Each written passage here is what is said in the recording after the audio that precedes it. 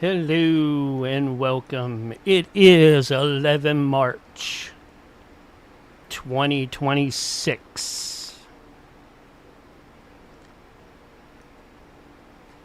Let me make sure that I have all the platforms up and running. That one's good.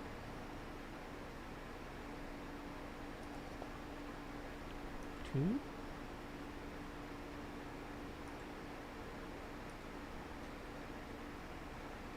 Three.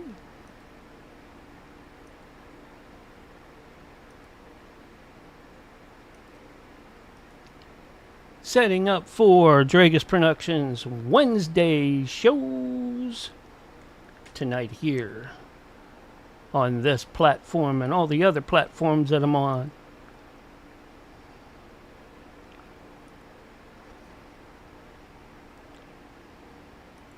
Like to welcome you in. I'm feeling good tonight. It's going to be a great night. I can see it already. Don't drag me down.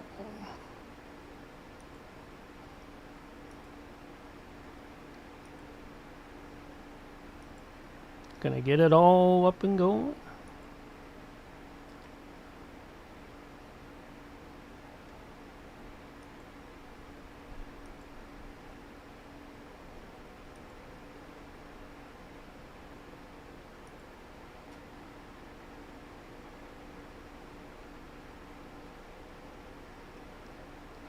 The way I like it.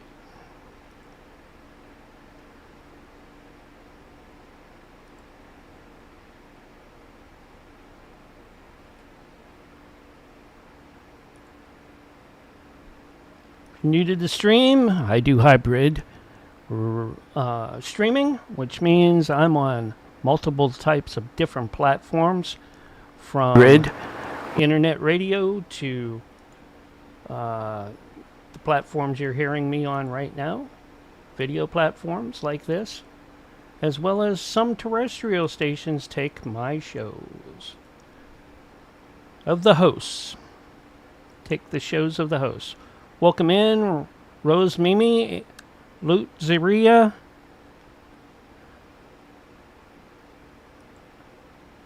Hope everybody is having a wonderful day today. I am working on just one platform that needs me to restart it. So just give me a sec, I'll get that going.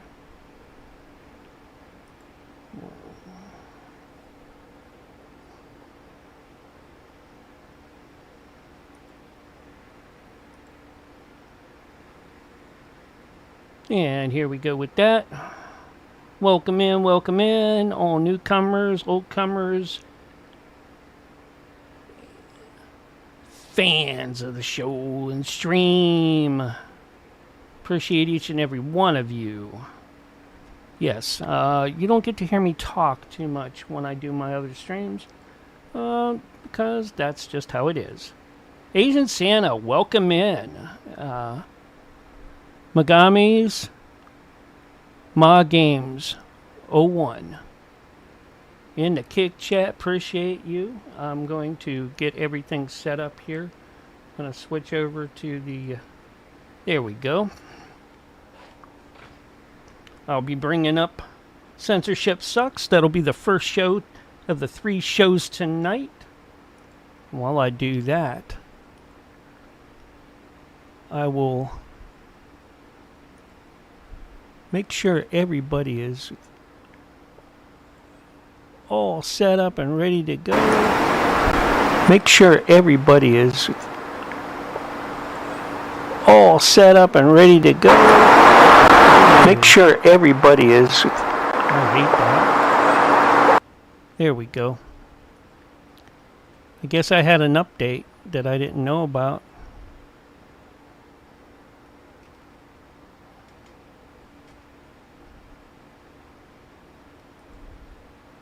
On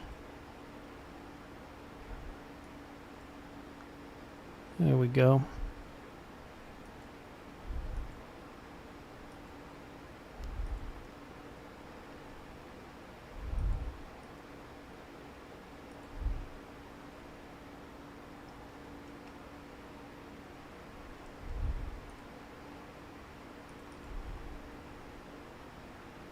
Yeah. There it is. Hold on, let me get censorship up here in just a sec. John and the crew. The Bullhorn Berry tonight. It's a Bullhorn Berry night tonight.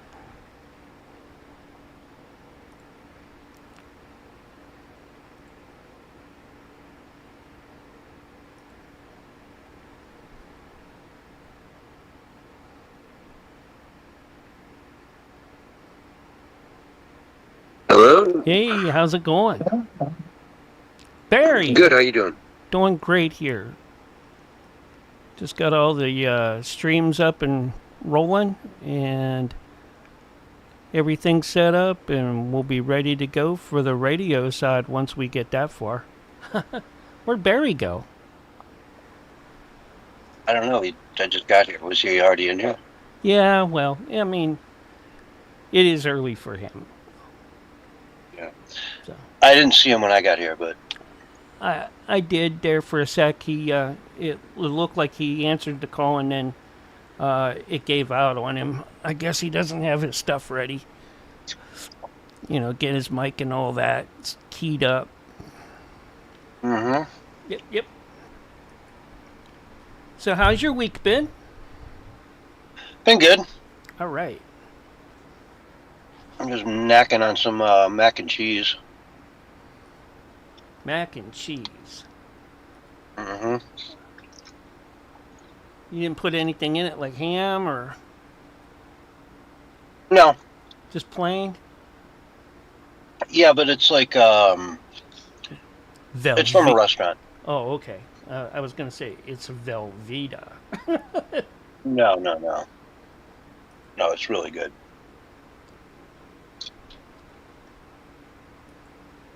I don't know. I mean, that's one thing that I don't normally like to get when I go out. I like to make my own instead. You know, I prefer it that way.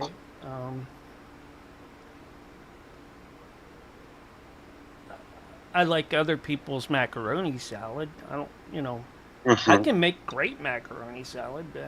Sometimes I get too much eggs in it or onions or something like that. You know, it throws it off a little bit. But that's one of my favorite salads. Macaroni salad.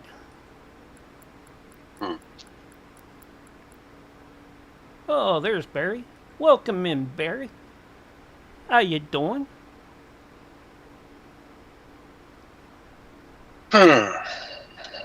What's up, Barry? Hey, what's up, man? All right. Sounding good. Not much, sounding man. How great. are you doing? Thank you.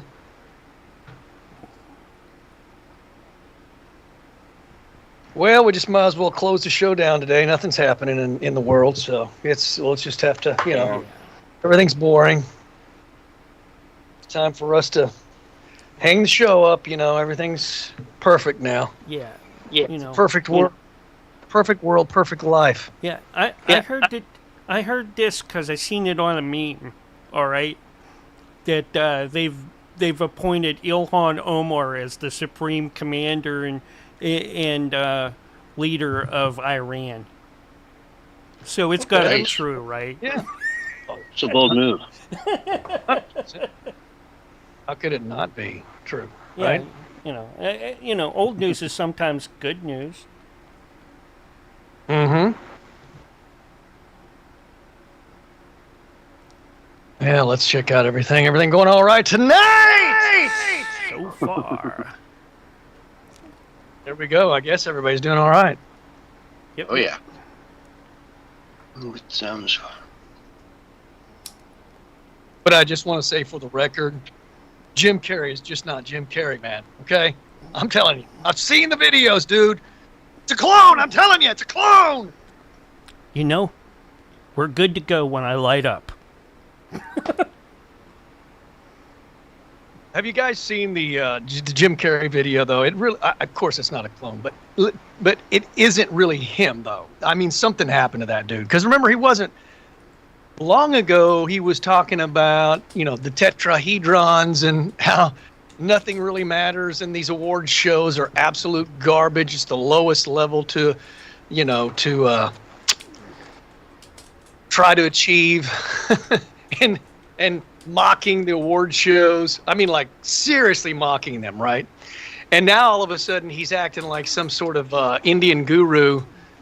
Come on, Blue. And Go. he looks different because obviously he changed his eye color and he's had massive facial surgery as well. And he's like just this different person that loves the award shows, and everybody's so amazing and so beautiful, and what an honor it was to be honored. And so in one way, dude, they did get to him. They didn't clone him, but they got to him, man. Because he used to kind of be rebelling against the system just a little bit. He was trying to figure out his place in this world and in Hollywood, because, his girlfriend died that he gave herpes to. We can't forget that. So anyway, just thought I'd throw that out there, give some people a little food for thought before the show, talk a little conspiracy. But it's funny because it's now making the headline news, right? Like on MSN, it's been there for I don't know, the last week, all this conspiracy, not only about Jim Carrey, but now about Megan Fox, that she's a clone as well. And then Megan Fox had to chime in, and she's now saying she's not a clone. It's guaranteed she's not a clone, and she's very upset about people calling her. It's like, when cloning goes mainstream, we're no longer in Kansas, folks. Oh man, I just watched this stuff and I'm like going, what is going? And Jim Carrey, you got to see the video though, because I understand why people think it's a clone. This guy, he's I don't know, there's something wrong with him. He looks totally different. He's acting all, I don't know, he's sucking up, dude, and thinks he's like somebody special because he got some sort of a acting award in France, which means absolutely nothing, right? And so yeah, they got to him. Yeah, I'll be right back. Mm-hmm. But you know how I knew they got to him? Actually, I would say it was during the shamdemic, because he was going through all that crazy stuff, kind of just having a spiritual awakening within himself, so to speak, trying to find out who he was, and, maybe if there's more to life than just Hollywood. Oh, no. And then all of a sudden, he's not getting any work, obviously, and he was being ostracized in the media, by the media, for all the crazy stuff he was saying. And then all of a sudden, he's on Bill Maher. Take a breath. Take a breath. Say hi to Cecilia. She's in the kick jack. What's up, Cecilia? And so we got to entertain the people, man. This is our job for the pre-show. So I'm doing just that. And so where was I? I don't even remember where I was till you interrupted me. Yeah, I had to throw you off a little bit, So anyway, he goes on Bill Maher. Apparently, someone sat him down and had the conversation with him. Look, man, we love your work. We love what you've done, but you're losing your marbles, okay? We don't want to ostracize you. We want to actually promote you, but you need to get back on board again. So he goes on Bill Maher. And this is all stuff you can watch, man. It's all documented. You can watch the video. And he goes on Bill Maher. And what is it that he declares on that show? Does anybody know? I'll just give you a second to think about it. Does anybody here know? Do you know, Mark? Do you know, I have John? no clue. I don't watch Scientology. that kind of stuff. He declared, well, I don't either, but I see the highlights because that's my job, right? We have a radio show. And anyway, the thing that he says is socialism must happen in America. Now, I don't know, man, about you, but that's exactly how you get in good with the globalists and the Democrats, by announcing that socialism, Marxism, communism, all that stuff. And I knew at that I take moment, him for a grain of salt anyways. He's Canadian. But when he was announced, this is the thing that's so bizarre. When he was announced by Bill Maher announced him as like the greatest comedian, greatest actor, as if he was legendary. But just, a month ago, he was being ostracized, right? And now all of a sudden, he's literally the greatest thing since sliced bread. So you got to see the video. And all these things show how the system works, It shows you how, if you play ball, you get promoted. If you don't, and before that, he was doing the stupid, he went on not Jimmy Fallon. Kimmel? What's the other? Jimmy Kimmel. And he's doing the whole Illuminati thing, and this is the sign of the Illuminati. And he's like, what the Illuminati, he said. And like, everybody thought, oh, he's exposing the Illuminati, No. So that kind of happened first. And it made me wonder if that was, why would they even let him do that? I think he was more mocking it, but it could have been that he was trying to expose it. Who really knows? But it didn't take long after that. He's all for socialism, Marxism, communism, anti-Trump. He's drawing, more paintings of Trump being a fat pig. So, yeah, that's why nobody in Hollywood that's making it has any real thought of their own. And I end with that. And you end with that. Sure, why not? Yeah. Nobody No show wants to- spoilers here at all, guys. You won't ever hear this on the air. It's not radio worthy. It's not radio worthy. But it is pre-show worthy. Mm-hmm. It's radio worthy. If you find it interesting, Barry, and you've got the clips and you want to play it, man, I'm open to that. Right? Oh, I know you are, man. You're awesome with that, dude. 100%. Yeah. If you got something to say, man, I want you to say it. Even if it seems like it's off subject or whatever, man, if you got an interesting story to tell it. Well, it's interesting, but I wouldn't say this is interesting enough for the radio. Okay, yeah. Well, good. I was actually just testing you there. Sure, I just thought I'd put that out there. It's. I think more than anything, it shows how, well, number one, how crazy stuff is, and then number two, how Hollywood works. Play ball, and we'll work with you.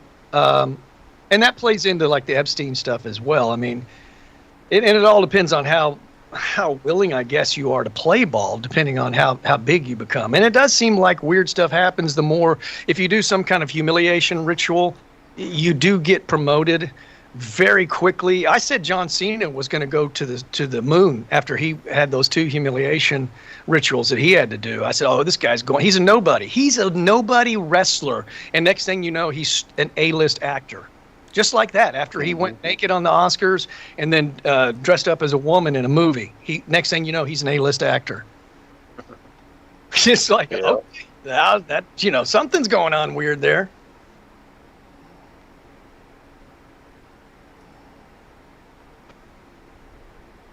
But here's the thing, they all are looking different. All the Holly weirdos are looking different. Part of it is plastic surgery, and part of it is Ozempic. Dude, that stuff is like jacking people up bad. I don't know if you've seen a lot of these Holly weirdos lately.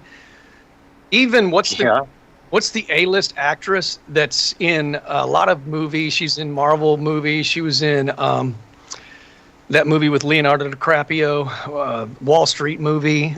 What's her name? Attractive blonde woman. I can't think of it. That's the wrong guy.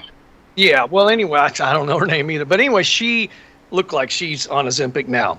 And I don't know what's going on, but their face, dude, it just like sucks in. It's the weirdest thing I've ever seen in my life. Like, why would you want to take that if it makes you look like Skeletor? I'm just saying, it's, I don't get it, dude. I don't get it. But maybe there's something else, another agenda to it. Allahu Akbar. Him too. Man, we could go there too. That We guy. could go there. That guy. We could go there as well, right? With the 2 teenagers, as CNN said. There's just 2 No, I teenagers. thought you were trying to bomb the pre-show. That's why I yelled that. Well, I know.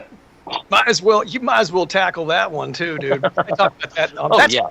That's radio worthy though, so we should probably avoid that on the pre-show. Yeah. We'll get that. I was actually noticing it surprisingly absent from my feed, so I just pulled up an article really quick. How about Keir Starmer? Mm-hmm. That was machine guns going off. By the way, we're under a warning, Trump says, or the Trump administration, for sleeper cells to be activated. Like we've been talking about on the radio for I don't know how long. How long we've been talking about that? That those sleeper cells are just waiting to be activated. And now, dude, we've had our finger on the pulse like you would not believe. And they have been activated now. From what, we intercepted some message that appears to be activating them or some of them or something. Oh, yeah. So, oh, yeah. 100%. And you know what? Ramadan's coming to an end in a couple days, right? Mm-hmm. Mm-hmm. And I've always been told that if you die as a martyr during Ramadan, it's sort of the highest of highest honors, right? Like, the highest honor is to die as a martyr, but then to do it during Ramadan, that's even like next level. Oh, yeah, that makes sense, dude. Total. I get it. You don't get 72 virgins, you get 73. You get 7,300 virgins. Why not? Yeah. It's bizarre, man. And we've been warning, dude. And I know a lot of people, they just listen to us and they go, oh, man, listen to these conspiracy theorists. No, dude. No. We just have our finger on the pulse. We simply look at the data. That's it, dude. It's the data. Yeah. And the data generally doesn't lie, man. It's the data gives you only so many options, right? Yeah. And that doesn't even include the 1,800 trained terrorists and known terrorists that Biden let in, according to our counterterrorism head, Joe Kent, said. Uh-huh. So I don't know. How many of those have we gotten out, have we found and picked? Oh, I don't know. I would imagine maybe a few, because maybe those names are known, but are they living anonymously? Do you know what I'm saying, in America? I doubt they're on the grid. If they're known terrorists, then they're probably over here for terrorist purposes. Uh-huh. Yeah. Probably. You don't think they go on vacations too? Come on. They go on Yeah. vacations. Well, they want a vacation somewhere where there's haram. They don't want a vacation where, they go into McDonald's and they got pork. We can't have. Does McDonald's have pork? Yeah, I think so. I think guess they do. The McRib. And That's bacon. Well, I don't know seasonal, what that though, is. isn't it? They got bacon. I think they got bacon, dude, for breakfast. Yeah, they've got the Egg McMuffin too, right? Yeah, and That's sausages. probably the biggest one. Okay, all right. Yeah. Got us there, Barry. All right. I was trying to think though, man. Like, does McDonald's even have bacon? Like, at first glance, it's like I don't know if they even do. Well, we really don't know, since a lot of that stuff's grown in a lab now. So does that really count? I'm wondering how much. Honestly, I'm wondering how much of the bacon meat that's out they there. give you is such a ripoff. You know what I mean? It's just so tiny and irrelevant. Yeah. Well, I just wonder. Now, I would imagine that maybe the bacon's real pork, but I don't know. But I know a lot of the beef, man. I question that if it could be lab meat and we don't even know it. There's like, what is it? Up to 6% of the beef can contain, according to the FDA, human DNA. And that's kind of scary. It's nice. It's good stuff. Yeah. So I don't know. I was trying to figure that out. Like, okay, 6% human DNA. Does that actually mean like 6% like tissue and beef, or what are we talking here? Because that's pretty gross if they can allow that. And how is that even happening? And I don't. For every 3 cows, they throw a human in there just by mistake. Yeah. Roadkill. I don't know what. Did you? What they get? Did you give your DNA and stem cells up this week, Barry? Come on. No, but I know a lot of people don't even like giving blood to the Red Cross for different reasons.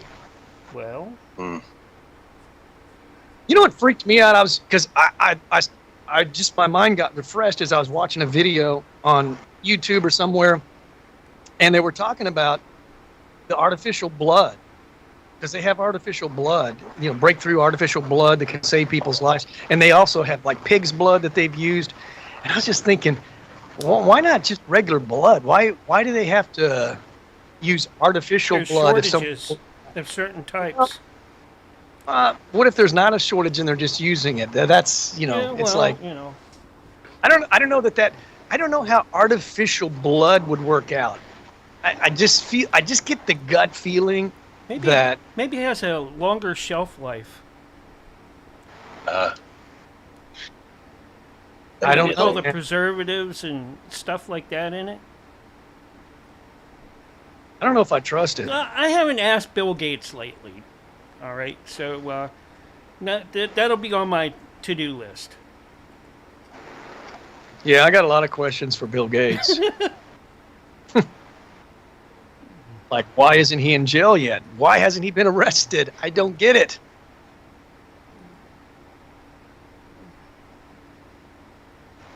Every time, he does kind of disappear for a couple of months every now and then, and everybody's like celebrating it online. It's like, where's Bill Gates? Like, they think he was arrested or something, and he's in Guantanamo. No.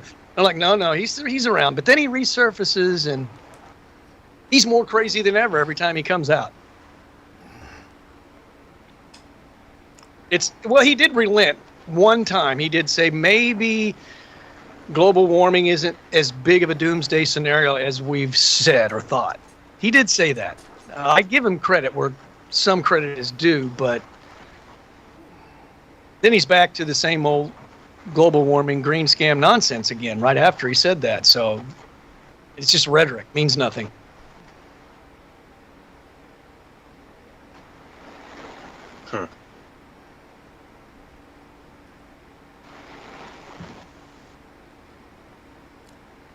I feel a great show coming on tonight.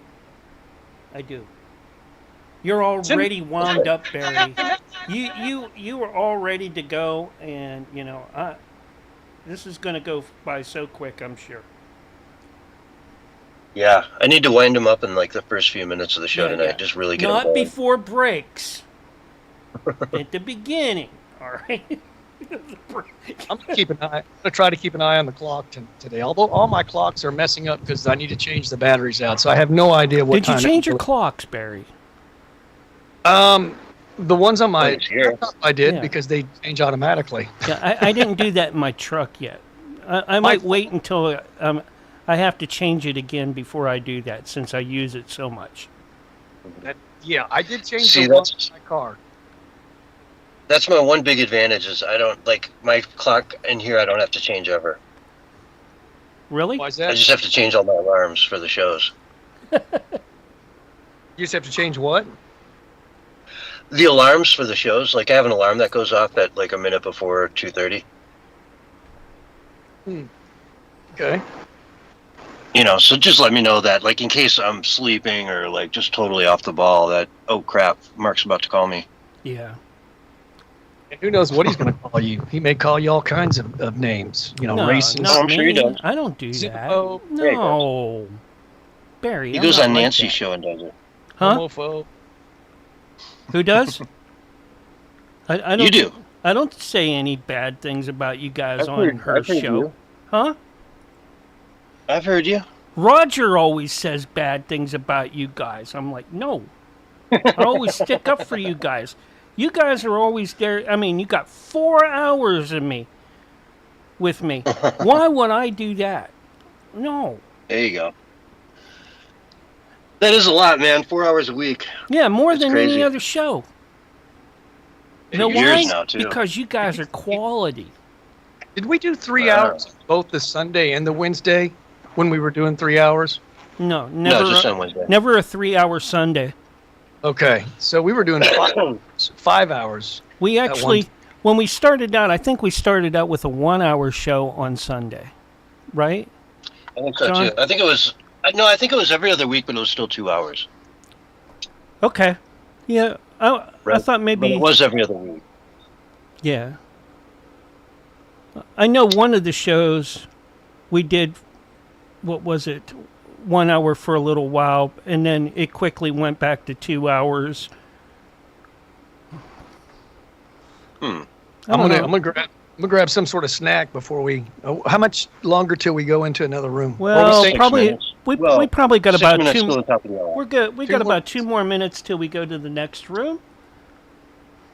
Yeah, I would just hang up if you're gonna walk away. Yeah, do that, and then come right back. You don't have to ask for the link. You got it right here. don't think he hung up before he went away. Nope, he's there. Probably just He walked left. away. Organic cashews, man. You can't go wrong. Don't change your settings, Barry. They're good. All right? They're good. Man, I dig cashews, man. I love yeah. cashews, man. I like cashew butter, too. You ever have... Yeah. You can. Of course, yeah. Make cashew butter? Oh, man, that's the best. Yeah, pistachios, pecans, and cashews are my favorite by far. Those are the Cashews leaders. are my favorite. I like macadamians, too. I was going to say, you don't like macadamia nuts? I like macadamia nuts, too. No, I do. Gosh, I remember when I went to Hawaii, man. I came back with a bunch of those. They were so good. I like a macadamia cookie as well.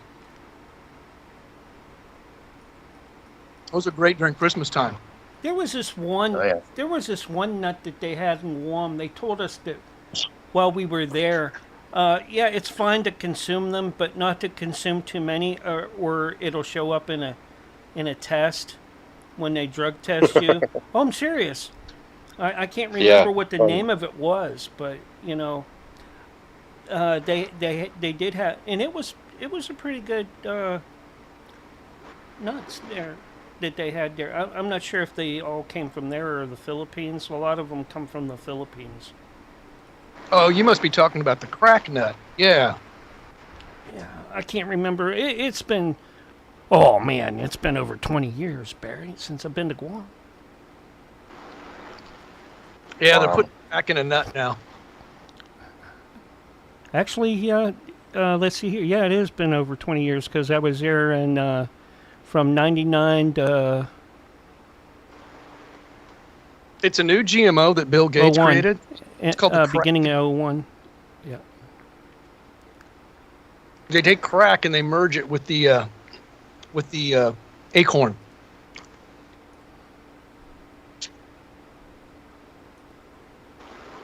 Well, let me get the buffer files going here.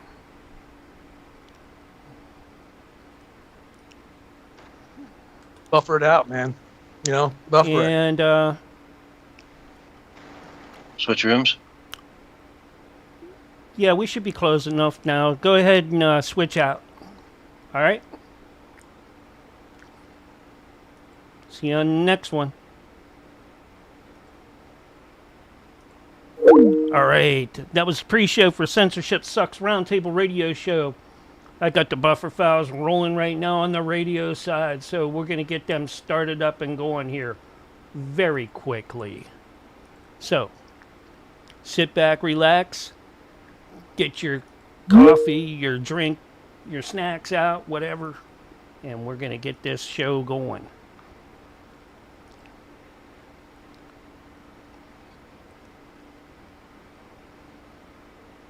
Yellow. Yep, Yellow. that's the color. I'm waiting for Barry. Good God. Yo.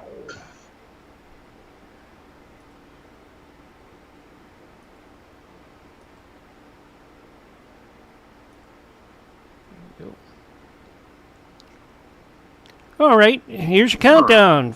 5, 4, 3, 2, 1, and you are live and on the radio side right now. Hello, everyone, and welcome to the Censorship Sucks Roundtable Radio Show, Wednesday night edition for March 11th, 2026. And boy, do we have a good one for you guys tonight. I guess we should start out with a couple of the big stories that are going on. The big one that jumps out to me is the whole Allahu Akbar bombing in New York City that went down in front of Gracie Mansion, the home of Zohran Madmani. And in essence, there was a YouTuber, organizer, I don't know what you want to call him, protester, Jake Lang, if I'm not mistaken is his name, Barry? I just popped in. I'm sorry, man. I don't know what happened. Yeah. Jake Lang, I think is the guy's name that was protesting, leading the protest in New York. And it was, they brought a whole roasted pig out and did a bunch of stuff like that. Not like something I would necessarily want to be a part of, but I do support the cause if the cause is, hey, no more of these, 5 a.m. Calls to prayer across Manhattan and across, the boroughs. So, I mean, that would drive me nuts. If I lived down the street from something, they're doing that every morning at 5 a.m., I would go ballistic. I'd be at town hall pounding on the tables, But anyway, they're out there doing their thing. There's counter protesters, and all of a sudden a dude walks up.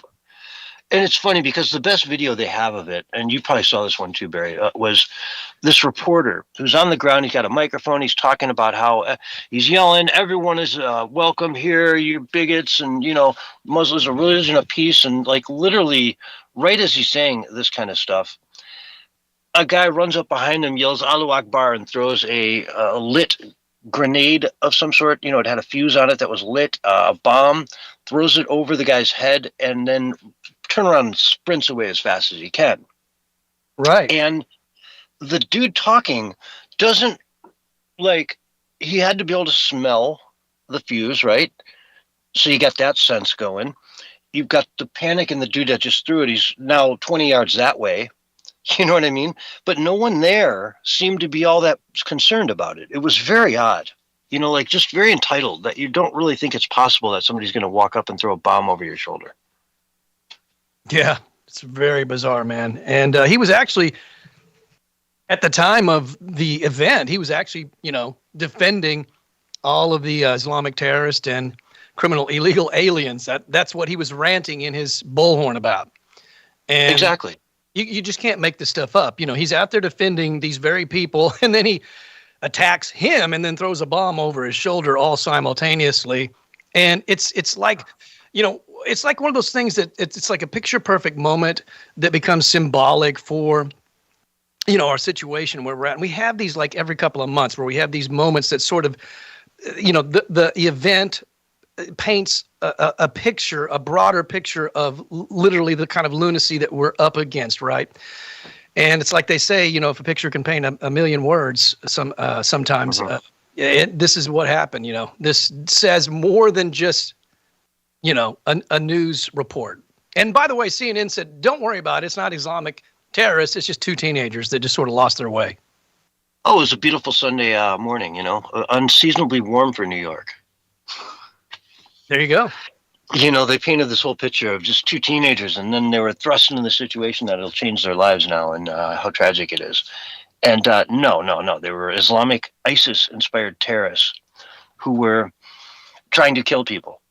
If their plans had worked, if those bombs were made just slightly better, there would probably have been, I don't know, the first one was in a crowd of 100 people, 200 people were in the vicinity of that thing. I don't know how big it was. Nail bombs and a very, very volatile explosive chemical that is known to be used by ISIS, that is very synonymous with their attacks. So then the guy turns around, starts running up the street a little bit, and lights and throws another one towards a bunch of cops before jumping out into the street, running out there and being tackled.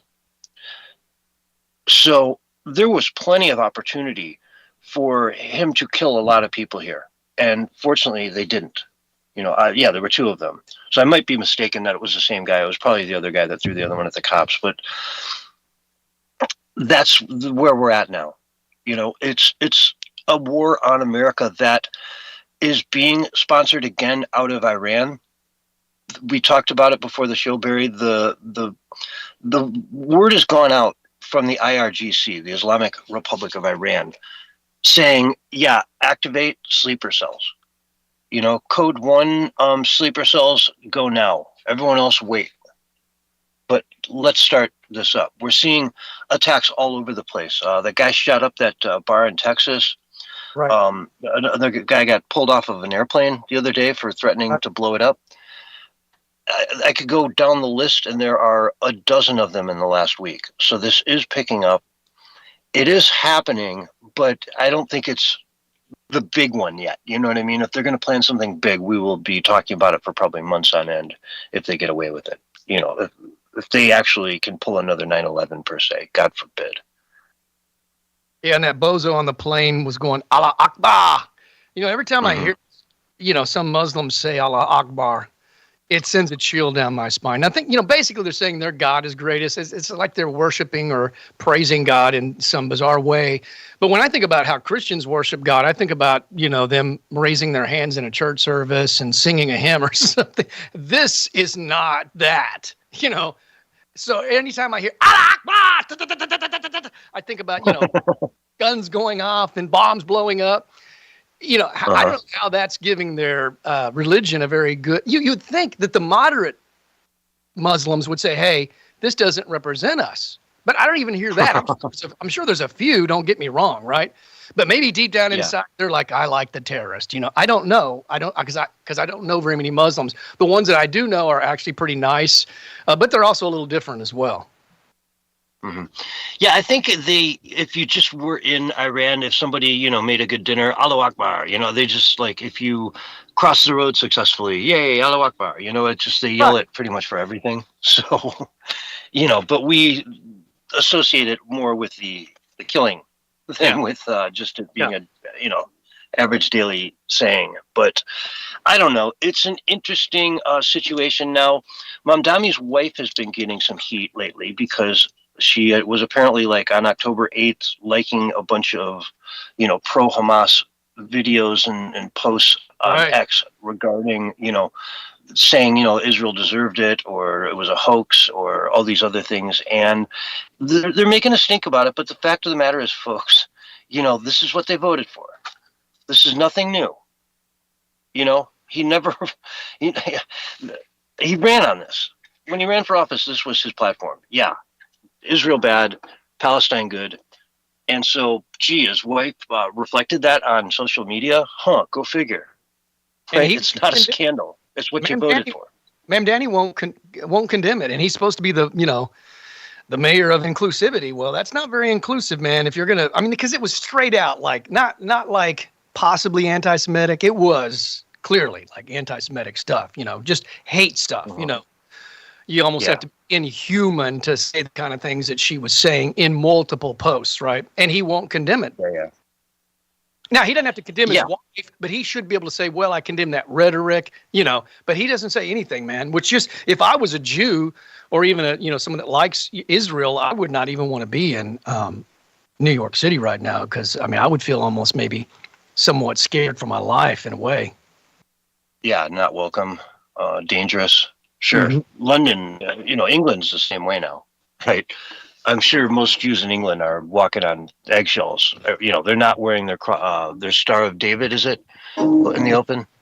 Right. You know what I mean? Where that used to be fine maybe back in the 90s. Today it's like, no way, you can't do it. Well, it's kind of the same way with people that wear the cross. They get a lot of harassment from Islam and from the atheist left and the radical lunatic left. I can remember a friend of mine, this was like pre-shamdemic. He was at the subway and he had a cross on his around his neck. And some woman that was just eating a Subway sandwich went up to him. She said, "Could you please take your cross off? That's offensive to me." He was like, "No, I'm not going to take the cross off." And, the sun's hitting it and it's blinding my eyes.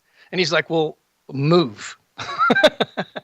So maybe God's trying to talk to you, Yeah, she was under conviction, deep conviction, man.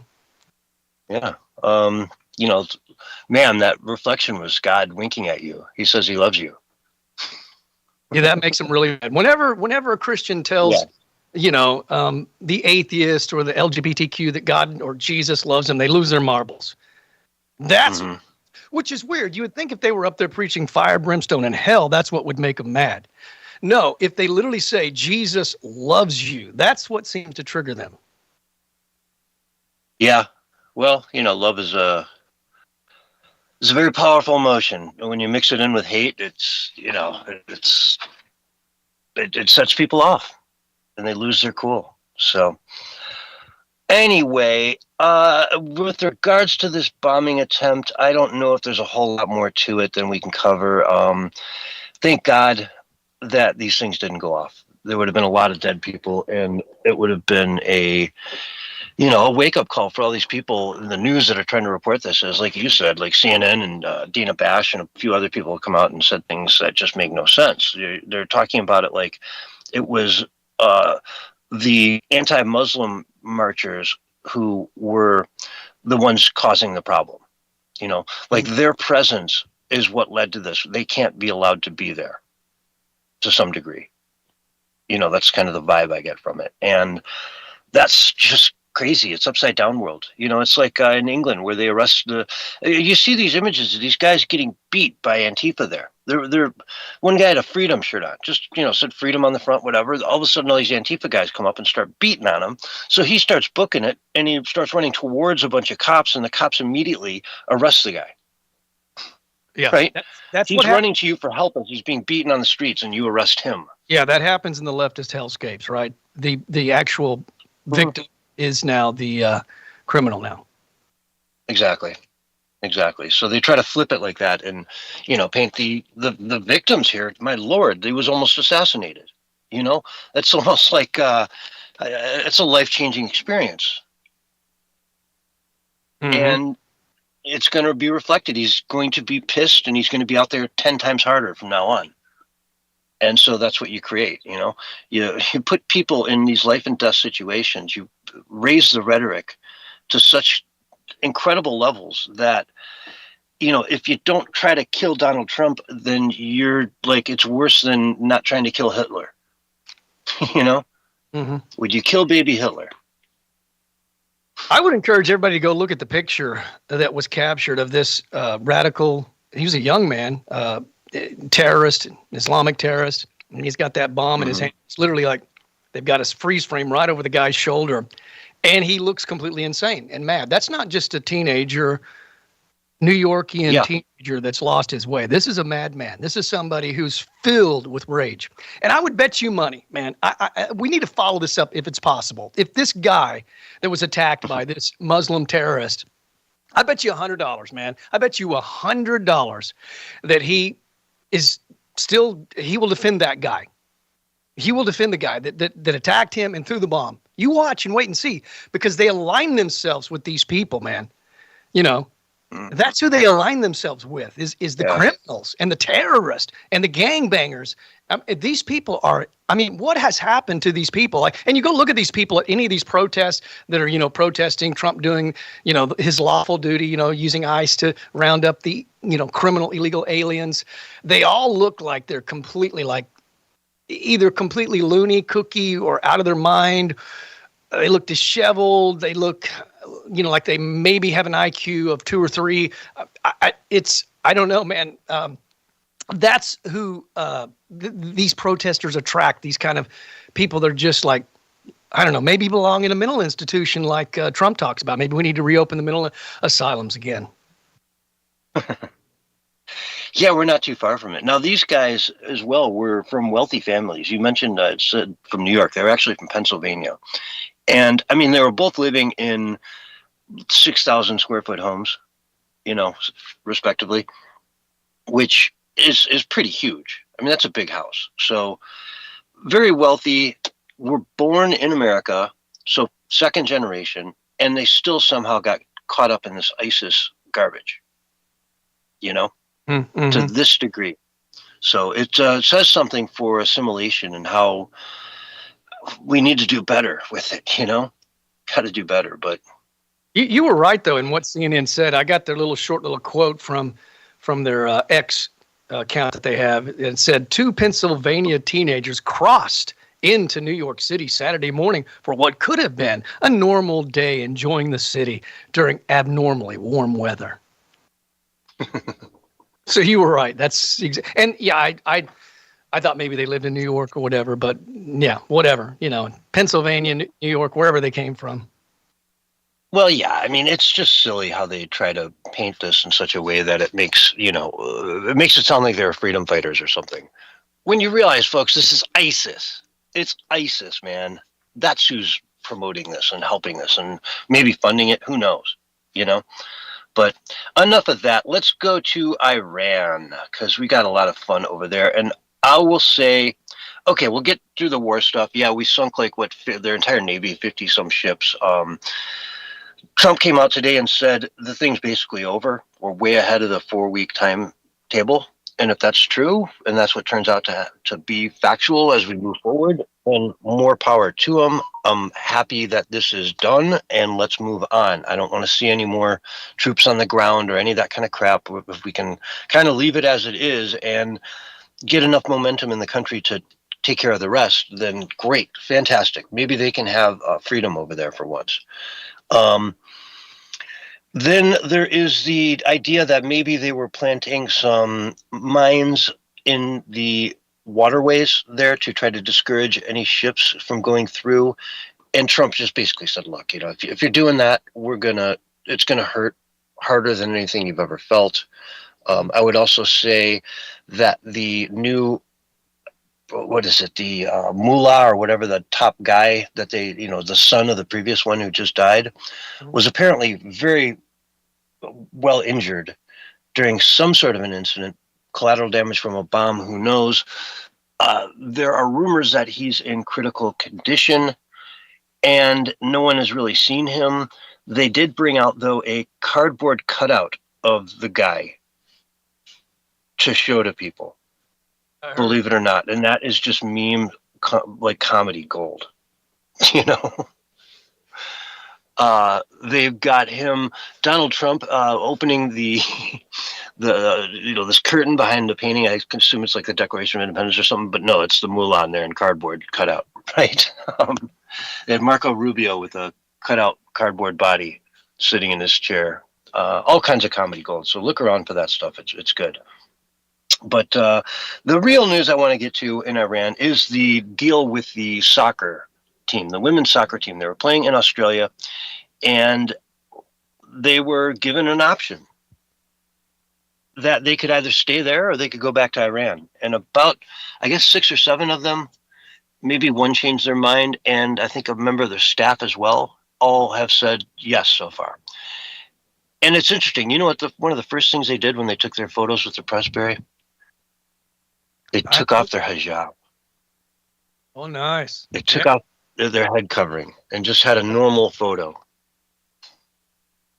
Right, which debunked old, you know, leftist Islamic, American Islamic rhetoric, which says, oh, we don't do it because we have to. We do it because we want to.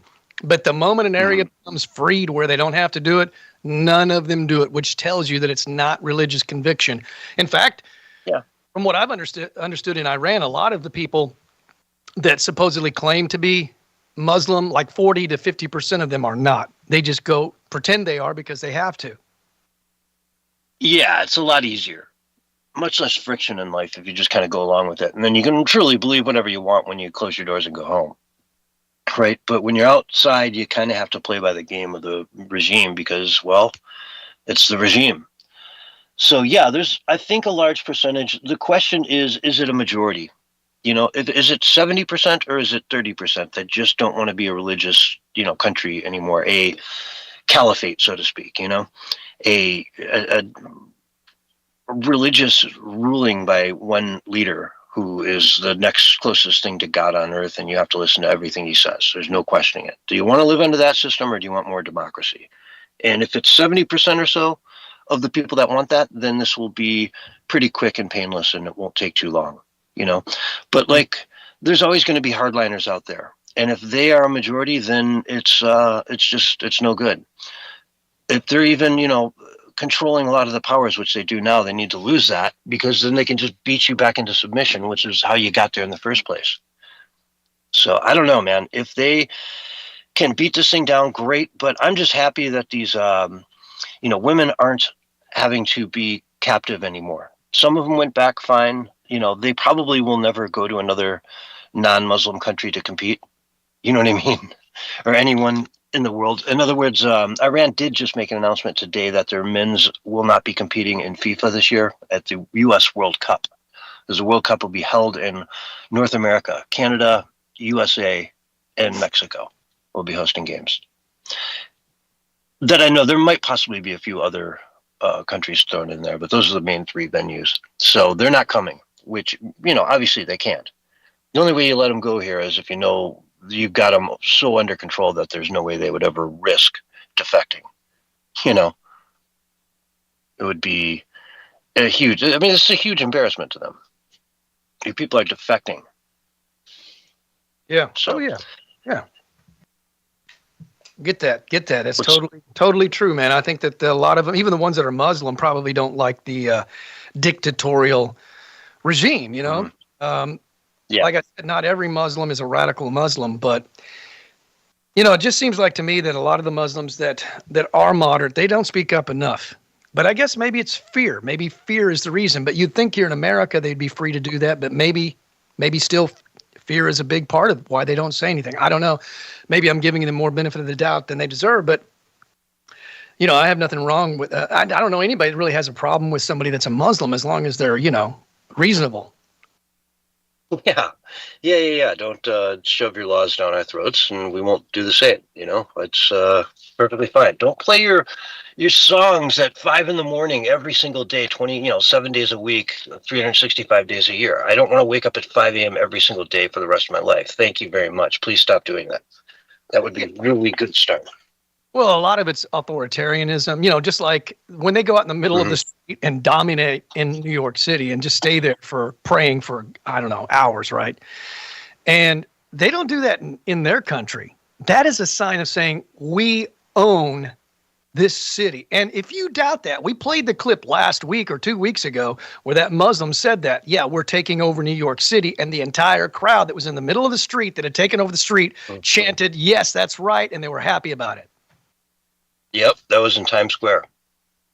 100%. To a very large audience, too. Not some, like, little tiny stage. I mean, he was talking to Times Square full of people, you know. Yep.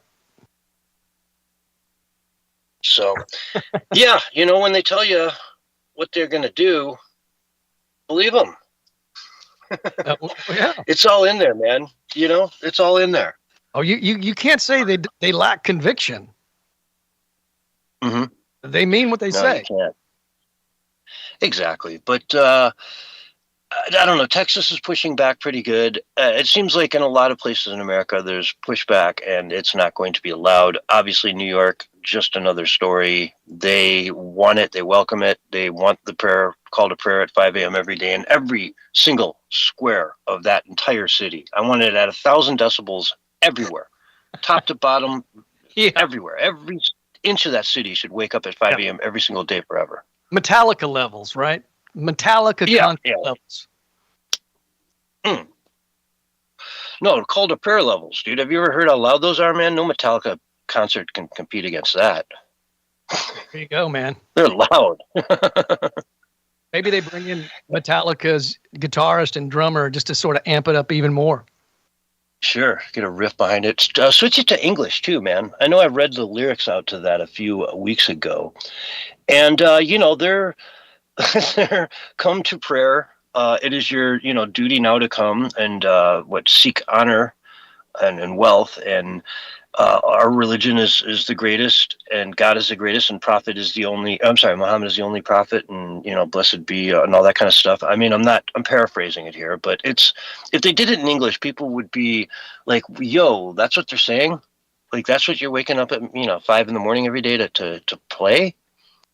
That seems like if you was a Christian church doing it on full blast, saying Jesus is the only way at 5 a.m.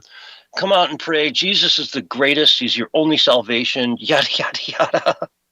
They would be up in arms. The left would go ballistic over that. Am I wrong? Oh, I mean, these Muslims, these radical ones, they want a worldwide theocracy. It's just that simple, And Sharia law, worldwide theocracy, they rule, they reign, and they'll give you a chance to peacefully convert. But if you don't, then they can turn to violence. I've heard many of them say that's not off the table if you reject In other words, you don't really have free will to decide whether or not you want to believe. Like in the Christian faith, it's all free will. You can pay a tax. They always say you can pay the tax, and then you'll be left alone. But you'll be ostracized. You're still not one with the rest of society. And yeah, they want to take over the world, but so does Christianity. What religion, at the end of the day, doesn't think they're right and want for the whole world to live under their religion? Because look how peaceful it would be. But anyway, folks, we've got to go to break. This is the Censorship Sucks Roundtable Radio Show, and we will be right back after these messages. All right, we're on radio break. Nice. Man, this is going quick. I blinked and it was like 25 after. Boxy in the kick chat, he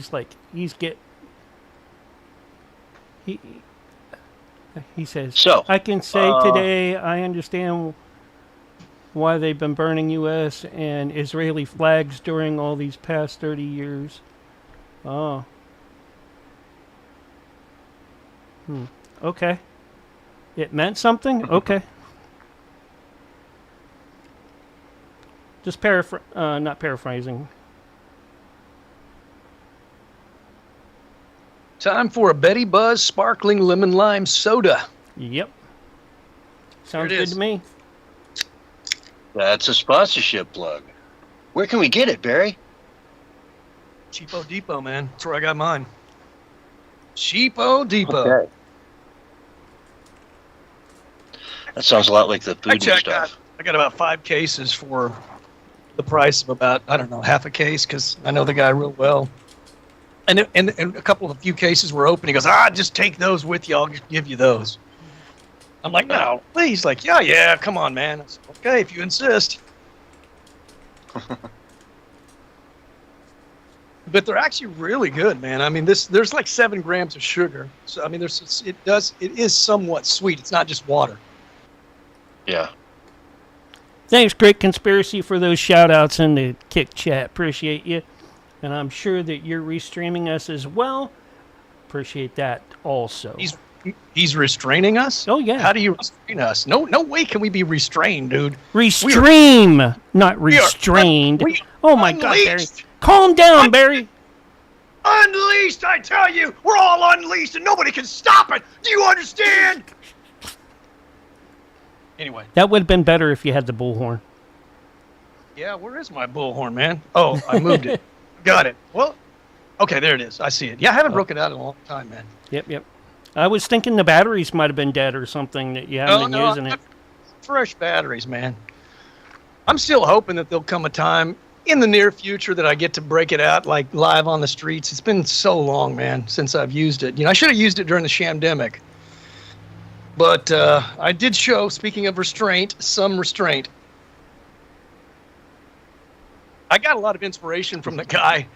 I don't know if you remember it or not, but there was a guy in Walmart, and he had a bullhorn, literally, and he was standing on top of like a showcase that they had, an end rack or something, and he was shouting to everybody the bullhorn how ridiculous the shamdemic was and the mask, and they had to escort him out. But man, he got in 4 or 5 minutes of good bullhorn rants before they took him out. It was great. It was beautiful, man. He didn't bother to pass the bullhorn to you. Oh my God, I'm kind of disappointed in the guy now.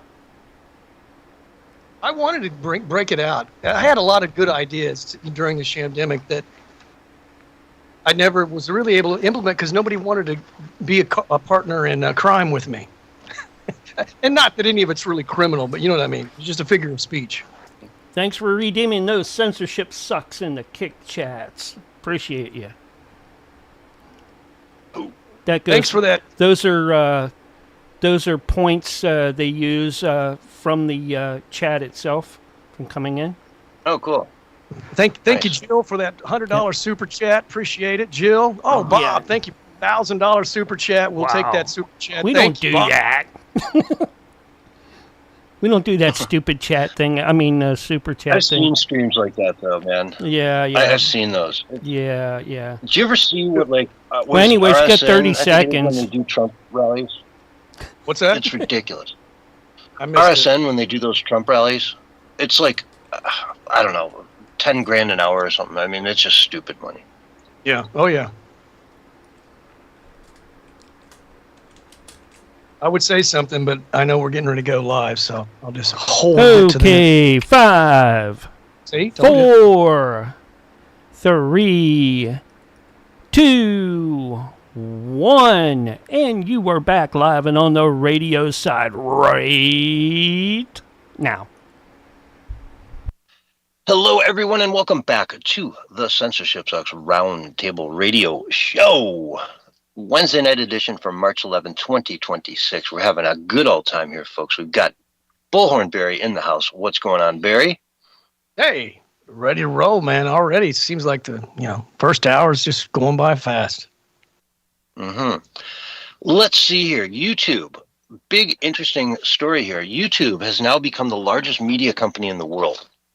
It surpassed Disney last month after taking $60 billion last year. So, $60 billion last year from YouTube videos. What a crazy concept. Let's let people upload their own stuff. We don't have to make any content at all. We just let other people upload it, and then people will come and watch it. You don't have to do anything but just provide the platform. People show up, upload their hard-working videos, and boom, you get millions. You're the largest media group in the world now. In 2026, was it like 20 years later?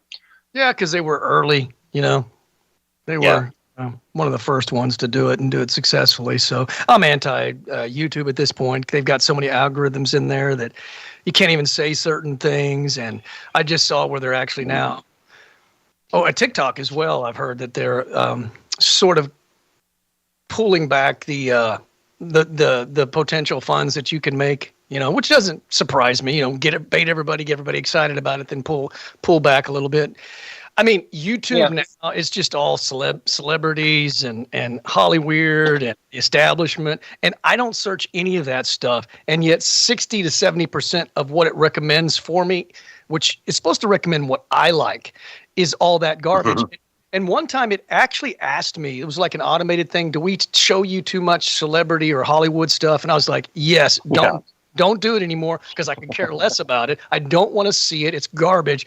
And even with them promoting that, you look at like the Hollyweirdos and the celebtards and all those people that are posting content now, they maybe get 30,000, 100,000, and then in the rarest occasion, they get 1 million. But that pales in comparison to like a grassroots, real YouTube influencer. They're done. They're finished. They got on the board. They waited way too long to get on YouTube. The Hollyweirdos and the celebrities and the musicians, they waited too long. They waited way too long. They should have done it early on. But they're so narcissistic, they didn't think they needed it. Yeah, and it's just kind of the future. And if you look at, like, say, Timcast, right? He had on Tommy Robinson the other night. And, they had several hundred thousand, many hundreds of thousands of viewers, continuously or whatever they call it. Right? You're live. Yeah, that's not pre-broadcasted. I mean, broadcasted again later, which got more views. Exactly, yeah. So, and by the time it's done, it'll certainly have well over 1 million views. And the clips out of that will have tens of millions of views. The 5-minute clips, 10-minute clips of Tommy saying this or, Tim saying that. Because they always put a good clickbait title on it and you click it and it's interesting. And, so they're doing laps around someone like CNN that doesn't have that playback feature. You know what I mean? You just got one go, you're live, and then you're done. So they get the audience they get, and then there is no residual. No one's, going back and really looking for their stuff the next day. It's news. It's one of the crux of what I do is that, we make videos that are relevant for a week or so, or two, maybe a month, but then, you go back and listen to the old ones just to see where we were on that stuff back in, 5 years ago or whatever. Go to some major event and pull up the show just after that event occurred, and you can hear what we had to say about all that. It's kind of interesting to do, but it doesn't, it's like, a Travel Channel, people will click on your videos for years and years and years. They're timeless, So I don't know. I got a little off track there, but yeah, they're now the biggest media company in the world, and more power to them. I can't say I don't, watch enough YouTube, but The best thing that could it's happen. The best thing that could happen to YouTube is somebody that is a free speech advocate buy it out. That's the best thing that can happen to, because as it is, it's even the people that have been doing it for years that are not political are complaining. That ought to tell you, you know, how they're encroaching. Yeah, I don't even know if Elon could buy something like that, though. That's a whole different level. 60 billion in revenue is, I don't know, if you're trading at 10 times, that's 600 billion. You know what I mean? If you're trading at 20 times earnings, that's 1.2 trillion or something. I mean, that's a lot more than what Twitter costs. Yeah, well, I just think that the systems that are in place, they're outdated, you know. We've seen some of them fall, and we've seen some rise, but not rise completely to the top. Rumble has risen, but I wouldn't say it's risen to the top, but it is a good alternative. But we need to have free speech platforms, and that are for and from and by the people. And if celebtards and Holly weirdos and the corrupt establishment want to post on there too, they can, but they're not going to get any special privileges, and they're going to tank, because that's not what's popular in the paradigm shift right now. The paradigm is shifting away from the old order of corruption and the monopolies, and the playing field is being leveled so that everyone basically gets a free shot at having their voice heard and being, you know, an artist or a creative person. So, hey, it's not going to surprise me if some of these crash hard at some point in time, and or that somebody else does buy them out. But yeah, you're right, it costs a lot of money. And Elon probably would be about the only one who could afford probably YouTube. Yeah, well, he would have to go in with like Warren Buffett and Bill Gates or something. Now you're getting into a whole different, universe, right? Like, to come up with that's way more than he's worth by any means, right? It's more than Tesla's worth. So, well, but it's an interesting idea to see something like that actually come out into the open, to be owned by somebody like an Elon Musk. I mean, right now though, the world has Twitter, and it's made all the difference in the world. And it's almost enough, Yeah, we'd love the whole pie, but man, at least we got that slice back. I would completely not watch anything on YouTube if some of the stuff that I watch on YouTube was on another platform. I only watch the stuff that I want to watch on YouTube that I can't find anywhere else. Otherwise, it's BitChute, Rumble, those kind of platforms, free speech platforms, or X, or Minds.com, or whatever, Truth Social. Yeah, there's some content that, again, I'm thinking of this guy, Ben Watts or something. He just rode his bike across Africa, and he did it in like 25 episodes over the last so many months that he put these things out. And, it was such a fascinating, he rode a pedal bicycle, a mountain bike across Africa, going through trails that were barely there. I'm like, I would be flipping out in the middle of the jungle in Africa, and I can't find the trail. You lose the trail. That's how you die, And it was just gripping. It was really, really good content. And so guys like that, like I say, some of the travel channels, they're just fascinating to watch. They do a really good job, and they bring great content. And yeah, they're not over on Rumble so much. Yeah. Well, I will say this about Rumble. I've got a really nice 4K, TV. And before, I know that Rumble really wasn't streaming at a very high quality. But man, I would say it's at least 1080p and then of course my TV would convert it to 4K, but it looked really good. And again, not everything's going to look good on Rumble. Depends on, what you upload, the source but if you filmed it in good quality and you upload it in good quality, then it's going to play back looking pretty good, which was kind of a downfall to Rumble before. It didn't look as good as, say, YouTube. YouTube streams 4K. Exactly. If you have a computer, you got 4K on YouTube. Yeah, you can. I mean, it's like you say, it depends on how they upload it. But yeah, it's interesting stuff. And I, look forward to seeing this landscape process itself in a much better way than it has in the past. For so many years now, the social media landscape has just been so one-sided. I mean, you had Biden calling them up, screaming bloody, hell into the phone to get them to censor stuff. Hey, man, we called you an hour ago and told you to take down this guy's channel. Why haven't you yet? Well, because he's got 500,000 followers, and we don't want to just do that. There's repercussions to it. No, do it now. Yeah. Unbelievable. So yeah, that landscape needs to get cleaned up, and if it doesn't, then sites like mine are going to pick up the momentum they should have had all this whole time, and take off, take over. So anyway, let's talk about I guess California. Always stuff happening out there. Yamaha just announced that they're leaving. So Yamaha, they make dirt bikes and stuff and lawnmowers, all kinds of stuff, and they're leaving. They're going to greener grasses. They've been in Orange County for almost 50 years. Now they're going to Georgia, and Georgia couldn't be happier. They're going to give them everything they want. They're going to welcome them with open arms, and just what can we do for you today? We haven't done anything for you today. What can we do for you today? Yesterday's past. Let's start over. New day in Georgia. So, yeah, they're as happy as they can be, and California doesn't ever seem to care. You know what I mean? They just see these people leaving. They think, yeah, whatever. We don't need them. We don't need them. They can take their tax base and get out. They're going to be voting here soon on whether or not they should tax billionaires 5% of their wealth. A one-time tax. They'll never do this again. They'll just do it the once.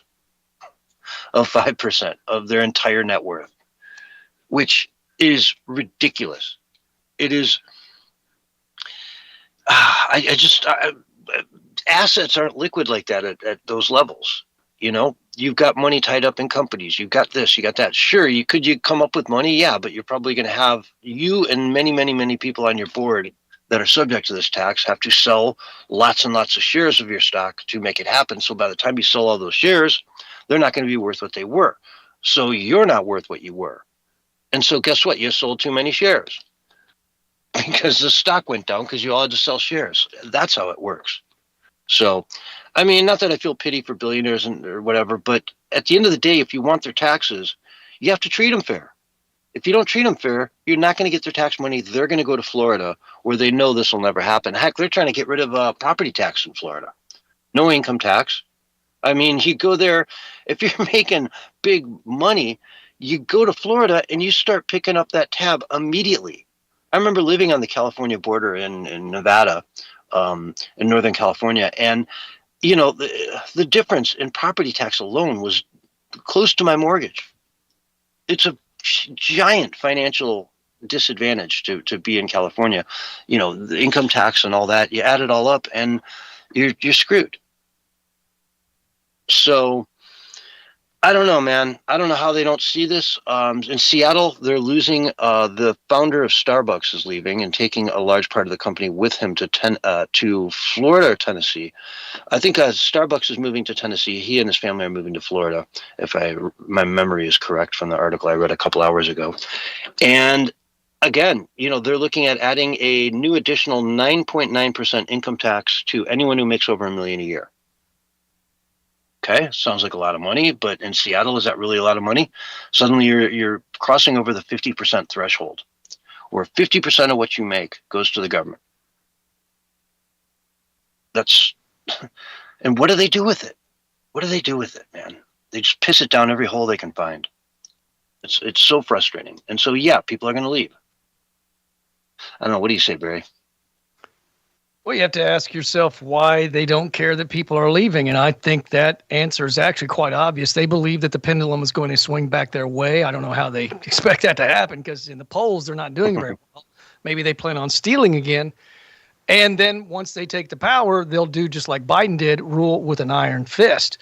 And, the left is so fraudulent in so many different ways. Remember when Trump was like, scolding CBS or whoever it was that was, dealing with Jimmy Kimmel and saying you should get rid of him because he was lying. He was, misrepresenting and stuff. And then the left was like, oh, he wants to censor. And I'm like, shut up, man. You do realize that you said nothing when Biden was the president, and he was the censorship king of all presidents ever in our history. Yeah, that was Tallarico from Texas in the primary down there. He wanted to have him on the show, but the executive said, hey, if you do that, you also have to have Jasmine Crockett on so they both get airtime. You can't just pick one and bring them on the show. You got to bring them both. And that was a censorship thing that he blew up into somehow being Trump's fault. Yeah, and it completely had to do with the Democratic primary in Texas. I mean, to put that on Trump is kind of like, you got to be a special kind of dumb to think people are going to believe that.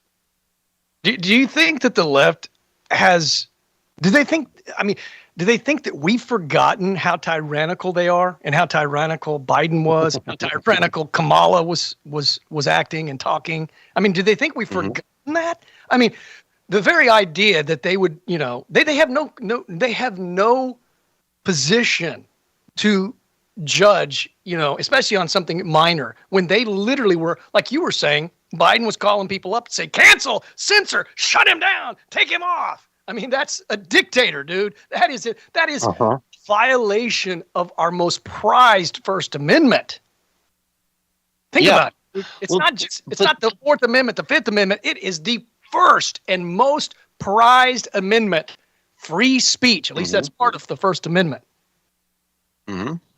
Absolutely, to trample on it. And they would say, they'll jump through their, you know, loopholes to say, well, no, we believe in free speech. It's just, this is, you know, XYZ platform and, you know, we dictate the rules here or whatever. But at the end of the day, no, it's free speech, man. You got to let people debate openly. If you don't let people have those conversations, then no one can air things out. You know what I mean? It's just someone will say X is true and then no one can debate that forever. How does that work? You know, somebody likes communism, somebody likes capitalism. Let them go down to the pub on a Friday night in front of everybody and have the big debate. You know, we'll make a big thing out of it and, right, turn it even into a drinking game if we need to, or to have fun with it, right? But let's have the debate. Let's get it out there so that people can hear both sides and walk away and have their own debates later and then come to a educated decision as to what you truly believe, not just being spoon-fed from CNN what you're supposed to believe. Yeah, and if I can add, and I'll tell you. Go for it. I was just saying, if I can no, you go. A quick point here. Something we talked about, you know, during the debate period. Remember when the liberal fake news media was literally putting out article after article saying, we may not have any debates this time. This may be the first time ever that we don't have any presidential debates. Remember that? And with Trump and Biden? Yeah. And they were like, because they knew that which proves that they knew that he was, you know, not cognitively able to have a debate. But it's just, I mean, it's just nuts, man. I mean, and they were expecting us, you know, when this is a tradition that's been going on ever since we've had the debates. I mean, we've always had debates. It's just been the American way to say, oh, we're not going to possibly have debates. And I guess they were trying to use different reasons why, like maybe another virus could happen or it wouldn't be safe. I don't even remember what the reasons were, but what good reason could there possibly be? You know, I think Joe was saying at the time he's just not worth debating. All he's going to do is lie and make a tantrum and, you know, yada yada. I'm not going to get on stage with him. He's a child. That was part of it, yeah. Which is just an excuse, basically. Yeah, and then he had people in the background, probably like a James Carville or someone, saying, "Why wouldn't he do this? That's stupid. He'll eat his lunch. Biden will eat that guy for lunch." You know, and look what happened. Did you see his latest? It was the most. Like Carville's latest video where he broke down? Yeah, the video where Biden starts rambling and Trump's like I'd reply to that, but I don't know what he said. I'm sorry, I just don't know what the man said. It was nonsense. And that was the most pivotal. You know, you talk about Mondale and the yeehaw, or what's his name, getting in the tank and driving around like an idiot. But that moment was truly the most devastating political moment for anybody in American history, really. I mean, and especially in any debate, I don't think any debate has ever had a more significant turning point in it. The biggest one I can think of is when Reagan turned his age and energy levels against his opponent. said, you know, I'm not going to hold your youth and inexperience against you. Right. Yeah. Well, he's clever, witty. And Yeah. Biden wasn't really clever or witty, you know, and they knew that. And so they, you know, they were making up excuses like that. Like, I won't debate a Republican because they're racist, xenophobe, homophobic, white supremacist, blah, blah, blah, blah, blah. But essentially, the main reason they didn't want to debate was because they knew that their ideas were terrible and they really didn't have any platform that could possibly beat Trump's platform of Make America Great. Mm-hmm. And it resonated. It makes sense. Every level of it just makes sense, you know? Lower taxes, less regulation, get the government out of the way, promote things that make sense, don't promote things that don't make sense, you know, get rid of this DEI crap and all this other, you know, illegal mandates that they were doing with college education entrances and whatnot, and just turn America back into something that you can look at and it makes sense again, you know, where 4 + 4 is 8. And, you know, that's the reality to it versus this imaginary world that Kamala sees in her head that nobody else will ever be able to predict because it's just her vision of what America should be based on whatever she wakes up thinking that day. You know, dictatorial everything, take away rights, take away religion, take away freedom at every level, at every turn, spy on everybody, you know, on and on and on. It's just such a stark contrast. Make America Great Again is such a simple thing when you compare it to the insanity that is being offered up in opposition, in my humble opinion. Mm-hmm. Speaking of purple, there's that new video where he came out and he's basically ranting about Trump. And it's the most insane thing I've ever seen. I mean, from a political pundit, you know, like him, that's as big as he is. And he's literally bragging about having Trump derangement syndrome, and he's swearing and he's cussing and he's drooling at the mouth, foaming at the mouth. I've never seen anything quite like it. Most bizarre thing. He goes, I'm proud of my Trump. I hate the MFer. You know, we couldn't even play this on the radio because he was just cussing every few seconds. But he was basically saying he hates Trump more than anything, and he's got Trump derangement syndrome, and he's proud of it, and blah, blah, blah. And it's just not a good look for the Democrats, man. When you're completely breaking apart and losing your mind, losing your marbles, and you're losing your wits, that shows, number one, that you're losing and losing badly. And not only that, but you got no class, you got no self-control. Mm-hmm. No class. That's a good way to put it. That you talk like that. Like De Niro, okay, I get it. You're a tough guy. You talk with the gutter mouth, and you know every other word is the F word. But it's not classy. You know what I mean? I don't think he is a classy guy. Sure, you can put a suit on and dress up nice, but you're not classy. You'll never be classy. You know? Rappaport, same thing. I don't care which side of the aisle you're on, buddy. You're not classy. Melania's classy. Yeah. But, yeah, I mean, they get clicks. They know how to get clicks. Got to give them that.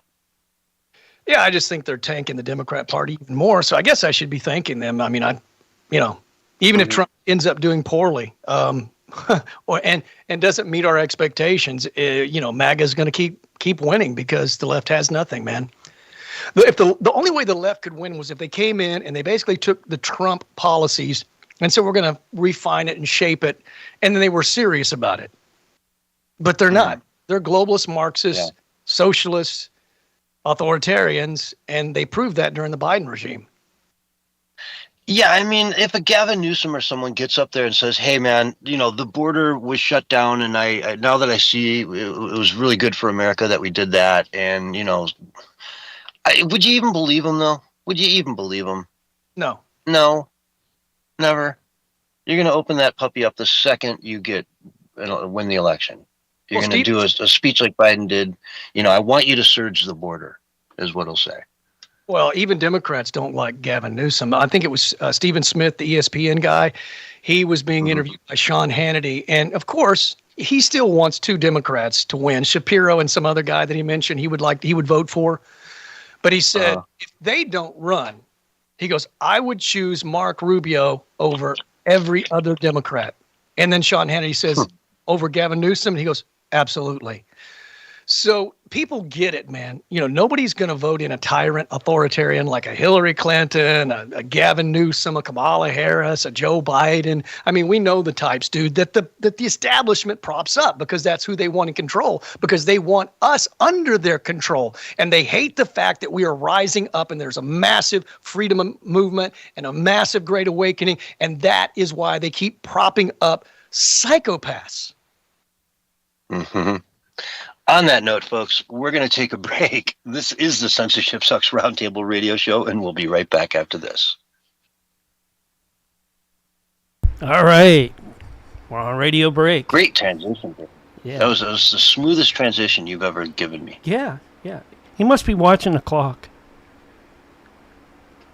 I can sense it. I mean, you gave me exactly 5 seconds. You summed up perfectly on point, and still left me 5 seconds to take us off the air. That was brilliant. That was great. I don't know how, man. Cheers. Yeah. That's why they're lunatics. Silence. I was like, oh, yeah. We'll be right back, folks. After this.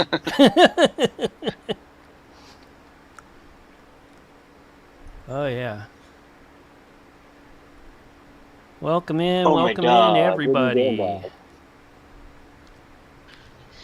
got shot. Whew.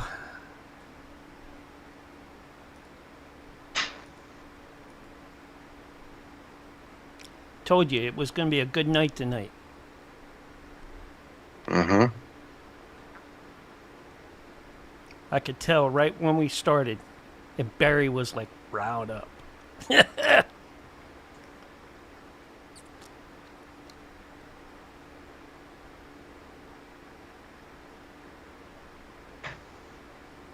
All right, man. I'm back. Yeah. Where's my coffee? Um, Oh, in Just- front of me. Okay. I got it. Just making some coffee for everybody in the kitchen. In the kick chat? All right. Cecilia, I love you, girl, for bringing everybody coffee in the kick chat. You are the greatest. And so Yeah, is it's the that Great premium. Conspiracy, by the way, for restreaming. Yeah, it's a great conspiracy for sure.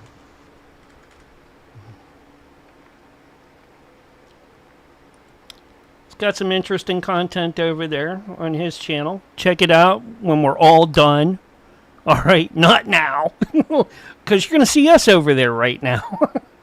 Is Great Conspiracy on social media as well, like X or? Facebook. If he is, he can drop it in the chat, and I'll give it to you. I know that he's on D Live as well as Kick, and I believe Rumble. He might be over on Rumble too.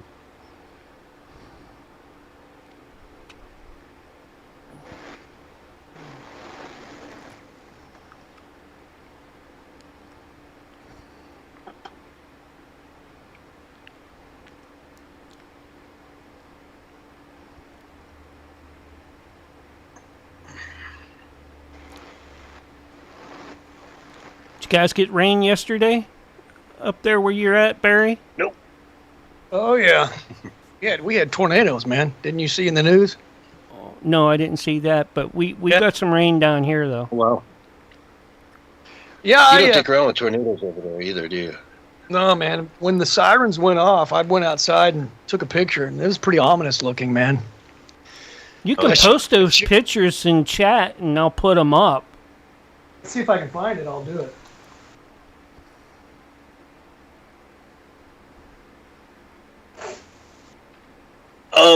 Yeah, and you get like major tornadoes there, don't you? I mean, it's not, they don't like stick around. Yeah. Yeah, it's a couple months early though, but you know it. We had some. They didn't touch ground in Tulsa. Coming in like a lion. The sirens went off every 10, 15 minutes for like 2.5 hours because they were spotting them. The funnel in the air. None of them were really near my neighborhood, so you know they were like take cover now. But dude, when you live in Oklahoma, you're used to it, man. I don't take cover until it's like coming down the street, and then I'm ready. Okay. All right. Boxy's been my biggest supporter here lately. He's always in here, even when I do the music stream. Thank you so much for all the support. I really appreciate you anytime you come in. Appreciate it, man. Thank you so much. Oh, do I upload it in the chat or do I upload it? Yeah, here. Yeah, just drop. Oh, yep. And we'll be right back when we get the new room up. All right. But until then, you can catch Barry's stuff up here in just a few minutes. He'll put it in the Kick Chat, not the Kick Chat, but the.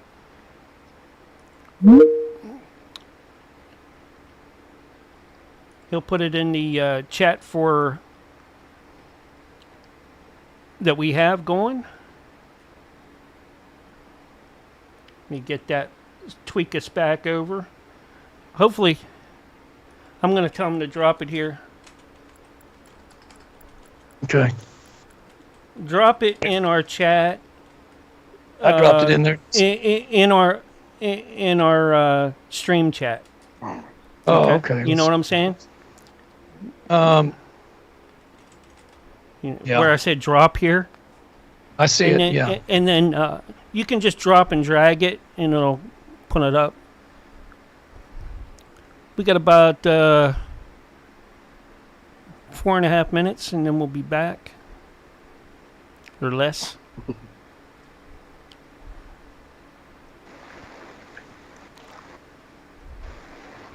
I don't do emojis enough. I don't see it yet, Barry. I'm working on it. Okay, I'm going to switch us back over to the main deal, and you let me know when. What main deal?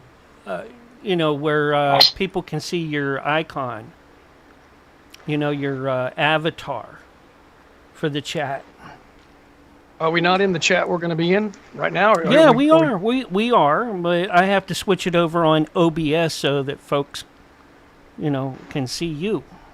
Well, Okay, see your avatar in blue up there. Did you get the photo? Hold on, let me see. No, it didn't come through over here. You dropped it in the wrong deal. I did it on in this room in the chat. I just clicked the chat in this room that we're in. Here, see if you see this. You see? Did you see I typed in hello? No, you're not in the right chat.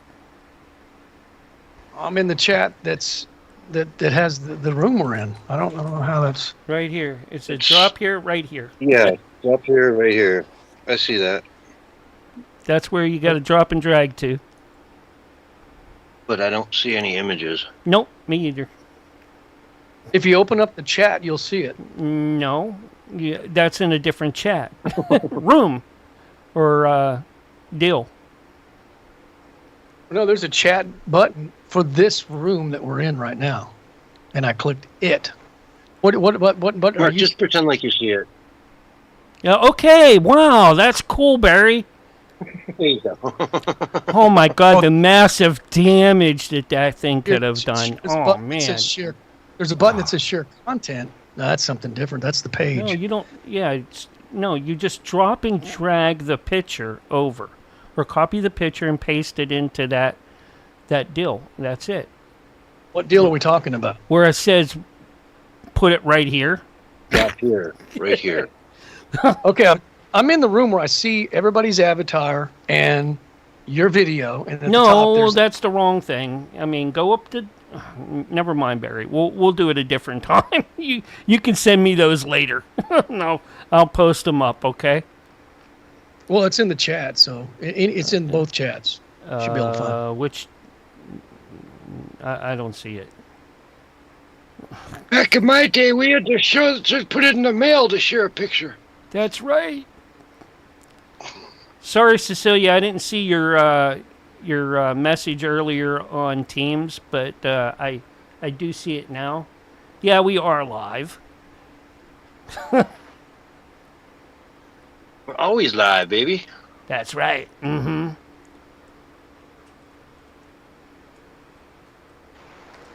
If it's That's Wednesday or good. Caring Sunday, for we're an old man, live. Boxy, that's a great, great thing. We all get old and hope someone takes care of us at some time. I would just put the picture in the mail and mail it, and he'll get it in like 4 days. Well, anyways, we're under 30 seconds, by the way. You kids think 4 days is too long. That's But it's not. Hey, Uncle Chuck. 4 days is nothing. Oh my God, you got a little horse on that last one. Okay. Yeah. 3, Yeah. 2, 1, and you're live right now. Hello, everyone, and welcome to hour 2 of the Censorship Sucks Round Table Radio Show. Wednesday night edition for March 11, 2026. I'm getting ahead of myself. With me tonight, we've got in the house the one, the only, the man of the hour, Bullhorn Barry. What's going on, Bullhorn Barry? America, man. Just, the storm. We're still in the storm. You know what I mean? We're still in this crazy storm. I'm just hoping it'll end sooner than later. We are in the storm. You are correct, sir. And it's getting interesting. I hope this Iran thing ends very, very quickly. I hope we don't have to do much more at all over there. If that happens, I will be a happy man. Agree. I don't want this thing to drag out. If it drags out, he's going to lose my support over time. If we're in it by election time, then forget about it. His second term is over. He'll be impeached nonstop the whole time. And if he loses the House and the Senate, he might even get impeached, which I still don't think 2/3 of them would do it, but I also don't know what's in the Epstein files. So... Yeah, I mean, we've talked about it. I don't see it happening. It's Trump wants to leave a legacy. His legacy is not going to be, I got impeached for a third time. That's not going to be his legacy. And he did announce that, we're going to go ahead and, he didn't say, he just basically said that it's coming to a close and that we're ahead of schedule. And I get it. He said it maybe would be 7 to 10 days or a couple of weeks, but he quickly said, probably 4 to 6 weeks. And he's saying we're on schedule. It's been 12 days. Exactly. So, yeah. I think it's going to end pretty soon. I just hope that when it ends favorably, not just for America, but for Iran and the world at large as well. Like, I want to see Iran free because no president that I know of would be able to do something like that. Anytime we've ever supposedly freed another nation, at least in recent history, they had that whole thing when we went into Iraq. It was literally called in the mainstream media, Freedom Iraq. And they had the big 3D graphics spinning around that we're freeing it. And Iraq didn't get freed, man. They're still worse off, right? Their schools didn't get rebuilt. They don't even have electricity still to this day. Their dollar ain't worth squat. So, because they just go into nation building and make money and don't really help the nation. So if he actually helps Iran out to where they can put somebody in there that's not a dictator, man, that is a win. And that sets the precedent for every single president after. Look, this is what can be done. This is what should be done. If you are going to go into a nation, you go in with good intent and you get out as quickly as you possibly can.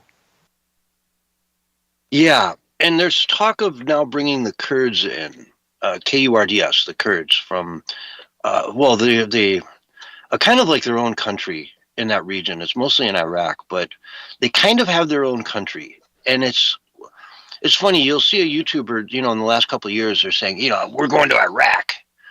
And you're like, dude, what are you, nuts? And then you find out it's this Kurdish Iraq. It's a section of it that's actually pretty safe and beautiful and nice, but very, very different cultures, religions, you name it. It's a very different society. There's not a monolith over there.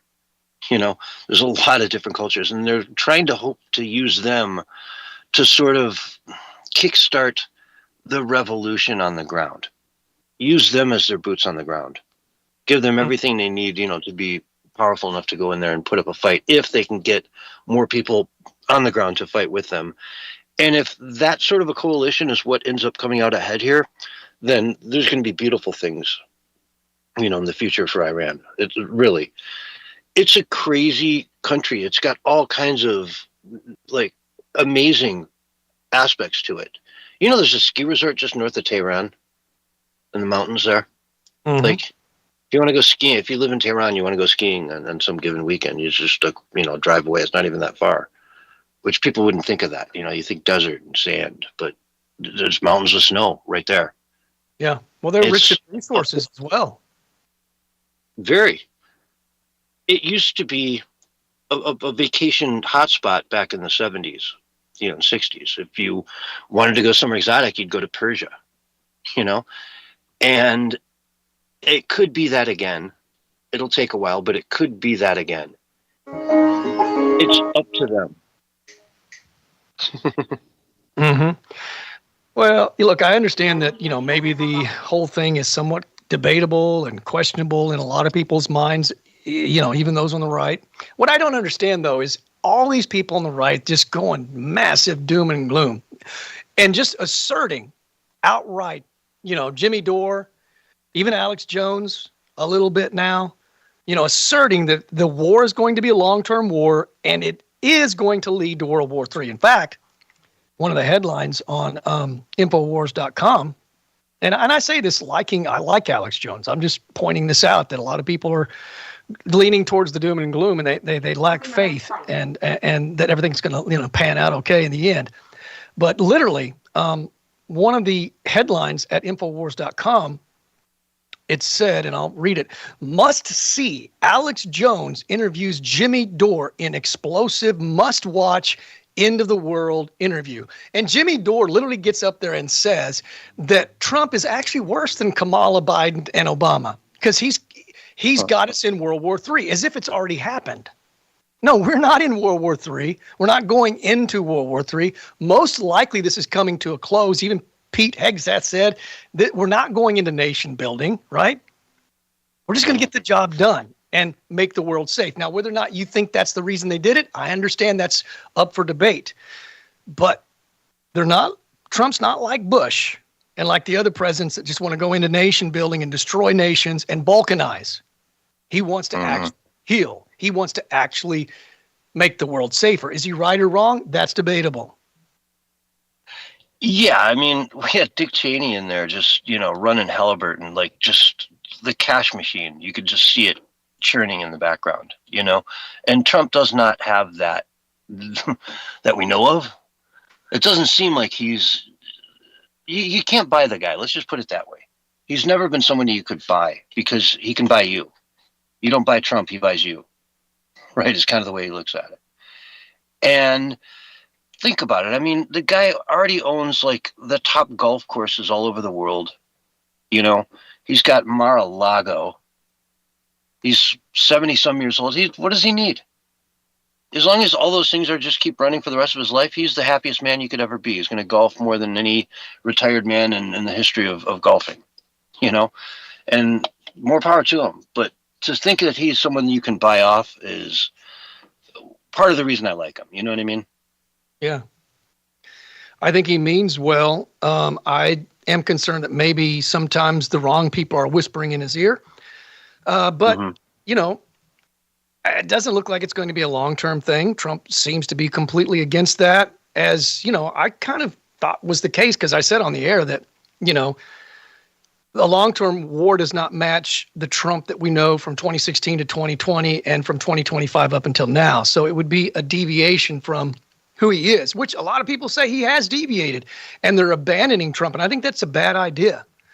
I think, like we said on the show when the conflict started, let's wait and see how this thing pans out. It may pan out really well for everybody. We'll have to wait and see. Trump has a way of having a Midas touch.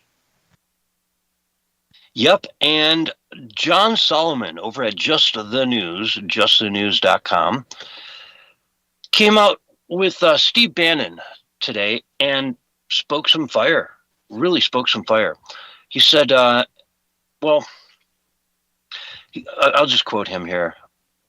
quote, John Solomon, quote, "Now, over the next 10 days, Steve, we're going to have a lot more. For the first time, we're going to be able to start processing these documents, a large body of evidence in the intelligence community that raises concerns about foreign interference in our election that will probably come at the end of this week or early next week.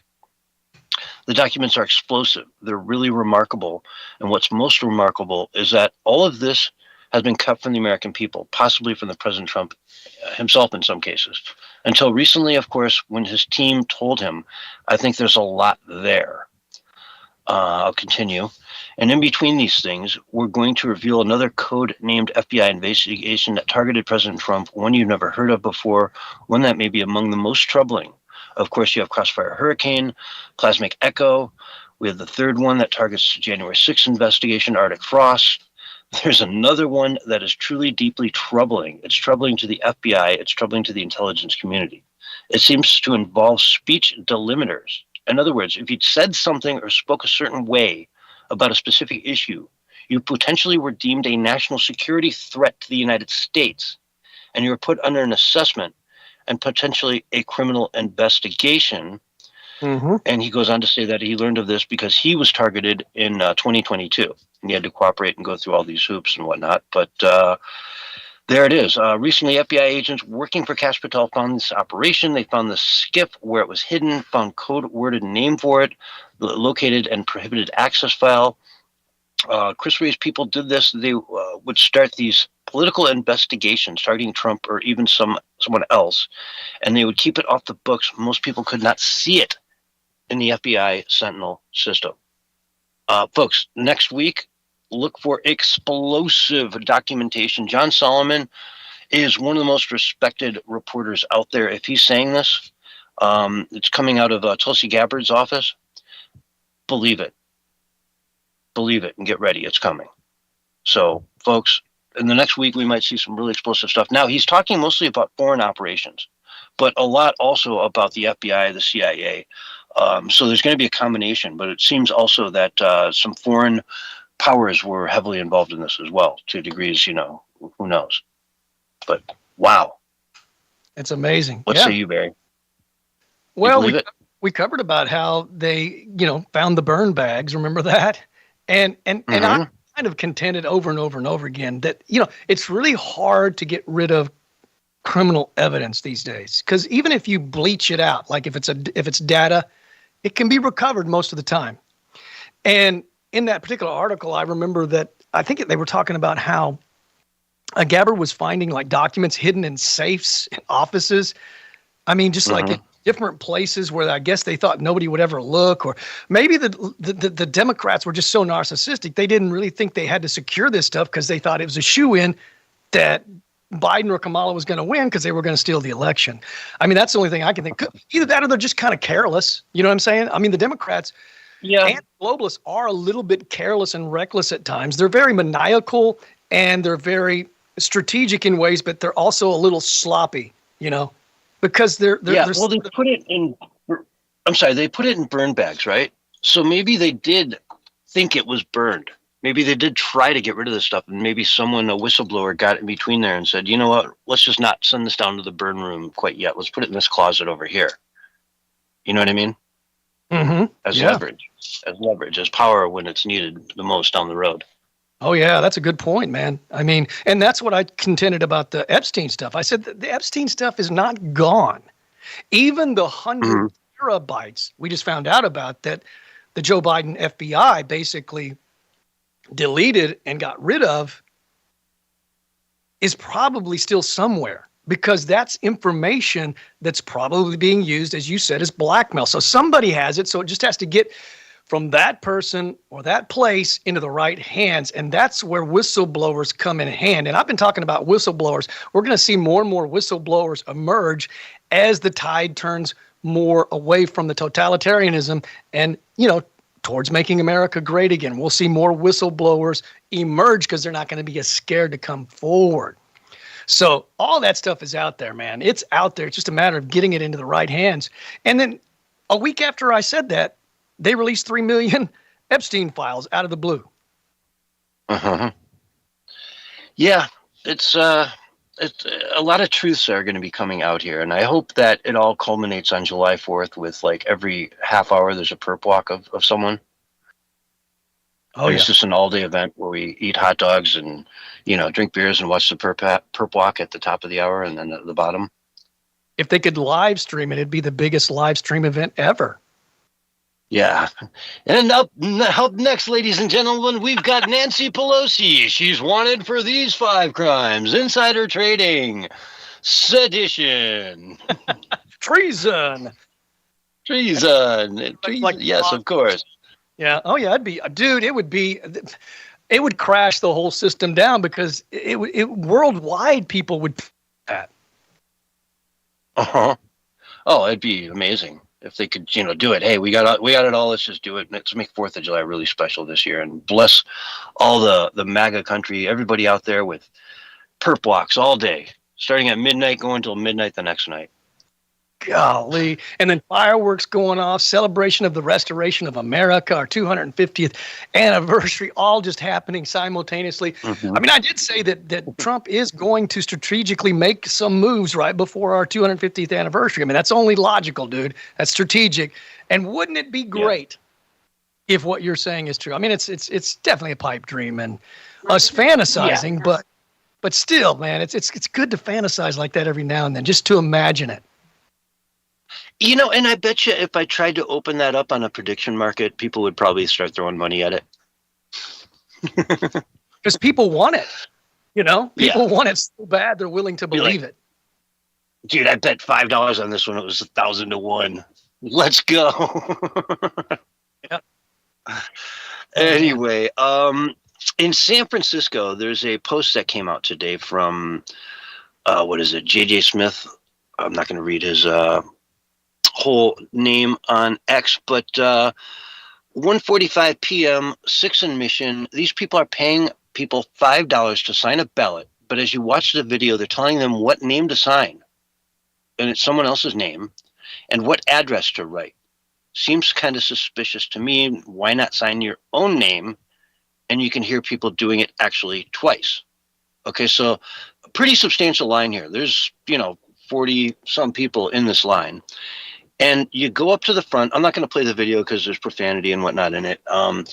But as you get to the front, they're telling people sign this name. One of the names that they used there was Carol Sanders, and what city, So this is a real person. I'm sure Carol Sanders exists, and she lives in probably the very city that they're mentioning. And I bet it's a surprise to her that people on the streets are signing her name on a petition and getting $5 for it. And then they go back, get in the back of the line, go through it again. So you want to sign 10 of them? Go for it. They don't care. It's blatant fraud out in the open on the streets of San Francisco in broad daylight. Mm-hmm. And it's as illegal as can be. And these people need to go to jail for a little while. This is very illegal. You're messing with our government, You're messing with the will of the people. That's what they're messing with. They're messing with freedom. They're messing with, we get to decide who are our representatives. Not them. We do. We the people. Yeah, and if people, if you have a good petition, go get it the old-fashioned way, man. Earn it.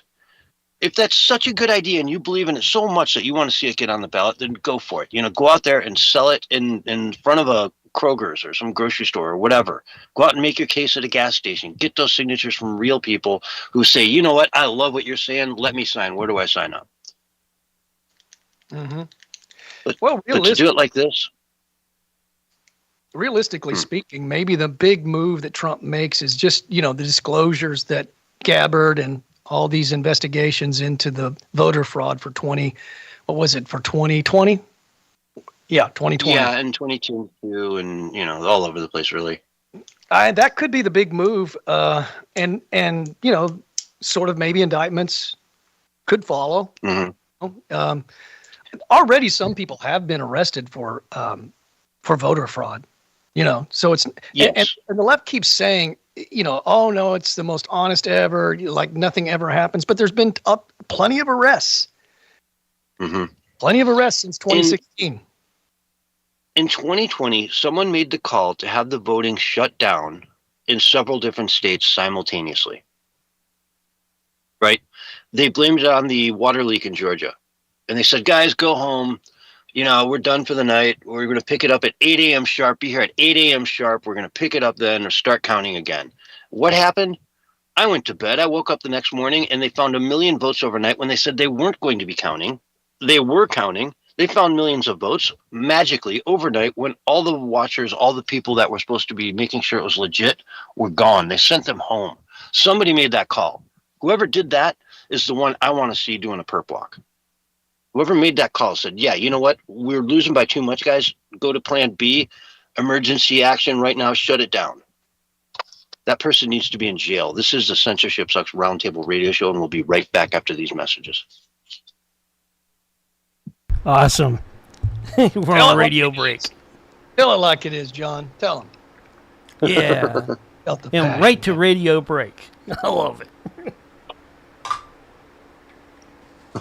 I felt it. It felt real. It's true. I want to see him Somebody arrested. made that call, man. That's a real person that did that.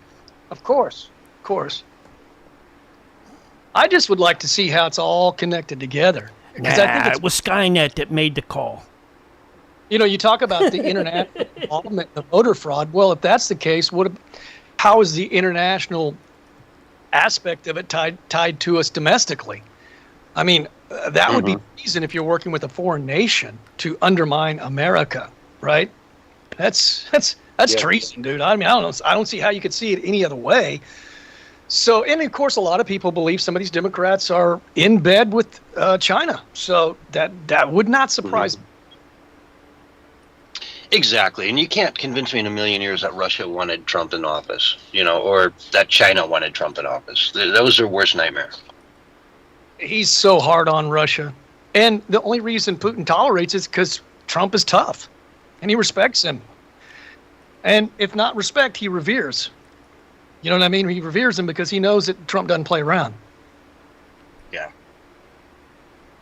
And, if you're a guy like Putin and you look at someone like Kamala or Biden that's just a puppet, you don't respect them.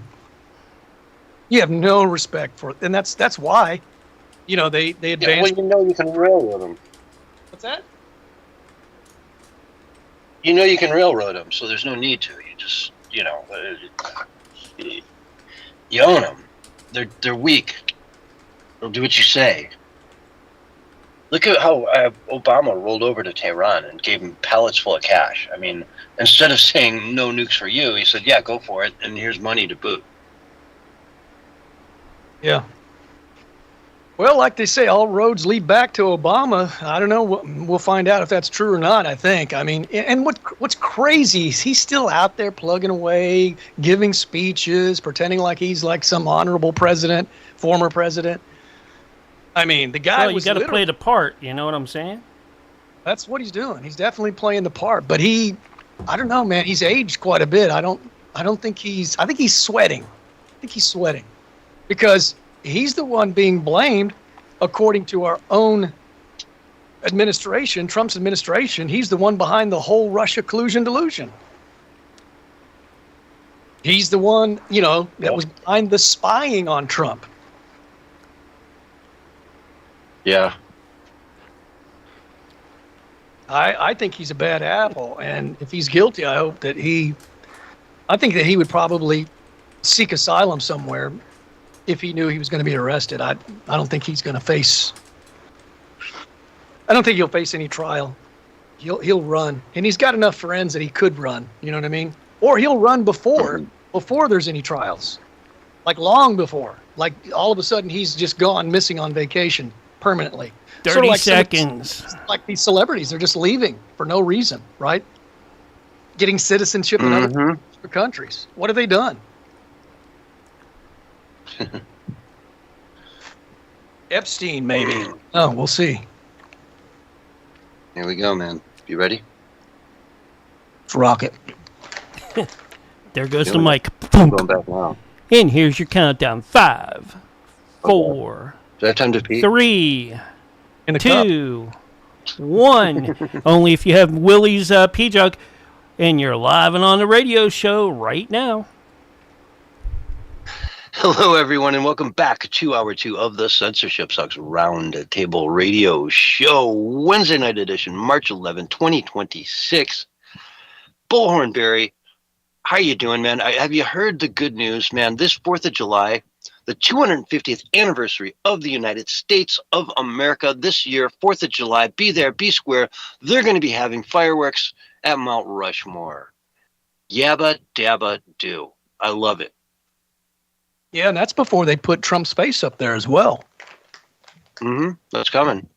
They might even start etching it out on like the 3rd or so, get it ready. And then they could maybe project up his picture there for now just so we can all see what it looks like, Oh, they got Get a some feel for it. like laser technology. It'll be done like in 1 hour. They'll just etch it right in there in an hour, live stream it so everybody can watch it. Democrats will lose their minds and Republicans will just shout for joy. Could you imagine if I don't even know if they have that technology. It wouldn't shock me if they did, just to literally be able to etch that thing out in like a 1 hour show. Oh, man. It would drive Democrats insane. I would think it would drive a lot of people insane, man. Even some of his supporters would be like, whoa, we're not going to talk about this at all? You're just going to do it live on TV? Yeah. Yes, because I'm the president and you're not. I can do that. I have that power. Some Democrat probably hacked the laser machine and give Trump this giant big head. Yeah, let's give him tiny hands. Tiny hands and a big head because he's so full of himself. Speaking of elections and all this other stuff, Donald Trump is pushing the SAVE Act hard. He's saying he's not going to sign any legislation that comes across his desk until he signs the SAVE Act. What is the SAVE Act, you might ask?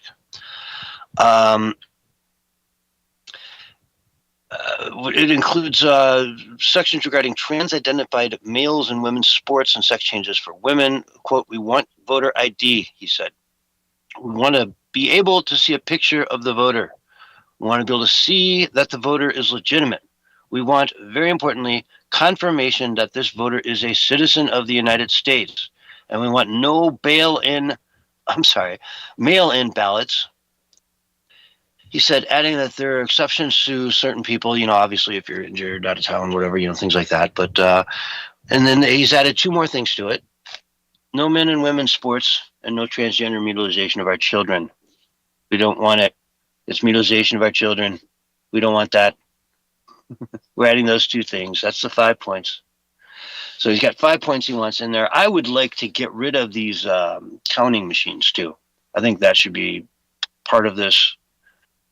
Absolutely. I would even strip out the gender stuff because it doesn't really belong in this bill and put in no more counting machines. There you go. Or if you want to use counting machines, we got to count them by hand afterwards just to make sure they're right. There you go. Kind of defeats the purpose, but hey. Well, it's widely believed the reason that the Democrats are opposed to it is because if we get that and elections are fair, it changes the whole map of America from red and blue to pretty much red. I mean, that's what people are saying. I mean, obviously some areas in California and a few places will still be blue, but places that where it's sort of go either way, it's all red, man. All red. And this is what scares them. They don't want fair and honest elections. That is my 100% belief based on all the evidence. I believe it too. And just look at how they're acting. Now, I'm going to show you a clip from Hakeem Jeffries here that is this personified. I mean, it's them saying the quiet part out loud. Okay? And it has to do with DHS, which you haven't talked too much about DHS and the shutdown now. The government's been shut down now for a while, right? For a couple of weeks. And it's the Department of Homeland Security while we're at war. It's shut down by the Democrats because they want to, well, let's hear from them what they want. Yeah. Listen to this, man. It's shocking. Great. It is.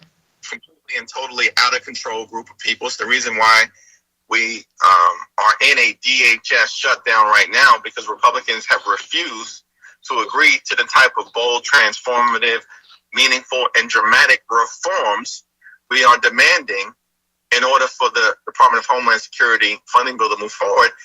And I won't go through all of the demands, much of which we've talked about repeatedly in the public, but one of those demands is keep ICE out of sensitive locations. And we've defined that as schools, houses of worship, hospitals, and polling sites. We want an explicit prohibition that ICE can go nowhere near any polling sites in the United States of America. It's one of our demands. We're not going to bend on it. I'm sorry, what? Did I hear that right, Barry? Yeah. Their biggest demand is that ICE can go nowhere near polling places. He said it twice. So there's a lot of things, but I'm going to talk about the big ones. Okay, schools, hospitals, place of worship. Okay, fine. But polling places? What are they even going to do there? There's no foreign, no illegals voting, is there? What are they even going to do at a polling place? It's all Americans, right? Yep. You got that right. Interesting. Yeah. So we don't even have to have proof. Everything that they've done is to basically try to get more voters because they're losing ground in every single way. That's one of the reasons, not the only reason, why the borders were wide open. Like you said, thousands of times, you've harped on this nonstop about how they're trying to get Democrat voters, and most of them would vote Democrat if they're giving them thousands of dollars a month and giving them all kinds of free handouts. And sure, then why not? Not even criminalizing the crimes that they commit, right? Maybe slapping them on the wrist at best. And then if they're a pedophile or rapist or whatever, not even turning them over to ICE. I mean, dude, everything they do is sketchy. Sketchy, man. Yeah. Sketchy. And I mean, think about it from like the truly religious, Muslim aspect, right? Where it's like, they're giving us the money, but I hate everything they're about. It's the antithesis. They want to trans kids. They want to have abortion and all this stuff. And you just say, no, honey. No. That's not for us. That's for them. It means there will be fewer of them alive down the road if they abort half their population right now. Oh, okay. It's very smart. Very smart. Yes, I support this. I support abortion in America for sure. Mm-hmm. Make it make sense, right? That makes sense. Yeah, I mean, a lot of Muslims talk about how they, it's totally perfect. Muhammad and Allah says it's totally perfect to adopt to the culture in order to take it over. So whatever has to be done, they're okay with that. Like in the Christian faith, you wouldn't want to bribe somebody to further the kingdom of God. I mean, if you're a genuine Christian, you wouldn't want to do shady things. In fact, Jesus said something like, be as innocent as a dove, but as sly and wise and cunning as a serpent. So be smart, be wise, be shrewd, but don't compromise your integrity. And again, I'd like to get back to that point that, yes, world domination, that sounds crazy. What do you mean they want to take over the world? Every religion wants to take over the world. You know what I mean? If you're Christian, you want to go to, the Middle East or Africa, whatever, you wouldn't go to the Middle East, but, Africa or Asia to prophesize, to convert people, to teach them the word of God and save their souls, right? If you go out and save 1,000 souls in Asia, you can live the rest of your life happy and content that you saved 1,000 people from your perspective. It's the same thing for, the Muslim religion. They're bringing people to God in their view. When they go and take over another country and convert everyone by force, then guess what? They're all saved now. It's no longer a world of the damned or whatever. It's now part of what they call the peaceful world. The world that is with Allah, versus the infidel world, which is a world at war.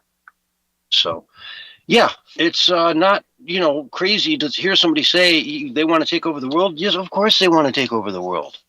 Okay. Yeah. I don't know. Oh shit. All right, you are stuck, aren't you? Sorry, my dog gets stuck every now and then. I have to bail her out. But the main difference between the Christian faith, as far as politically speaking, and the Muslim faith is Yes. well, a few things. But I one know of where them you're is going. Yeah. most Christians believe in freedom and free will, Mhm. free choice. In fact, some of the biggest movers and shakers behind America being founded were Christians. You know, there's this idea of freedom and free speech, and to believe and have be able to speak your mind and move about freely, and not have the government be so intrusive with every little thing that we do. Whereas with the more radical Muslim faith, it's Sharia and it's authoritarian. Just like we see with the women wearing the hijab or the burqa or whatever. The moment they're free, they stop wearing it, dude. Maybe not all of them, but the majority of them do, because they feel enslaved, but they're not going to say that while they're under slavery, because it could wind them up in jail or worse. Yeah, and the ones that say, well, they'd probably rather just keep wearing it are probably from very conservative families that would, it's a whole nother box of worms, you know what I mean, of why they keep that on.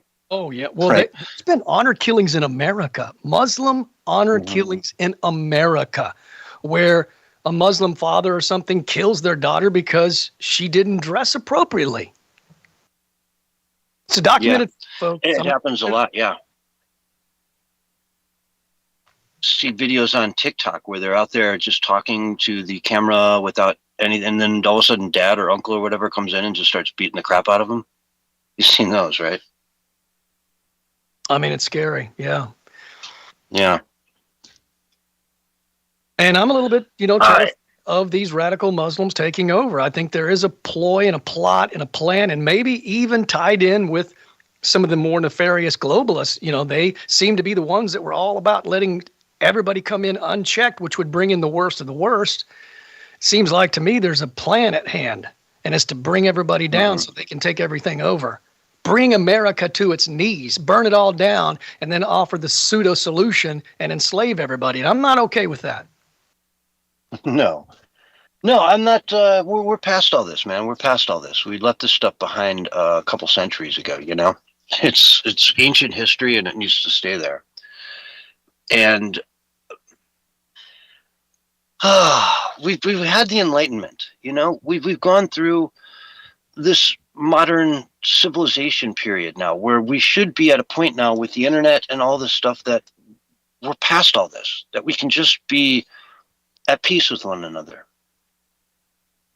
And the trick is, diversity is our strength, man, is the biggest lie that's ever been told. Diversity is not your strength. It's the biggest weakness you have. I'm looking at you, England, because I could care less about the rest of Europe, basically. England, you need to realize diversity is not your strength. It never will be. It never was, and it never will be, and it's certainly not today. You need to put this restore government up on a pedestal and pray to God that they're there. Nigel Farage is great. He says a lot of the things that we all like to hear, but a lot of politicians out there are good at saying what sounds good at the moment. They never follow up on it. They never really go that next level. Rupert Lowe, I think he's got your best interest in heart, and they've gotten up to 200,000 members now. The Restore has. It's huge. It's like the fastest growing party by far in the history of England. It took Green Party a couple of years to get to this level, and he did it in a couple of weeks because people are sick of it. If you embrace this and make it happen, you can have your country back. Maybe it's going to get ugly, but at least it won't be happening on your shores. Because guess what? Just put them back in those little boats, send them back to France, and off you go. Kick them with a cattle prod once they get off, and head south, go that way. And that's it. You're done. Bring the boats back and never let them cross again. Anybody in that country that has views that are radical and against the values of the British culture, kindly ask them to leave. Kindly ask them to leave. You can't have this growth in your country and survive as England. England, for crying out loud. England! My God. We're going to lose it in our lifetimes. We're going to watch it fall apart and within 50 years be just a dark, lonely shadow of itself. on a rainy afternoon. Yikes, man. Yep. Horrifying to think of that. It just seems like What do you everything say, that we're Barry? saying ties into exactly what we've been saying in this show, and that is that the Democrats have nothing to offer. They are losing ground dramatically. Even if Trump has lost some percentage in the polls, which he has, it's not that dramatic. But a poll just came out by NBC.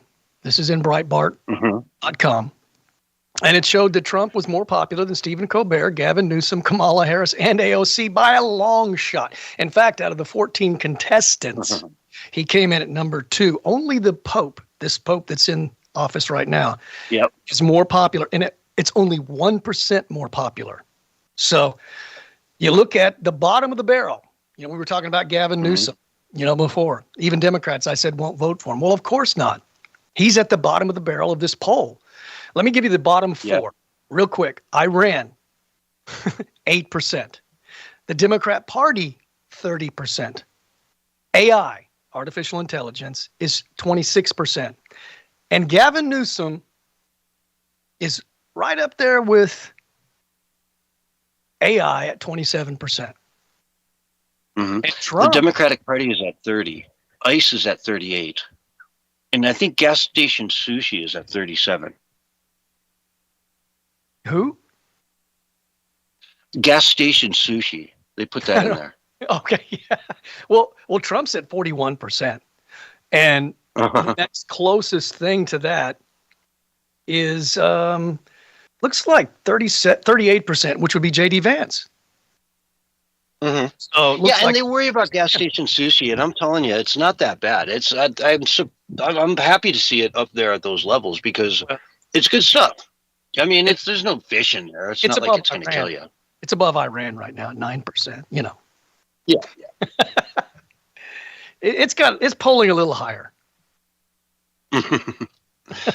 But yeah, there's all kinds of good stuff going on in these polls. It's funny because they're, trying to demonize ICE, trying to demonize everybody else. But guess what, man? You look like a fool at this point. You've offered nothing. You've offered nothing to us.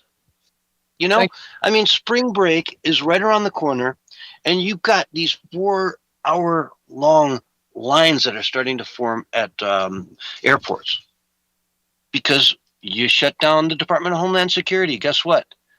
Everyone's going to miss their flights this season. It's going to be chaos because of you. We're in the middle of a war. What if people start dying? What if those almost tornado warnings that you had the other day, what if they turned into massive F5 tornadoes that tore apart, half of Tulsa? You got nothing now because they shut it all down for what? Because their demand is that Hakeem Jeffries was asked this. I just played the clip. His demand is that ICE can't go near polling places. Holy crap. That's your biggest concern, is that ICE can't go near polling places? Give me a break, man. That is ridiculous. That is beyond. Think about how insane all of it is, because ICE is law enforcement. There is no limitation as to where they can go or be. That'd be like saying the police, you can go anywhere you want, but these areas that are on the north side where all the crime is high, you got to stay away from that, man. You just got to let them do whatever they do and let them kill each other, man. Oh, no. Yeah, can't go there. It's absurdity. ICE is law enforcement, legal, lawful law enforcement. And you can't tell the law that they can't go certain places. That is absolutely absurd. It proves that they're lawless. We said it over and over again, that the left is lawless. It's the lawlessness of the left that's causing the leftist hellscapes to become lawless. Look at all the places, all the terrorist attacks are happening, where all the crime is blossoming. It's these leftist hellscapes, and we've been saying this. I've been saying it ever since I've been on this show, that's where it's mostly going to be reserved to as a general rule. Why? Because they're lawless. They don't believe in upholding the rule of law. Absolutely not. Not here, because you know what? This is a temporary state for them. The United States as it is today is just a temporary state that's in the way of their ultimate goal, which is to burn down the system, run out of money, build a new one, default on everything, build a new system that will replace the old and be communistic or socialist or whatever you want to call it. Happy land, commie land, happy fun land. That will suck. It'll suck. It'll be the end of the greatest experiment the world has ever seen in people living free, successfully, happily, as a country, as a society. America is the greatest thing. 250 years now. It's our birthday, man. It's 250 years. Celebrate it, man. You're alive to see this. It's incredible. And they want to burn it all down so they can put something else in its place that smells of democratic socialism or whatever it is. Be honest, man. Be honest about it, left.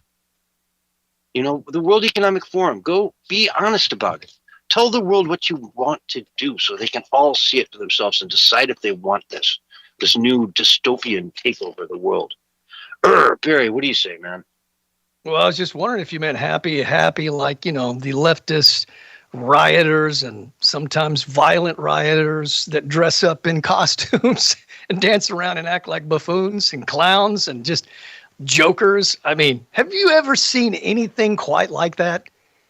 I mean, seriously, who could take any of these people serious in whatever movement they have when they're dressing up in the craziest, stupid outfits and dancing around like everything's a big joke?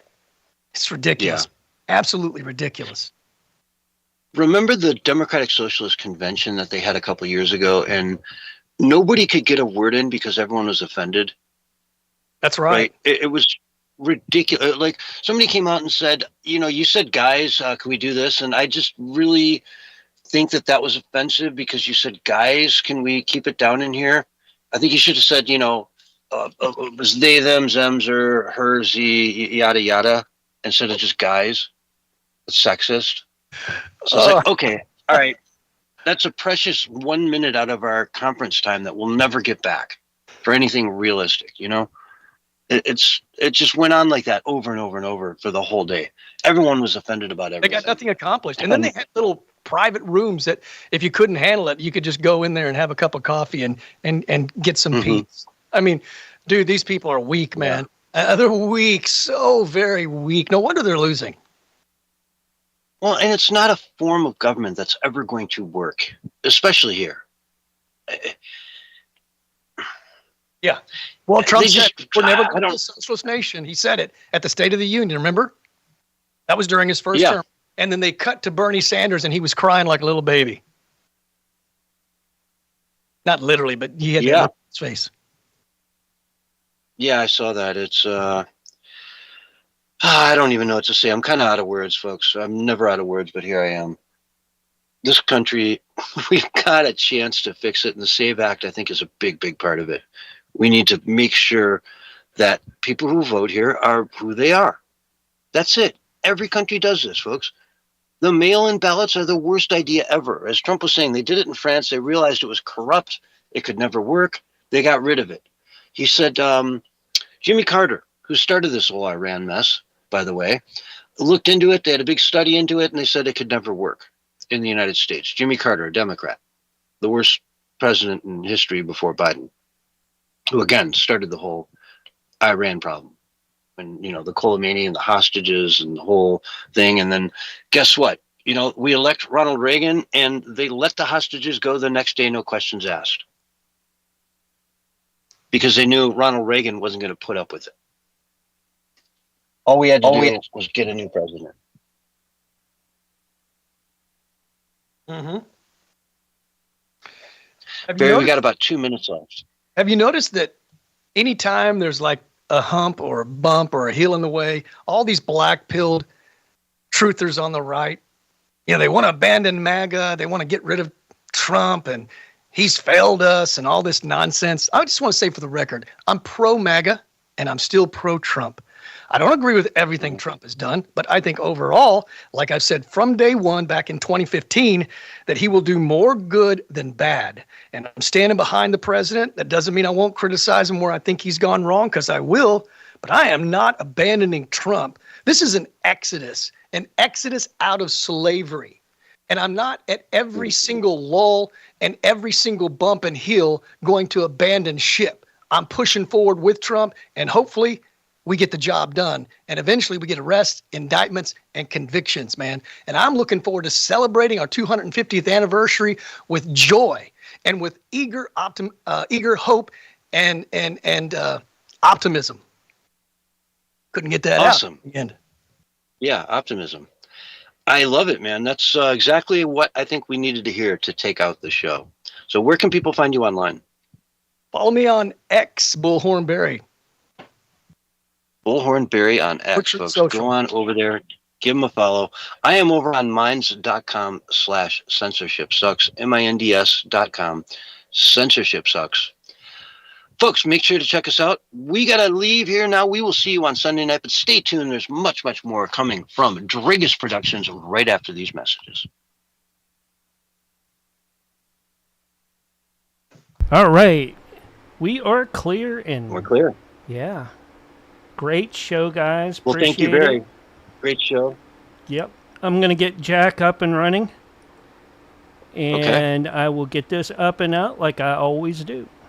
All right. You guys All right, take we'll see care you and have a later. great Thanks. night. All right. You too, man. Peace. All Have a right. good weekend. You too. Have a great weekend. Thank you.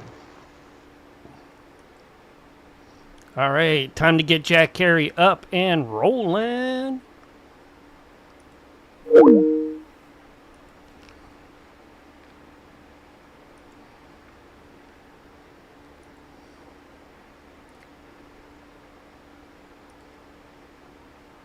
With the Paranormal Intelligence Agency radio show, we will get Jack. There's Jack. Hi, Jack. How you doing Hello. tonight? Good. How are you? Doing pretty good tonight. Just getting everything switched over so that when you come up live, everybody will see you. If you want to switch over to your camera, you can. I can't. Well, my wife still has it. I'm Oh, gonna have to get my. no. I'm How gonna have to get dare it back her. from her. I know. She worked from home a couple of days a week and used it for Zoom meetings. And I've Taking been, your camera. I just. Oh my God, I know. Jack. What's the world Mhm. coming to, right? I know. I'm like hands off a man's camera. I've seen some of the pictures on Facebook from your gallery. Looked great. Oh, cool. Oh, thank you. I appreciate it. So yeah, it's. If you want to post some of been those pretty- some of those pictures in the chat, I'll switch it over so that folks can see that before we start up. Yeah, they're all on my phone. I wonder how I get that to you. Oh, no. If they're on your phone, then that's going to be a little difficult, most Yeah. likely. Yeah. Yeah. But You can if you can bring Facebook up, you can copy paste them. Oh, okay. Also, yeah, maybe you can throw them into the mix when you do the, The your slides, images yeah, and yeah. stuff. I need Yeah. I need you to send me because Facebook downscales, okay, the clarity of the graphics. So I want to put the yeah. best stuff up for you. All right. Okay. Yeah, no worries. I will. What I'll do is I'll email them to myself, and then I will. I'll put them over on there for you. Yeah. Or if you got Teams up over there, you can just drop and drag them over, and drop them okay. in the chat here, and then I'll get them up. Yeah, Great Conspiracy Okay. restreaming us tonight. We had a great show earlier with Sean and Barry, so looking forward to an awesome show with you tonight too. Thank you, sir. We're sort of going to explore the missing Air Force general. Ooh. Ooh, that's right down my alley because I was Air Force. Were you? Yeah, this guy. Yeah. He was the man. He was in charge of all the exotic technology at Wright-Patterson Air Force Oh, Base. Right, And Pat. He vanished February 27th without a trace. And he was UFO Central. This was the man. If anybody was going to talk and blow it wide open, this would have been the dude. Yeah. So, Does not surprise me. They probably beamed him up.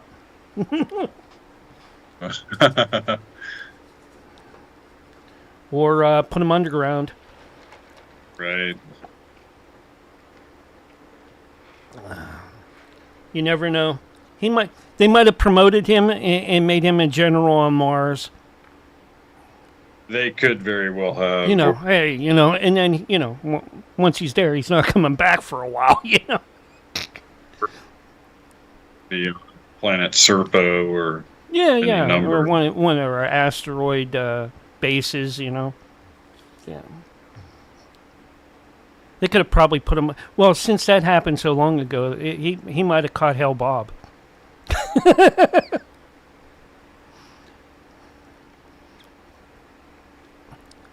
Maybe it wasn't that long ago, was it? Yeah, it might have been around the same time, right? That comet came through. Yeah, could be. I've been putting a lot of Bob Dobb stuff up in the streams here lately. I don't know if you've seen that. We got about 30 seconds, Jack, and then, Hell All Bob. Right. Hail Bob. Yeah, I like that. I love the subgeniuses. It's all about Slack, man, Can't help but love those guys, That's great. Yeah, they're pipe smokers like me. So here's your countdown, Jack. All right. 5, 4, 3, 2, 1. And you are live for the very first time tonight, right now.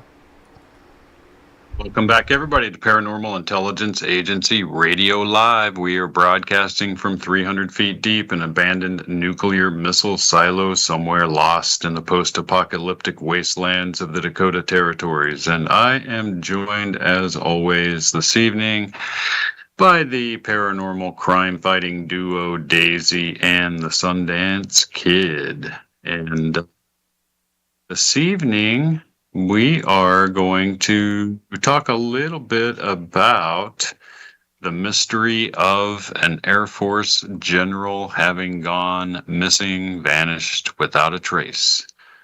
On the back of milk cartons, as we like to say. And this was on February 27th. And it'd be interesting enough if it were just a major general in the Air Force, but he wasn't just any major general in the Air Force. This was the guy that ran Wright-Patterson Air Force Base, and with it all of the most advanced exotic technology that the United States can muster. Not to mention the fact that Wright-Patterson Air Force Base is where it is widely known to have received the bodies from the Roswell crash. Shortly after the crash and the discovery of the bodies, they were flown to Wright-Patterson Air Force Base, and this general would have been privy to all of that. It's interesting because he was retired. He was 68 years old, living in Albuquerque, New Mexico. And he just up and vanished without a trace from his life. So we're going to be talking about that tonight. And what is it that he might have, been hiding? What is it that he might have been writing a memoir about? It's rumored that he could have been writing a book. And maybe that led to his disappearance. So we'll come to that this evening.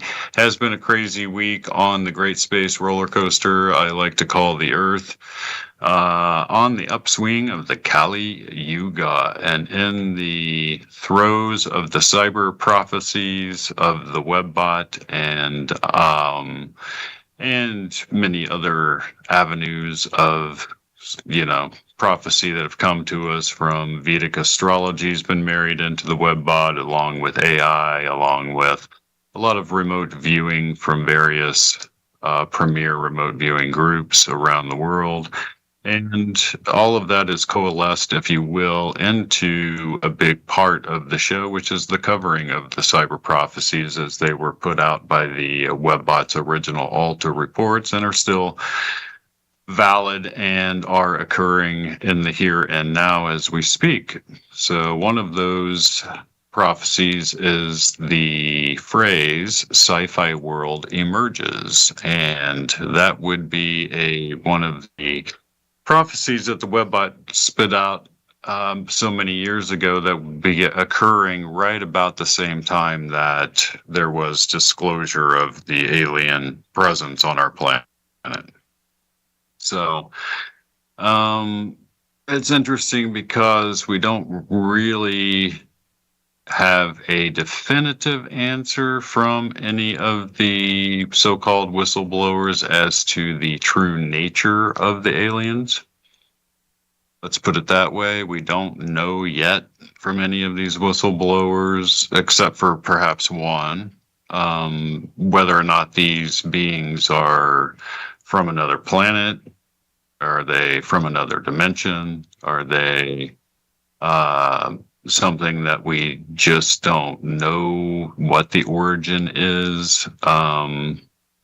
It's never really talked about except for the Congresswoman Anna Paulina Luna, who recently disclosed that she had been taken into a SCIF, which is a facility where they house top secret information. And if you have one of those security clearances, and she did because she's like ahead of like some intelligence oversight committee or something like that. And they showed her, according to her testimony, some files that led her to believe that the beings were interdimensional in nature, and that that's part of the reason why their technology is just so unbelievable to us. So if you can take her for her word, she seems sincere about that. We might marry that testimony with a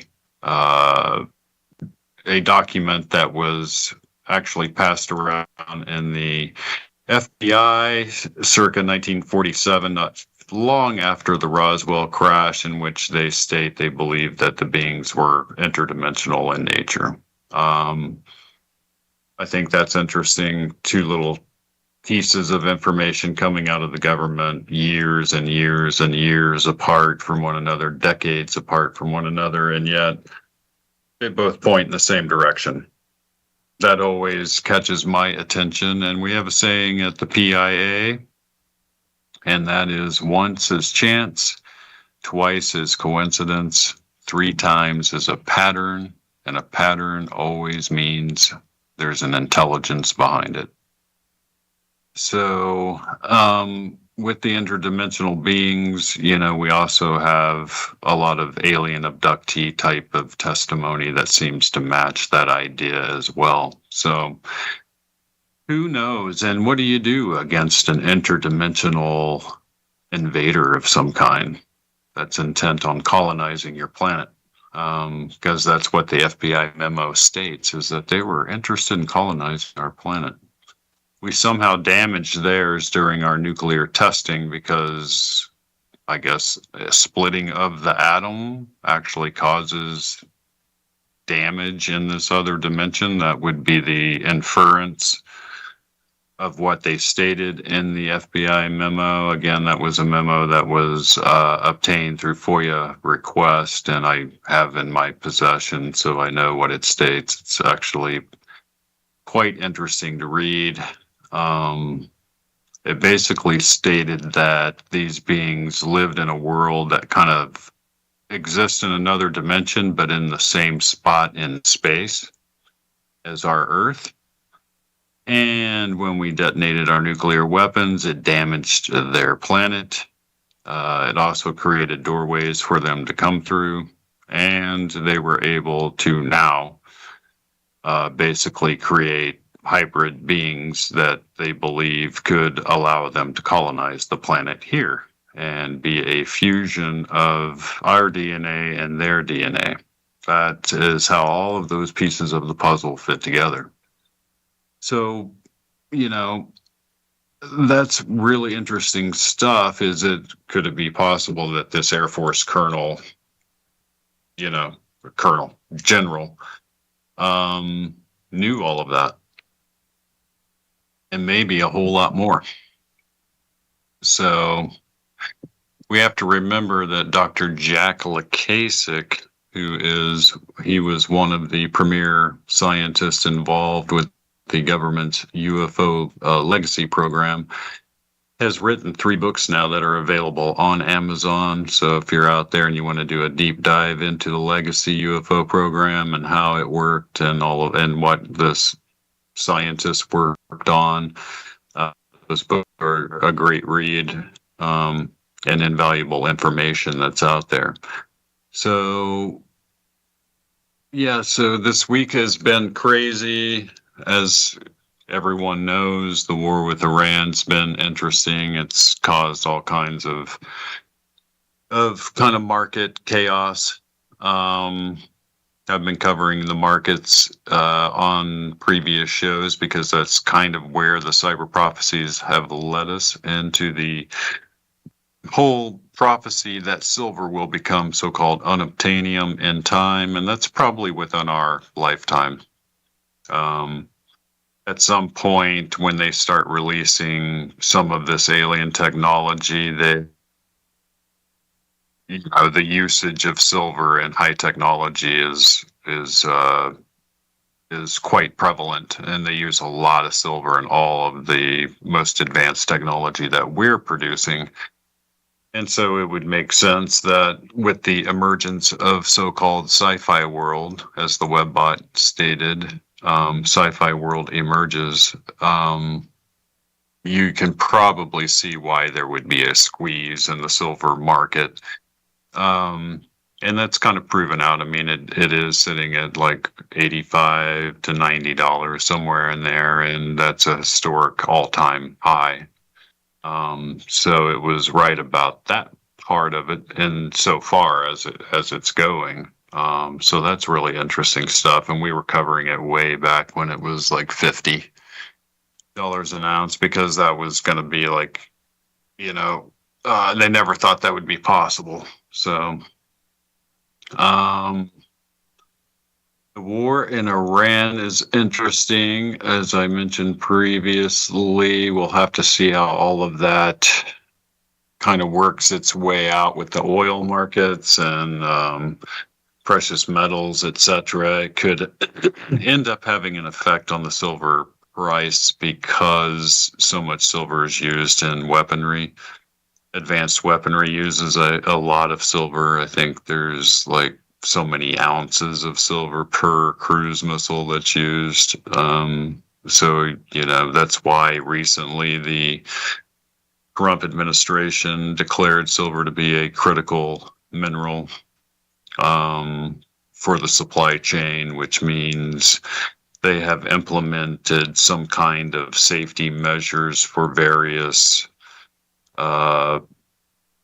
products that they need in order to produce weaponry, and they're securing the supply chain for all of those products, and silver is one of those products. So how they're going about doing that, of course, is a government secret. That's not something that they readily come out and talk about, but that is being done behind the scenes. So we'll have to see how that plays into the whole silver becomes unobtainium prophecy. It could very well be a big factor in the whole thing. We'll just have to see how it comes out. Trying to remember if there were any big cryptid stories this week. I don't really think that there were, that I came across in any of my news feeds. There have been a spate of Bigfoot sightings in the Buckeye State, and there is quite a few articles about the so-called grass man of Ohio. That's what they call their Bigfoot. I have a sister that lives very close to Salt Fork, Park, and that's one of the major hotbeds of Bigfoot activity. And she's had a few Bigfoot experiences hiking in Salt Fork Park that were very interesting. So, the Bigfoot phenomenon, I guess, it's worth an update. Just the fact that here we are, 2026, March 11th. We have all of this super advanced technology at our disposal, and yet these creatures remain as elusive as ever as far as obtaining like remains that would prove them to be, proven beyond a shadow of a doubt to the larger community of human beings around the planet. And that would be a big, as I've explained before, that would be a Pandora's box of social change that people just can't quite imagine.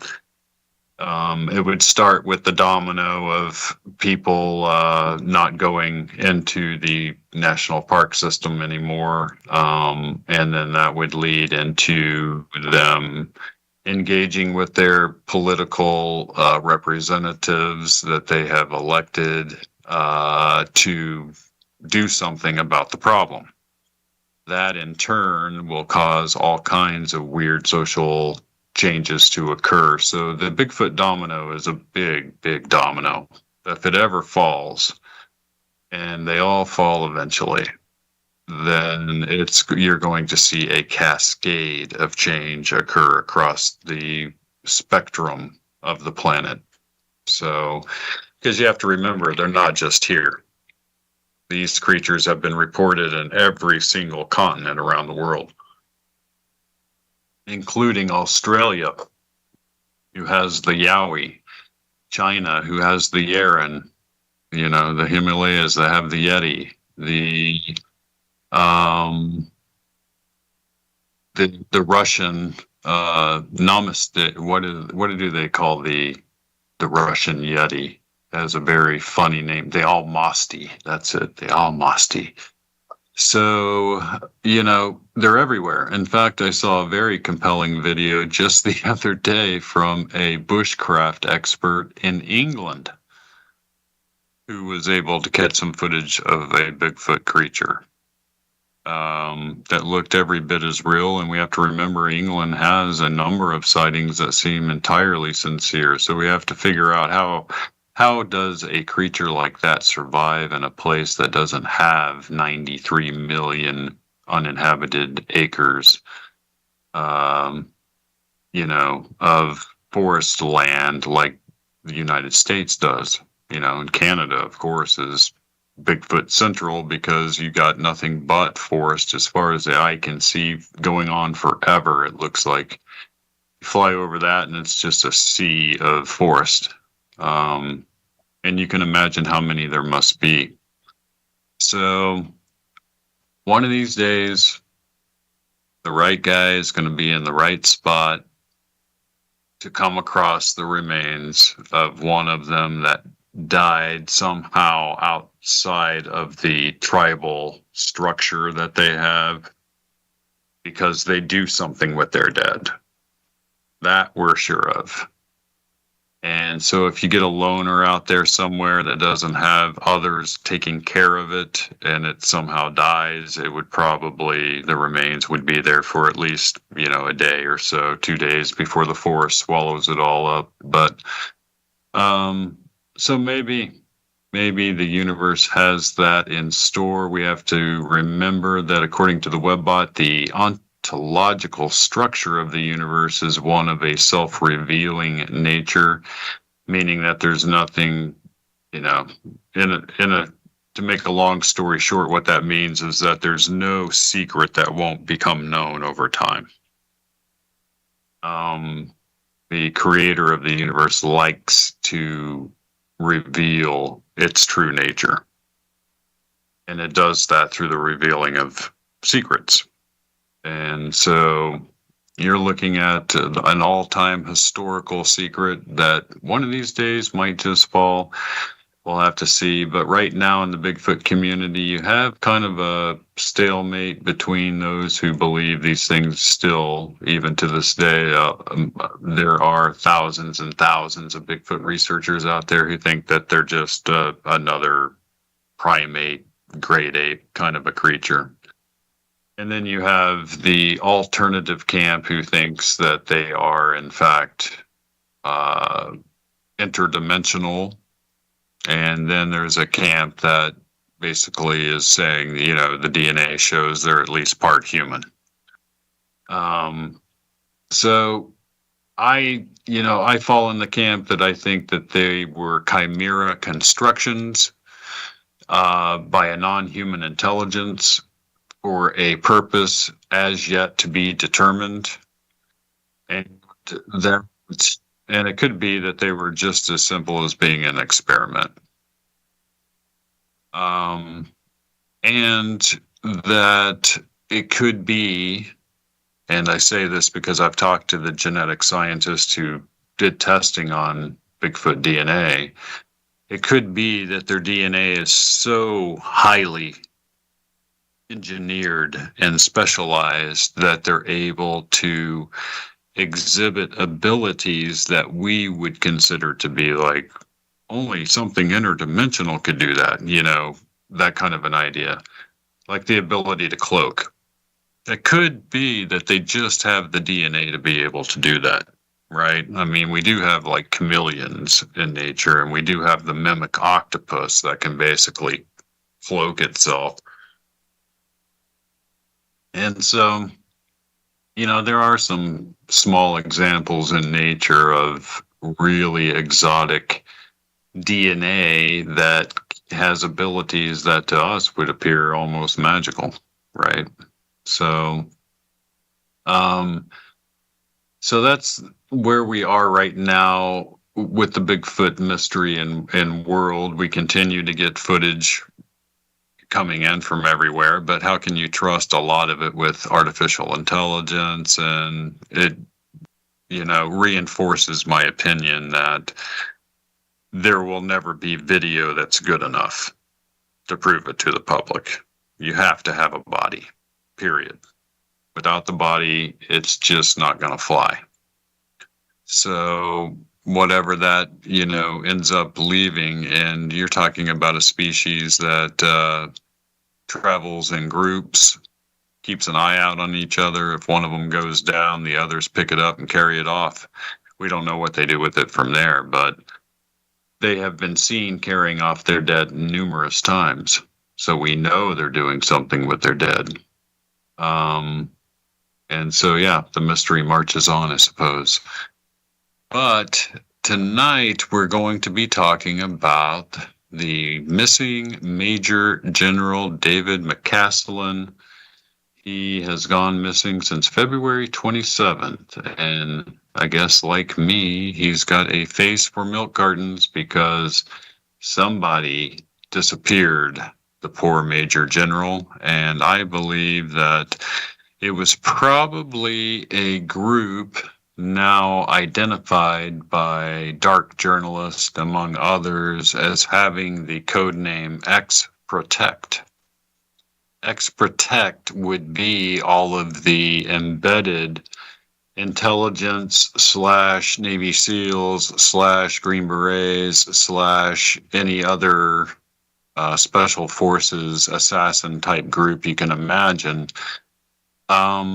who are embedded as a security force in the aerospace industry of North America.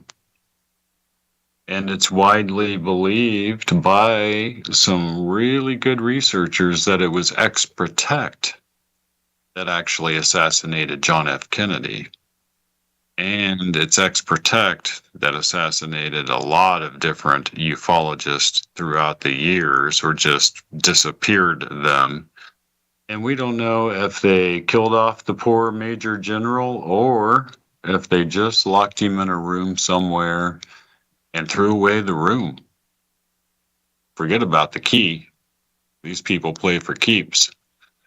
So The general's gone missing, and he was the man that if he actually talked, and he may have been about to talk, given all of the whistleblower testimony and congressional hearings and the Pentagon's UFO program and Trump saying to the Pentagon to release any and all UFO files, etc.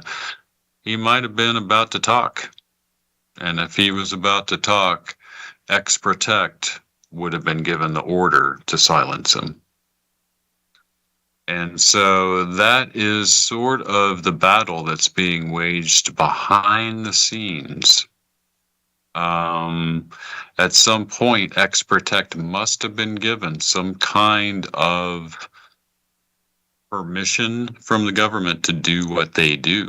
Otherwise, I think that the government would be all about shutting that down. But no, it seems like they were probably involved with this. And as time goes on, of course, more will be revealed. But right now, he simply vanished into thin air. And this was the guy whose office was probably sitting right above the vault that was housing the bodies that came from Roswell. You know, if you wanted a tour of the bodies, you wanted a tour of the craft, Major General David McCaslin was your man. He had all the keys to the kingdom. And he had retired, and it's often in retirement that we start writing books about our memoirs. We'll get back to more of all of that right after our break. Great job, Jack. Great job. Thanks. What's this? There we go. Interesting stuff. Yeah. Roger actually posted the link for Ex-Protect in the Kick chat. Nice. Oh man. Hopefully they don't disappear me. That's why I live in Nowheresville, South Dakota. Yeah, I've been writing lots of songs about you, Jack. You know, I don't know if you've heard them. Broadcasting from the silo, live in the Dakota territories.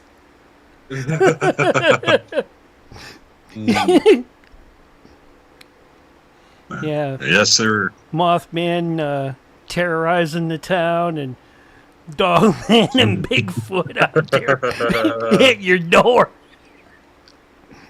I love it. Yeah. I love it. We need to make it. We ought to make an album and release it. Oh, I got so many. I could probably do that soon. I probably have enough to, yeah. And with Roger's stuff in there, well, his stuff, well, okay, well.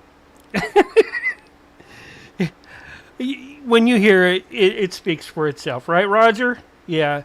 Oh, Roger made you into a merman. You transformed into a merman. And for some reason. I don't know why, nice. But just, you know, I did a song about fishing for cryptids. But, know, it was about... The story actually is starts out with what I always told my kids, how I met my first wife, or how I met their mother. Actually, how I met their mother. Okay, there I was fishing for the giant megalodon in the Brazos River, all right? Just outside of Three Rivers Stadium in Pittsburgh, when I got a knock over my head, and I woke up in a cave with a woman, and she had a list, a big to-do list in her. Hey, I'm jealous. You. And then the verse goes, "I want to fish for cryptids," because that's what I want to do. Oh, that's funny. Some scaly ladies that live in the loch. In the Thames. Hey, she has a tail, but she's no ordinary female. It's That's funny. correct. It's really funny. It's good. I'll send you that later on, Jack. You'll get a kick out of it. I noticed that you have a tasty beverage from Whataburger. Oh yeah, Powerade. I am so jealous. Yeah. If you want to make some serious money, open up a Whataburger in South Dakota. I bet. You would rake it in. I There love the is number no, 2 there, with cheese and onion rings, and you have to get the grilled onions and peppers on it though. And then you get a root beer on the side. I call it a heart attack in a sack because it's got bacon on it too. Oh yeah, that's the good stuff. Yeah. Heart attack. When I go to the drive-through, I go, I'll take that heart attack in a sack, and they go, what? It's a number 2 or 3 with cheese and bacon, with grilled onions and peppers. Yeah. Whataburger's so good. Oh, it is. Wow, this break went so fast. We're almost on 30 seconds already. Wow. Yeah. I did add that the broadcasting from the silo in your break. But it's only in the audio version of the when we take and do the deal. I mean, the encores. Right. It's not in the video one. Okay, cool. Are you ready, Jack? I'm ready. Okay, here it comes. 5, 4, 3, 2, 1, and you are back live and on the radio side right now. Come back, everybody, to Paranormal Intelligence Agency Radio Live. I'm your host, Jack Carey. I've got a face for milk cartons and a voice for smell-o-vision, and tonight we are talking about the weird, strange disappearance of Major General David McCaslin of the United States Air Force. The man. He was the man. Probably ran the Men in Black. Who knows? This guy was way, way above top secret. You're talking about, he was running programs they said that nobody in the government was even allowed to look at. And, you know, we can kind of get a little glimpse maybe of the kind of stuff that they were working on that he would have been privy to and that they would have disappeared him for when we get a glimpse over at the patents from another armed force, the Navy. So many of you may recall that the Navy has patented UFO technology. That was reported in mainstream media. It even made the front page of Newsweek. So yeah, everybody should know about that. They should be talking about it, but nobody talks about it. And you can read those patents. You can read what the descriptions are. Anything that's, you know, patented has to be made available to the public to read about. And so you can read some of the details about these devices that the Navy apparently has. One of them, it is claimed, can, and I quote, bend the fabric of reality. Right? That's something. When you can bend the fabric of reality. Another one says that the device can generate its own gravity. If you can generate your own gravity and bend reality, you know, space and time within a bubble, which is what this patented technology from the United States Navy apparently can do. And by the way, I have a question, right? You can't just patent anything that you can just wildly blue sky imagine, right? That's Sundance scratching his fleas, aren't you, Sonny? So that's my security guard. But, you know, you can't just patent anything that you can just imagine. No, they have to be workable, Jack. Right. You got to have a working model. So my question is, what was that like when they took a working model of a device that can bend the fabric of reality down to the old patent office? And what was it? They were like, all right, get ready. Now flip the switch, Jerry. What was that moment like? And it just, Think come to everything Jesus. changes around. Yeah, exactly. Everything changes around them, what aliens appear or whatever, So, but apparently that's what happened. I mean, you can't just patent anything you want to just patent. You have to have a working model. Anyway, the scientist who patented all of this stuff, they gave his name, and his name is Dr. Pice. Paise. Interesting name. But, and then some of the mainstream news articles, they question the validity of the patents because they're just so out of this world, in their descriptions that you're scarce to believe that they could really have that technology, but apparently they do. And if they do, then I guess my question is, what are they doing with it? Attempting to weaponize it, it wouldn't be hard. It wouldn't be hard to weaponize that kind of technology. You can generate gravity, you can create the ultimate weapon. So, but the disappearance of this poor major general that was probably about to spill the beans, they put out a silver alert for him. Guy was only 68 in top physical condition. You look at him, you're like, that dude's not 68.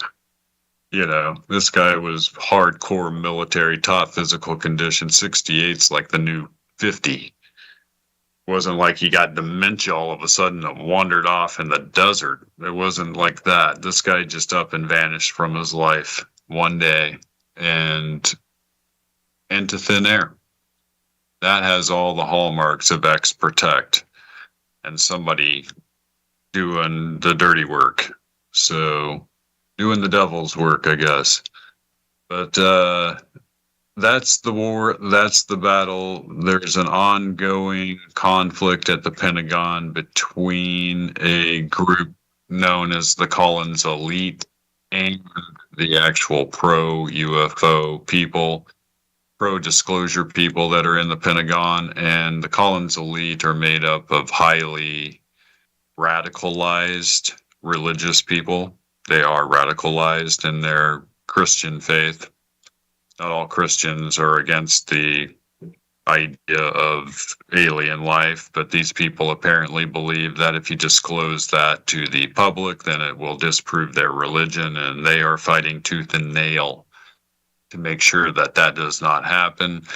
One of them even, if you watch Dan Farah's Age of Disclosure, you'll see one of the insiders talking about how he was in the halls of the Pentagon, and one of these guys walked up to him and said that he was messing around with demons. And this guy is like, are you kidding me? This is like nuts and bolts technology we're dealing with here, and you're talking about demons.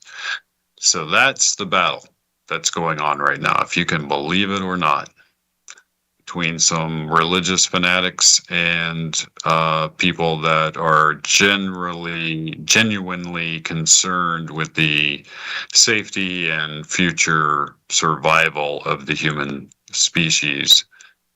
So, but, if you hold the belief that somebody's coming to save you at some point, then that gives you an excuse to do whatever you want, really. Doesn't matter. So, and that leads us down a number of rabbit holes, right? One of those rabbit holes, interestingly enough, is from Dr. Jacques Vallée and his exploration of the so-called Trinity case, right? And he published a book called Trinity. I highly recommend people read that, in which he talks about how there was a crash before Roswell, And that crash occurred at the Trinity test site for nuclear weapons. Now you have the Trinity nuclear explosion, followed by a UFO crash. Bodies and technology being recovered from that crash. Then, a scant time later, you have the 101st bomb wing in New Mexico. These were the guys that dropped the bomb on Hiroshima and Nagasaki, and they were stationed at Roswell. Correction, Jack. That was 509th Bomb Squadron, and I was part of that at one time. Oh, yeah, 509th. Good. So these guys were the guys. They had dropped the bomb. And you have yet another UFO crash near that nuclear base. Very, very interesting. And then we have a 1947 FBI memo saying that we damaged their world in our nuclear testing. And here you have crash sites near where we had done our nuclear testing. That math starts to add up. So, and even today, UFOs appear to be obsessed with our nuclear technology. They buzz all of our nuclear ships. They come up out of the ocean. They zoom into space. They come back down into the atmosphere. They go back into the ocean. And it's this constant in and out of the ocean that's led a lot of people to believe that it's possible that we have an entire alien civilization living under the waves of the world's oceans right now. A huge underwater civilization. Not a small one. I'm talking about cities underwater in the deepest recesses using technology we can't even imagine. And they come up out of the ocean all the time. USOs, there are more USO sightings than there are UFO sightings. They are buzzing our Navy ships nonstop. And all of this is leading a lot of people in the government to get really uncomfortable. And luckily, a lot of those people are pro-disclosure people.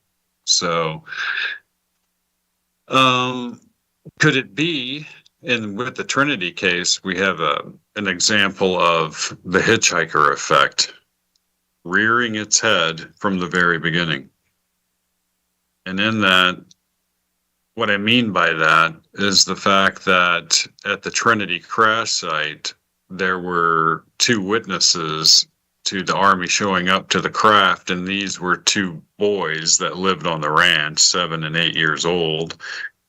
And back then, 7, 8 years old, you were riding horses already. If you lived on a ranch in rural New Mexico in like 1938, you know. So they actually were able to ride close enough to the crash site and hide in the rock cliffs nearby, watching the Army do its thing. And when the Army left, the craft was still there. They were going to get some flatbed or something, tried to come back and pick up this craft, and these two little boys snuck in through a crack in the craft and took a piece of equipment off the wall, right? And they take that back and they hide it. And years, decades later, Jose Padilla, his name is, would get that piece of UFO and actually give it to Dr. Jacques Vallée. That is in possession. What's interesting is that Jose Padilla, at one point had an alien abduction episode in which these little gray guys showed up looking for that piece of the craft. I guess my question is, and this is a good question, how did they know that Jose Padilla had that piece of metal. The Army didn't know it. The government didn't know it. How did the aliens know it? Much less know where to show up to find him in order to try to retrieve it. Luckily, it had been buried, and at that time was irretrievable. Interesting. And that's what UFO and paranormal investigators call high strangeness. And the weird thing is that high strangeness pops its ugly head up time and time and time again in the UFO phenomenon. What are we to make of that? And that leads us to the rabbit hole of alien abduction, right?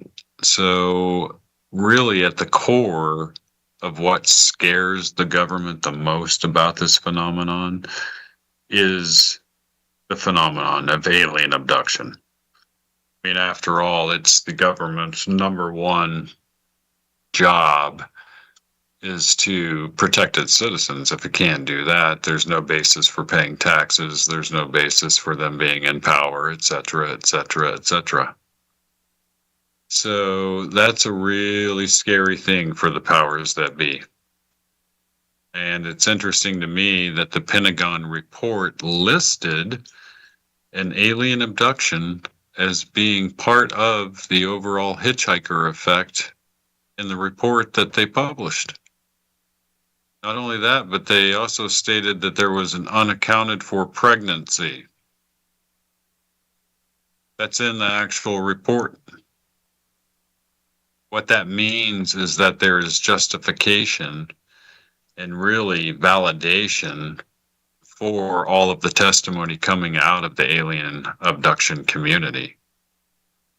What's even more dire, I guess, would be the fact that Dr. David M. Jacobs claims after 40 years of talking to abductees, hypnotizing them, listening to their testimony, and then matching up patterns that occurred over decades of time between individuals that had no contact with one another. The fact that the aliens have told numerous abductees that it took them 8 generations of hybrid clones in order to produce one that looked just like humans. And they would take them into a room and they'll flash these images on the wall. And it'll be like a group of people sitting at a picnic table at a park somewhere. And they'll telepathically ask all of the abductees in the room, because all of them report that there's numerous people in these rooms when this is happening. They'll ask them, can you tell the difference between them and us? And the people will, of course, say no. What do you mean a difference between them and us? They're all human. And then the aliens will say telepathically, soon we will all be together. Soon everyone will know their place. Well, that's great, except the fact that these hybrid beings that now look just like us and can integrate easily into our society are neurologically superior to the rest of the humans. In other words, imagine you had an ant colony and you were able to engineer ants to invade that colony, not to destroy it, but to integrate into it and then use its neurologic superiority in order to control it. That's what you're looking at. An end to all sort of free will in the human species. Imagine that you have beings embedded in places where they can utilize their neurologic superiority. And what I mean by that is they're able to control human emotion, thought, and action within a given distance, the same way they do with abductees. They do it through mental control. They do it through the fact that they have superior neurological processes in their brain that allow them to telepathically connect to a human brain and control it. That is neurologic superiority. And when you can do that, you can, in fact, control another species. That appears to be what's happening now. Is that at the core of why they're so afraid of disclosure? I think so.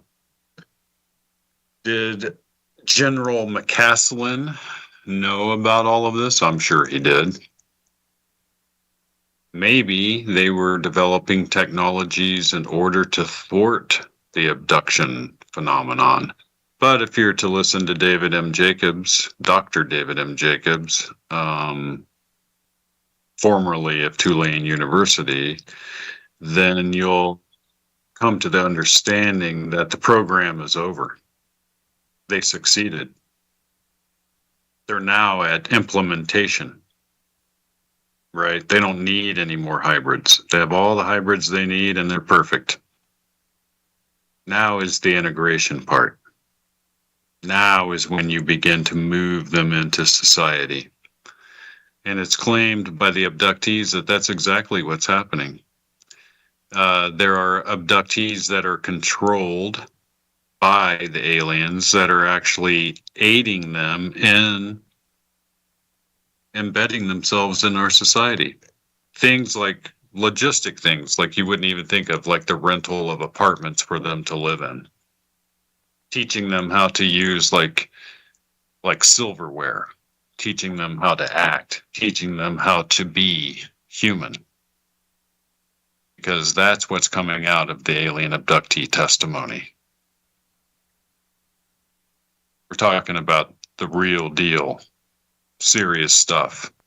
Some of these hybrids are actually security. And usually they're younger males living in apartments alone. And they have this neurologic superiority, and they're able to basically run security for these other hybrid alien beings that look completely human. An entire infrastructure, an entire ecosystem has been put into place for this to occur. Imagine the logistics alone of implementing a program like that on a planetary scale.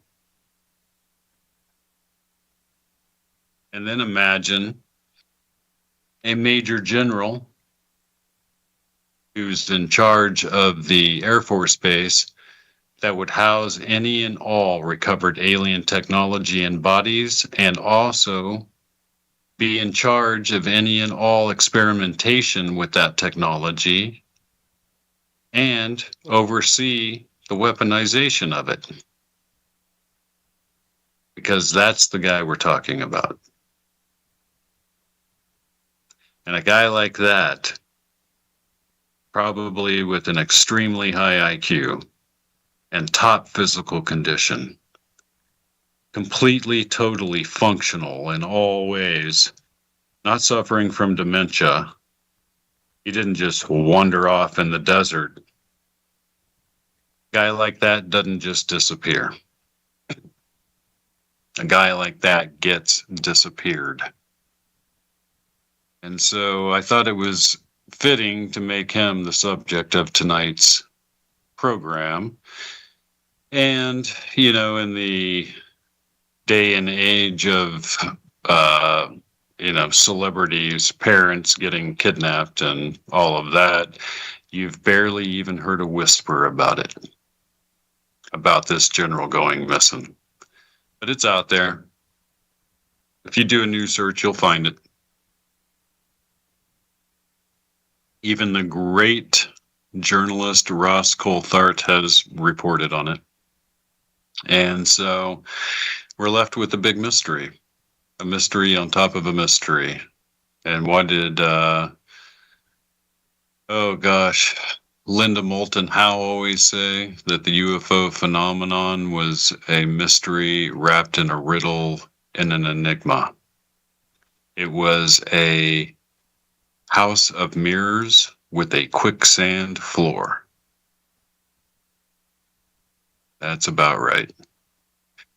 So, where do we go from here? Well, sci-fi world continues to emerge. There will be more leaks coming out from whistleblowers all through the UFO program. That coincides with hyperinflation, which you can, basically see is still taking place. You see it every time you go to the grocery store. It's just the way it is. It is expensive to live right now. So they better figure that out before the midterm elections, or we are in for a rough ride. So next week, we're going to be jumping down yet another fabulous architectural rabbit hole. That's what I like to do on this program. I like to explore and describe the architecture of the actual rabbit hole, because it's the architecture we can't change or get around. That just has to be dealt with. And so that fascinates me as a paranormal investigator. And we'll be covering some paranormal in the news I haven't done in a while. And I got like a stack of articles to share with you guys of paranormal in the news that's been hitting, and a little bit more encrypted corner. We're going to start bringing that back as a major part of the show, because got some cryptid work coming up. So anyway, join me next week, guys. We will be here broadcasting from our nuclear missile silo. And until then, I'll see you on the radio. Great show, Jack. Great show. Thanks. Let me get this going, and then I'll get, once I clear here, I got to let Zach know to take over on TMV. And then I'm going to head over to Miss Nancy. Beautiful. Tell Miss Nancy hello. I will. And we're at you next week. I'll get you those paintings and in that link. So sounds good. I'm off tomorrow, so I don't have anything scheduled. I don't have to be anywhere. I don't have to do anything. So tomorrow's a good day to get that kind of stuff done. All right. So. Let me get Nancy up and rolling. Alrighty, here bro. In just a minute, because if I take her too soon, then it cuts her short on her hour. Sure. You know what I'm saying? Sure. Mm-hmm. So, yeah, absolutely. That's really good. I can't wait to get those pictures from you, and the links too for the YouTube thing. Yep. I'll get that tomorrow too and get it set up. That'll be my major to-do. Appreciate that. And then once we get that up and out, we'll start running with it. Running like the devil. I was supposed to click that one off.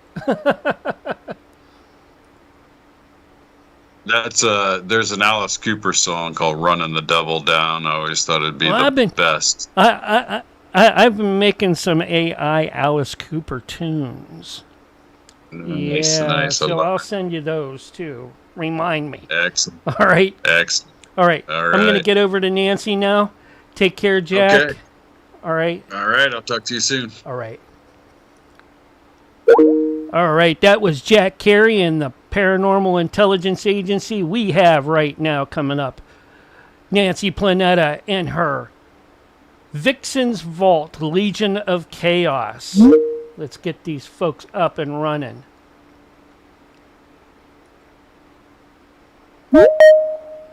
David Campione.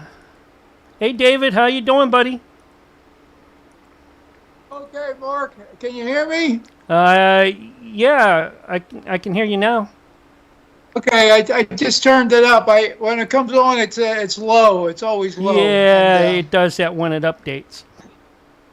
yeah, I know. So how you doing, Mark? You doing So okay? far, so good. Let me get Raph in here. I see Vicky's not. I don't think Vicky Vicky's not wants to gonna come in tonight. No.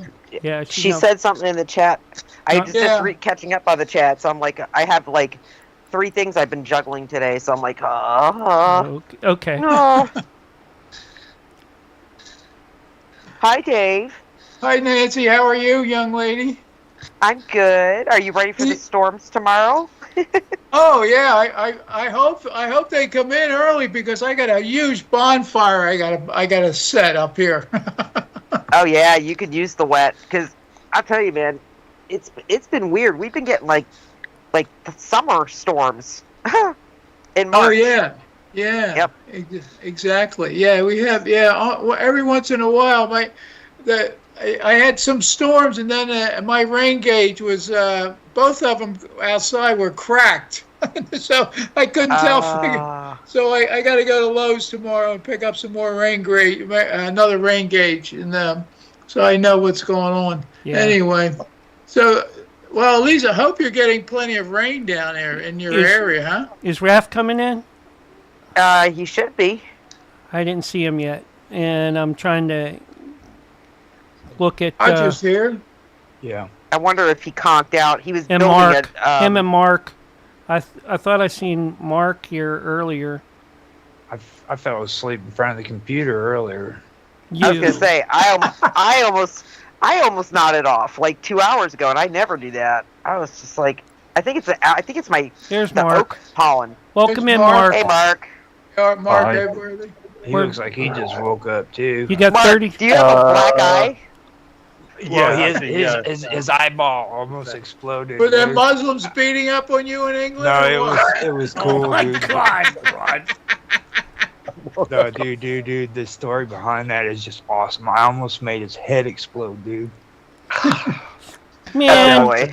you got to stay away from women who attack you, Mark. Anyways, here's your countdown, Nancy. 5, 4, 3, 2, 1, and you are live and on the radio side right now. And welcome everybody to the Vixen's Vault. Today's date is March the 11th, 2026. It is 9 p.m. Eastern Standard Time, and as we were coming on air, somebody had an emergency alert going off on their system. Oh, it was one of those missing kid ones. Amber Alert. What's up, Mark? Yeah. Just 1 point. Yes? You are in Eastern Daylight time now, not Eastern Standard. Yeah. Oh yeah, because we had daylight savings. Yeah. That's right. We had daylight savings last weekend, and I think it pissed everybody off in the continental United States because we lost an hour of sleep, and it sucked because we're not getting enough sleep as it is over here. That's right. So yeah, yay daylight savings! But it's funny because in Florida, like 4 or 5 years ago, they passed a law to do away with it. Yeah, we're waiting for it. I can't, but Dave, I can't get my head around how they can do that because of the way the growth seasons go and the way you have to harvest crops. If we're not setting the clock forward and moving it back, we're going to screw everything. Yeah.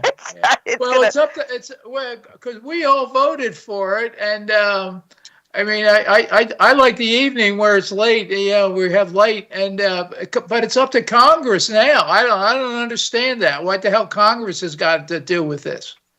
Probably because they would have to rearrange the school schedules for the kids. Yeah. All this stuff would have to come into play because, again, they base a lot of that around the time changing. Yeah, so, I was just going to say, we've had this argument in Britain before, and it's always the school sort of times that is always been major sort of sticking point. Yeah, I mean, because it's going to go one way or the other. Either the kids are going to be going to school in the dark, or they're going to be coming home from school in the dark. So it's like, Yeah, it's not really in today's day and age, probably not a good thing. Yeah. Just Yeah, gonna put that out no. there.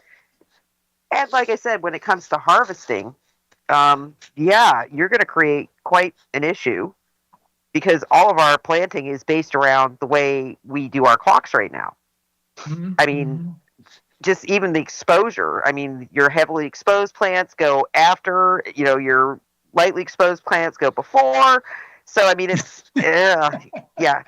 And just think what it's going to do to like the natural cycles of birth. That's going to be interesting too, because I mean, we're on our own with that, but animals, yeah, no, they do that by light and dark. And yeah, I could see why it was not a good idea. Hmm. Well, I was going to say it's not going to affect animals. I mean, animals don't go by human sort of time cycles. Well, and I think people in Florida voted for it simply because they're lazy and they don't want to fix their clocks. Because, but that's kind of we voted for that stuff so long ago. I know. We're all on technology now that does it for us. So it's like, Most clocks will use some sort of form of NTP now, won't they? Yep. Time protocol, so it doesn't really affect. Yep. I mean, literally, if you're up at, I was going to say, if you're up at 2 a.m. during either the fall back or spring forward, yeah, you're going to have a pleasant surprise when you look down at your phone because it's either going to be an hour. You either lost an hour or gained an hour somehow. And I know because I am that idiot that has been looking at my phone when that happened, and I'm like, oh, look at that. It just automatically skipped a whole hour. Isn't that fun? Thankfully, that means I've got we started, as far as I'm concerned, an hour earlier tonight. So because obviously Britain doesn't change its time until. Oh, is that right? Yeah. Oh, yep. okay. Yep. They're at a different date than we are. That's right. You're ahead of us. Yeah. We're kind of all. I mean, they always say our date is this every year. It's the same time. No, it's not. It's all over the place. I mean, I hate when they say that because it's like, God, that's like saying there's only 11 million illegal immigrants in the country. How many times can you say that and just pray it's true? It's not. Talking of dates, actually, it's funny. I went down to my local supermarket the other day, and I saw all these Easter eggs on show. So I just asked the there was a shelf stacker just stacking shelves, and I asked him when is Easter, when does Easter fall on, because it changes every single year. Right. Yeah, so we both worked there for 5 April minutes. 5th. I believe Easter is April 5th because we have because we have a comet that's supposed to be visible that weekend. Right. More That's specifically right. on the 4th. That would be on April 4th. And I am taking bets that NASA's going to try to send Artemis 2 up that week of Easter. I'm telling you right now, dude, I'm just going by, literally, I'm going by patterns. And I'm like looking at it going, yeah. That's they got nothing but problems with. I wouldn't get in that damn spaceship. But it's like, I don't know if I'd get in any of them. To be very honest with you, think about that. I have a hard time getting in a plane and letting a pilot fly me. So I can't imagine getting in something that's going to rocket through the atmosphere, push me out, and then, oh wait, you risk burning to death if the heat shields aren't in place when you're coming back down again. Oh, that's a fun thought. Gee, let's think about that. I mean, you forget, I live in Florida, so do you, Dave. I was here when the Challenger blew. I mean, I was actually there because my dad worked on that. And then, of course, the Columbia, my dad had worked on the Columbia too. And we were actually out, I think I told you the story, we were out for the Gasparilla Boat Parade in Tampa Bay. It was the same day. And we were literally right behind the Bounty, the big, the tall ship, the Bounty. Yeah. Basically, we're using the grappling hooks to like push off the Bounty. And all of a sudden, the TV upstairs, it's like my brother-in-law's like, everybody, hey, the shuttle's coming in. You can see it on the TV. And it was supposed to land in Florida. And as it was coming over Texas, they were coming down through the atmosphere, and they go into their, I think it's a minute 30 seconds of darkness, where there's no radio comms, and they never came back on. No way. Oh yeah, I just remember, I think we watched for like 40 minutes. My dad's beeper went off. Oh my God, it had to be like 5 minutes after like there was radio silence. My dad's beeper started going off, and he's like looking at my brother-in-law going, how fast can you get this boat to shore? And this is like, I mean, my sister and brother-in-law's boat was a 72-foot Hatteras sport fish. It's a yacht. Oh my God. Oh yeah. Beauty. That's a beautiful boat. Oh my Oh God. yeah. So you got to think about trying to spin that thing in a bay full of boats, literally full of boats. Like literally, it's like traffic on the interstate in the bay on Gasparilla, and everybody's throwing beads. So you're getting whaled in the head with beads as you're it's madness. It is madness. But like I said, I have distinctive memories of the events because my father worked for the program. And, when Challenger went, I will never forget the way that happened. I'll never forget the way the crew cabin jettisoned off. And the weird part was you're standing below looking up and you could see the actual difference in the contrail. It wasn't a contrail at that point, actually. Right.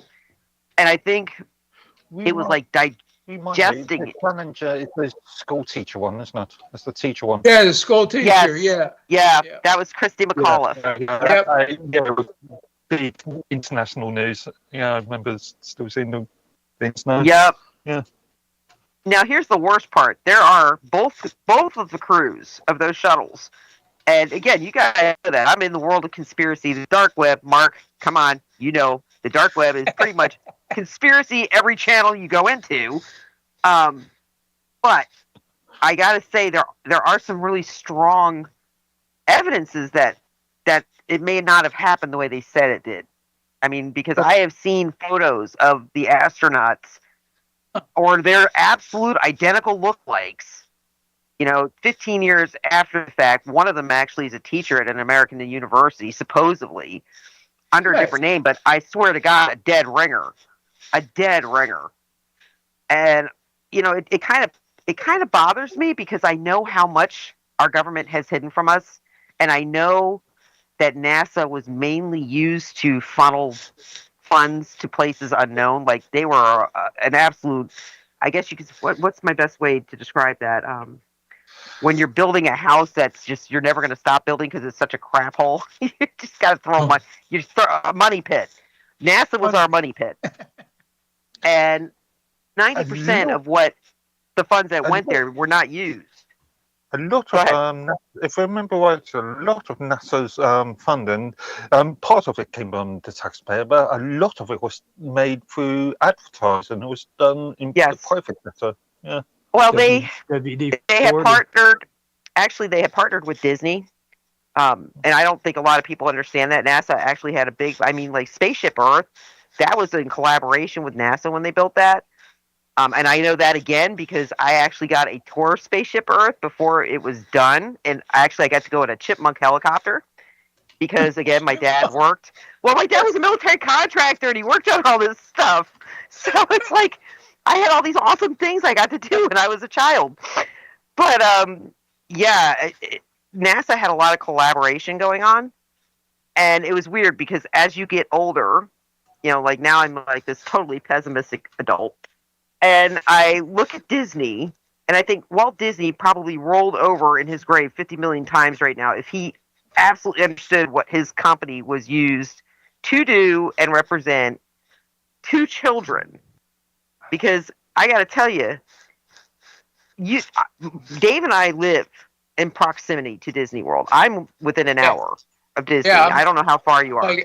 I'm like an hour and a half, something like hour and 45 minutes, depending on traffic, And I got to tell you, especially in the last year, we've had a tremendous amount of pedophilia arrests down here and trafficking, child trafficking arrests. And every time there is an arrest, there are multiple Disney employees that are arrested. Every single damn time. And it bothers the snot out of me because there's always been rumors. In fact, I stopped taking my kids to Disney when they were little because I was like, yeah, no, this is not good. They'll Right down to, disappear.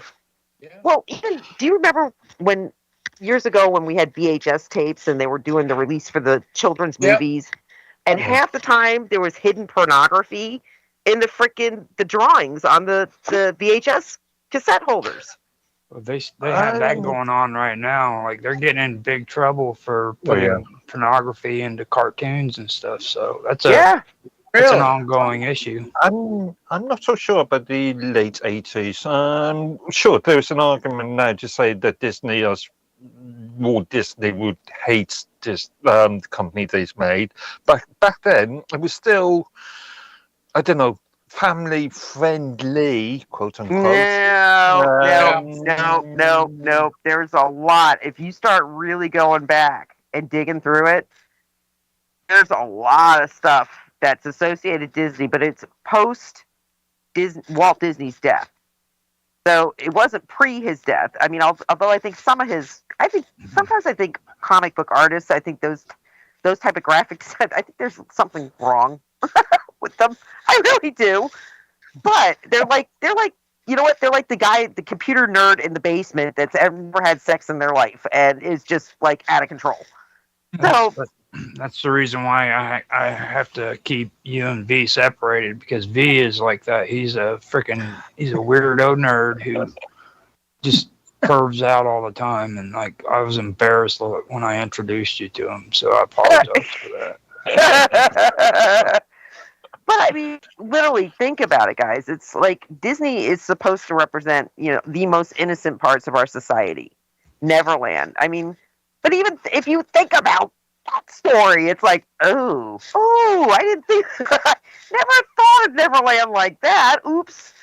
I mean, but again, even the cruise lines, that was one of the big things that when that occurred, you all remember, I think it was Hurricane Maria when it hit the Bahamas.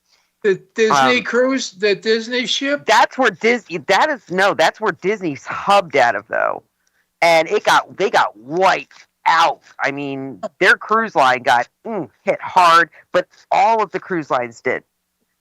But Disney seemed to get hit the hardest. But one of the things that at that time was a rumor, and again, Anons were actually going nuts digging this stuff up because it was, I think, revolting because a lot of us have kids and grandkids. And some of the information that was coming up was that, those cruise ships were being used to traffic children in and out of the Caribbean. But think about it. What better way to do it than right in front of somebody's face? It's a perfect way to do it. And it's like, who's going to suspect? It's a cruise full of children. So, again, there would also be parents on there as well, wouldn't there? Yeah, on there. In a perfect world, but that was kind of like President Biden and all the people who hated Trump the first time around, who were screaming about all the children with their families and let them in. Oh, these poor families. And come to find out that not even, I think it was such a small number that were actually accompanied by their parents. Almost all of them were being trafficked. And now we're actually retrieving them. Are you talking about the Hades incident? Oh, God, no, that was Hillary. That was the earthquake orphans. Yeah. Oh, my God. Yeah. That was horrible. They actually, when they couldn't find people here in the United States, in Florida, they started shipping them off to Europe for European families.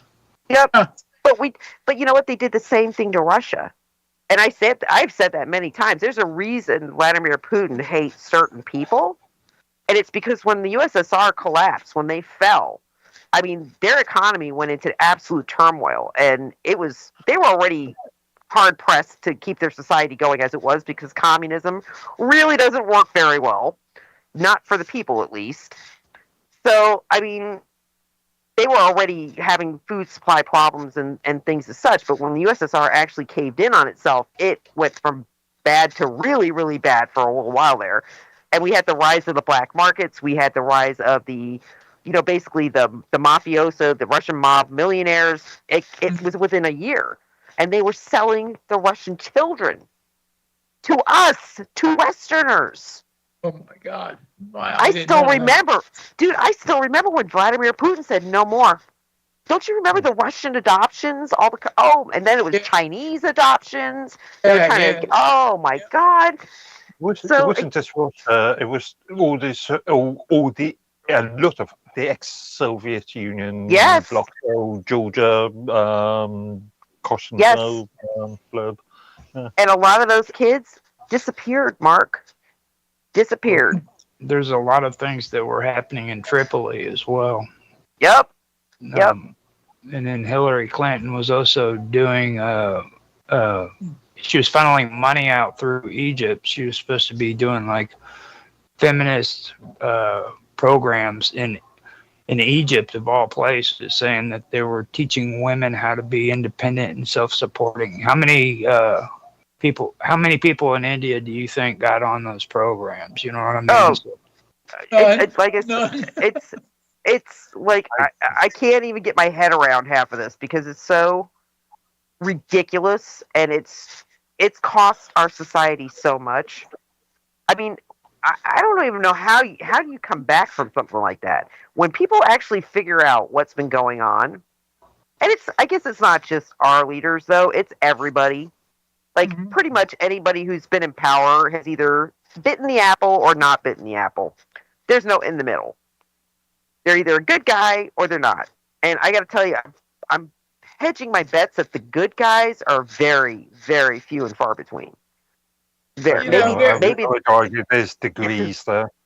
Yeah, I would argue that there are degrees of goodness and degrees. badness. I say degrees, yes, but Mark, no matter how you flip it, once you're in government, whether you're a good guy or a bad guy, you are aware of what's happening. Get dirty real quick. You have to be an idiot to not see. If we can see it, and we're not in government, yeah. Have you seen the current UK government? Yeah. Oh, well, yeah. Okay. Well, we're not talking about your government because they don't count right now. Just saying. Yeah, they don't. They don't.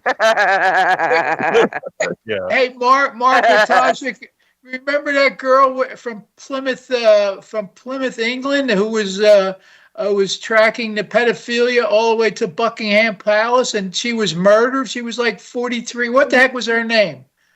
I can't Do you remember. I can't remember. Yeah, she was only like 42, 43 years old, and they killed her. Yeah. They still haven't explained to us who the naked guy was that was hanging outside Buckingham Palace. Do you guys remember that? He was literally hanging. Was it the prince, Mark? Was it one of the princes?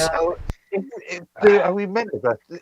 I think there was charges press. There was, and I'll have to do some research on this. But I think there was a trial. Literally, I'm like, who was hanging out of the window? It's all about the Buckingham Palace guards, dude. Like you got to get those guys to react. So what he did is he wanted to go up there butt naked to see if he could get them to react, and it didn't happen. Wasn't there a thing about, if I remember correctly, some nutter wearing a Batman suit? Oh yeah, yeah. That would have been Beverly Froggatt, Mark. Oh yeah. She passed away. Yeah. Yeah, they murdered her. They took her out because she was on the trail right up to Buckingham Palace where all the pedophilia was going on, and they took her out from Plymouth, England. Again, allegedly. That reminds me of, over the last month, do you guys know who Catherine Austin Fitz is? Raphael talks about her all the time. Oh, yeah, Catherine Fitz, yeah. Yep. She has been, blowing the horn big time about the underground cities built by the elite. And every time she talks, and she's been, hitting that hard. And just basically telling people that, you know what, the taxpayer was robbed. They took billions upon billions upon billions of dollars, and they invested in building these huge underground cities. They're all interconnected across the continental United States. And I'm like, holy echo of Phil Schneider. I'm like, and that man died telling us that. They took him out just like they took out Serge Manasse. And it's like he was telling everybody that there were underground cities, that he was telling people where the tunnels were and for the entrances. And he basically said they have electromagnetic, reverse magnetic train systems that are underground, and they interconnect everything. If that's true, then there would be a paper trail somewhere. After all, No. people employ contractors. Have you heard of the Denver airport by any chance? Yeah, I right? heard about Yeah. that. Yeah. Yeah, I mean, you it's gotta so look into eerie. that. It's so eerie that when you go into the freaking airport, they have these what do they call those paintings that are up on the wall, the mirage or Murals. murals, yeah. and they're just so warped and demented, it freaking just sends chills up your back, man. Wow. It's not art, put it that way. They say, Yeah. oh, it's art. It's like, that's like saying naked children getting dibbled by adults is art, and they tried that for decades. I mean, there was heavy-duty pedophilic art being auctioned for decades, and nobody could stop it because they kept saying, it's our First Amendment right. Oh, yeah, no. No, and no. That's where that all started, was through art. That's always, Rafi will tell you that because he worked in government. And he did investigations into that, where that is one of the number one ways they launder dirty money, is through art sales. So, because there's no real tracker on it. That's But, why all right, Hunter, guys. that's I was why gonna Hunter say- Biden was involved with it. Yes, The art yes. sales. I know. As soon as he let me sell my art, I was like, oh my God, that really? All right, guys, hang in there, though. I got to take us out for our first break of the night. We will be back with more of the Vixen's Vault in just a few moments. Wobbly in the kick chat. Hey, He said it was you out there running around in front of the palace, Nancy. Was he? No. And I said, well, I have only one weather girl, and that's you, Nancy. I said, whether she does or whether she doesn't, it's up to her. Whether she does or whether she doesn't. I got to tell you, Wobbly, there's no bump between my legs. Okay? No, I am a definite female. I would, and there was a definite bump between that man's legs as he was hanging. I would run naked through Buckingham Palace. I would do it, and I would freaking sing like some cool freaking song while I was doing it. Some You know what, English Roger? song. That's one of think the you side would. effects of totem pole, Roger. So you could say that you had taken some of that. Yeah, totem pole. Remember, the guards still carry bayonets. Oh, they'll cut it off, huh? Damn. I would tell you guys a short little advertisement for Totem Pole, but Mark said that we can't be soliciting on the show. That's right. Can't solicit on the show. Yeah, unless Let's get ready to unless rumble. Nancy does it and she's getting paid for it. All right, we can't do it. Yeah, which I'm All right. not. That's how this works, Roger. All right. Can I So, tell are you you a paying for? breaking Are story? you paying her for that? I'm Can I- sure you can I- don't have enough Minds tokens to send to her. Can I tell you guys another breaking story, though? There's an important breaking story that's out. No, there's no breaking story Yes, about your it's new. about No. The Department of Coincidences The announced budget Department of cuts. Coincidence, my ass. All right. Oh, damn. Ooh. Breaking. What? Breaking news. Head of the Mossad, David Barnea, taken out by Iranian strike. Mossad headquarters targeted. Reports are Oh, is flooding that in. right? David Barnea, the head of Mossad, has been targeted and killed in a precision Iranian strike minutes ago. Uh-oh. Oh, boy. You know what gets me about all that, though?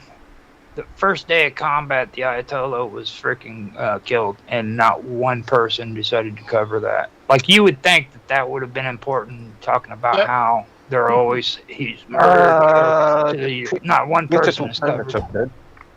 Well, I here's mean, the also, Like QC, as an example. Wobbly says, They're "Will all- she or does she?" And my reply is going to be, "Tune in to find out more." really? Keep Thanks, tuned Mark. in to find Thanks out a more. lot. All right. Oh, my God. Well, Oh boy. it's your Oh, Legion boy. of Chaos.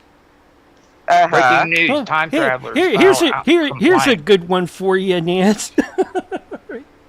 I have Debbie Perkins every other Friday. So Uh-huh. yeah, and Deb doesn't want to do the full 2 hours. So I guess she wants to do a 1 hour show instead of a 2. So she got Yeah. Willie Gibson to come in. I'm thinking, oh, Willie's going to be her co-host. Oh no, Oh, it's a totally wrong separate Willie. show. I'm like, oh, whoa. I can't take another show on. I said, he can be your co-host, but, I'm not going to do another show. Yeah, but I thought this guy Willie was a Native American. He Mark. is. He is. Willie Windtalker Gibson. Wait. got 30 So seconds. wait. So she brought in a whole other show on her show? Yeah. Well, she's taken 1 hour off of her 2 hour show. Anyways, here's Oh your my countdown. God. We'll talk more about it on the next break. Oh my God. 5, 4, 3, 2, 1. And you are back live and on the radio side once again right now. 9:29 p.m. Eastern. Well, what are we? Daylight time? Daylight Welcome time. back. Welcome back to the Vixen's Vault. Today's date is March the 11th, 2026. We are zipping through March faster. You could say faster than the speed of light because it really is puffing at this point. But when we were on break, we talked about a couple things, and I actually announced on air I just got a bulletin through that it looks like the head of the Mossad just got taken out by Iran, which that's going to be very interesting if it's true. Yeah, they're saying, actually now it's saying, yep, that's the third, I've just seen it for a third time now. Wow. So that's going to kick things up, but I got to tell y'all, again, I have friends over in Iran, and they're Christians, by the way. But, yeah, see, the way what we're being told is happening by Israel is really not kind of how it's going. I can tell you Israel's getting the snot kicked out of it. And most of the missiles now that are being lobbed at them are actually getting through. And I'm kind of laughing because I'm like, y'all deserve that so much right now because they kind of started this. And I know everybody's going to tell me I'm wrong with that. You're wrong. They didn't start it. No, they did start it. They really did. Fear of a nuclear program, that was the same exact crap that took us into Iraq. Yep. And it turned out to be a big old nothing burger. Mm-hmm. And, they did the same thing here with Iran. And you actually have our American politicians actually countermanding themselves. Like Ted Cruz telling you, oh, they're minutes away from nuclear missiles. And then he does a public address saying, well, we couldn't really prove that. I mean, we thought. What? Two now things you got... on that. Two things on that. You could make an argument that stretches way back to Reagan. I mean, back in the late 80s, there was all this fear. But also, the argument is that Iran has or had at least enough, what was it, 60% sufficient of nuclear material. Refined nuclear material. Yeah. Yes. And in World War II, the US in Nagasaki and Hiroshima used bombs, atom bombs that had 80% nuclear material. So arguably that Iran is fairly close to creating a warhead. But arguably also, Mark, you know what? Israel has had it since the 1960s. And Israel loves to threaten people with it. And I got to tell you. One thing threat, and there's one and another thing to do. I mean, dude, they're bombing Lebanon. Okay, but they lie about what they do. Because currently they are bombing Lebanon with phosphorus, which is a war crime. Oh, no way. Really? They're using phosphorus?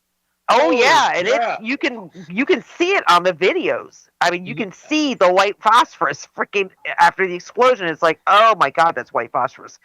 And they're getting accused of it. No, we didn't. No, we didn't. Oh, by the way, nobody's allowed to film. If you get caught filming, it's 5 years in jail. That is what's going on in Israel right now. The entire question about the sort of ministry, the news reporting of it. But when you say war crime, are you not playing a game of realpolitik there? Because no, not when it comes to, dude, that would be like using Agent Orange. Well, you cannot use white phosphorus.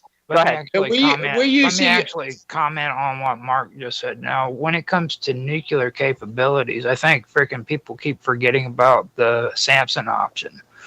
Yep. Israel has no right to judge anybody on their nuclear capabilities because they kept Vanunu in prison for well over 30 years because he came public with it and told them straight up that he was doing nuclear research for Israel. Okay. Yep. And the United States turned a blind eye. And that's the thing that's going on with things like that. When it comes to them doing wrongdoings and stuff, and Nancy was talking about Iran or Iraq. Believe it or not, Iraq was actually coined as freaking a conspiracy called the Red Herring. All right, the United States freaking said there was weapons of mass destruction, and they sent our own troops out on freaking worthless missions to their death so that they could try to keep the scam going that there was weapons of mass destruction when they knew there wasn't anything at those locations. Yep. Okay. Wait. Now this is updating again. Wait, sorry guys, hate to interrupt, but I'm getting another update now saying that now you're starting to have different Israeli people being interviewed saying that they think Benjamin Netanyahu got taken out in the same strike. Oh boy! Wow. They'll nuke Iran if they did. We'll have to wait until it gets confirmed. You know what? I'm kind of still on the fence as to whether or not he actually stayed in Israel, because he doesn't hit me as the ultra brave type of person, and I know the Wing of Zion is in Germany.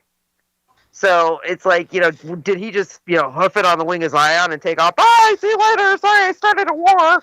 I mean, because I have to tell you that I have seen the videos coming out of Israel, the ones that are making it out, and the Israeli people are protesting Bibi big time because they are not happy about this. And I know I've seen films coming out of New York where the Jews in New York are burning the Israeli flag because they are not happy with what's going on right now. Yeah. But again, here's Bibi. He doesn't know when he's, I know they always say Donald Trump doesn't know when to shut up, but I think Donald Trump says exactly what he needs to say, exactly when he needs to say it, and exactly how he needs to say it, because he pisses people off with what he says. That's right. And it's going to go one way or the other.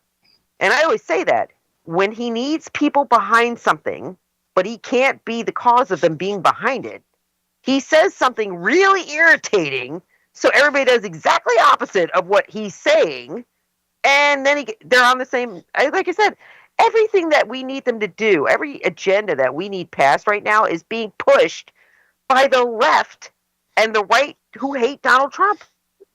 It's freaking awesome because the Anons have been pushing this shit for 10 years. It's kind of nice to sit back and see the other side get played into pushing the same shit. Please do. Because I don't care how it gets done. I don't care if you hate Trump while we're getting it done. Just get the shit done. That's my message to the people. You know what? American people, for you to figure out this shit was wrong simply because you hate Donald Trump, that's pretty messed up. You need to go look in the mirror and do a self-check a little bit. Because this shit's been going on for a long time. Well before Donald Trump came into power. But man, his big mouth is certainly drawing attention to it. So, again, I see it as a huge game of reverse psychology. I know a lot of people disagree with me, but I'm not wrong in the fact that every agenda that the Anons have been pounding on for 10 years is manifesting. And it's not because the Anons are pounding on it. It's because the left and basically the right who are disenfranchised are calling it out because they're pissed at Donald. So be pissed at Donald. Good. Don't care. I don't even care if you actually take the man out of office. I don't care. As long as these things get taken care of.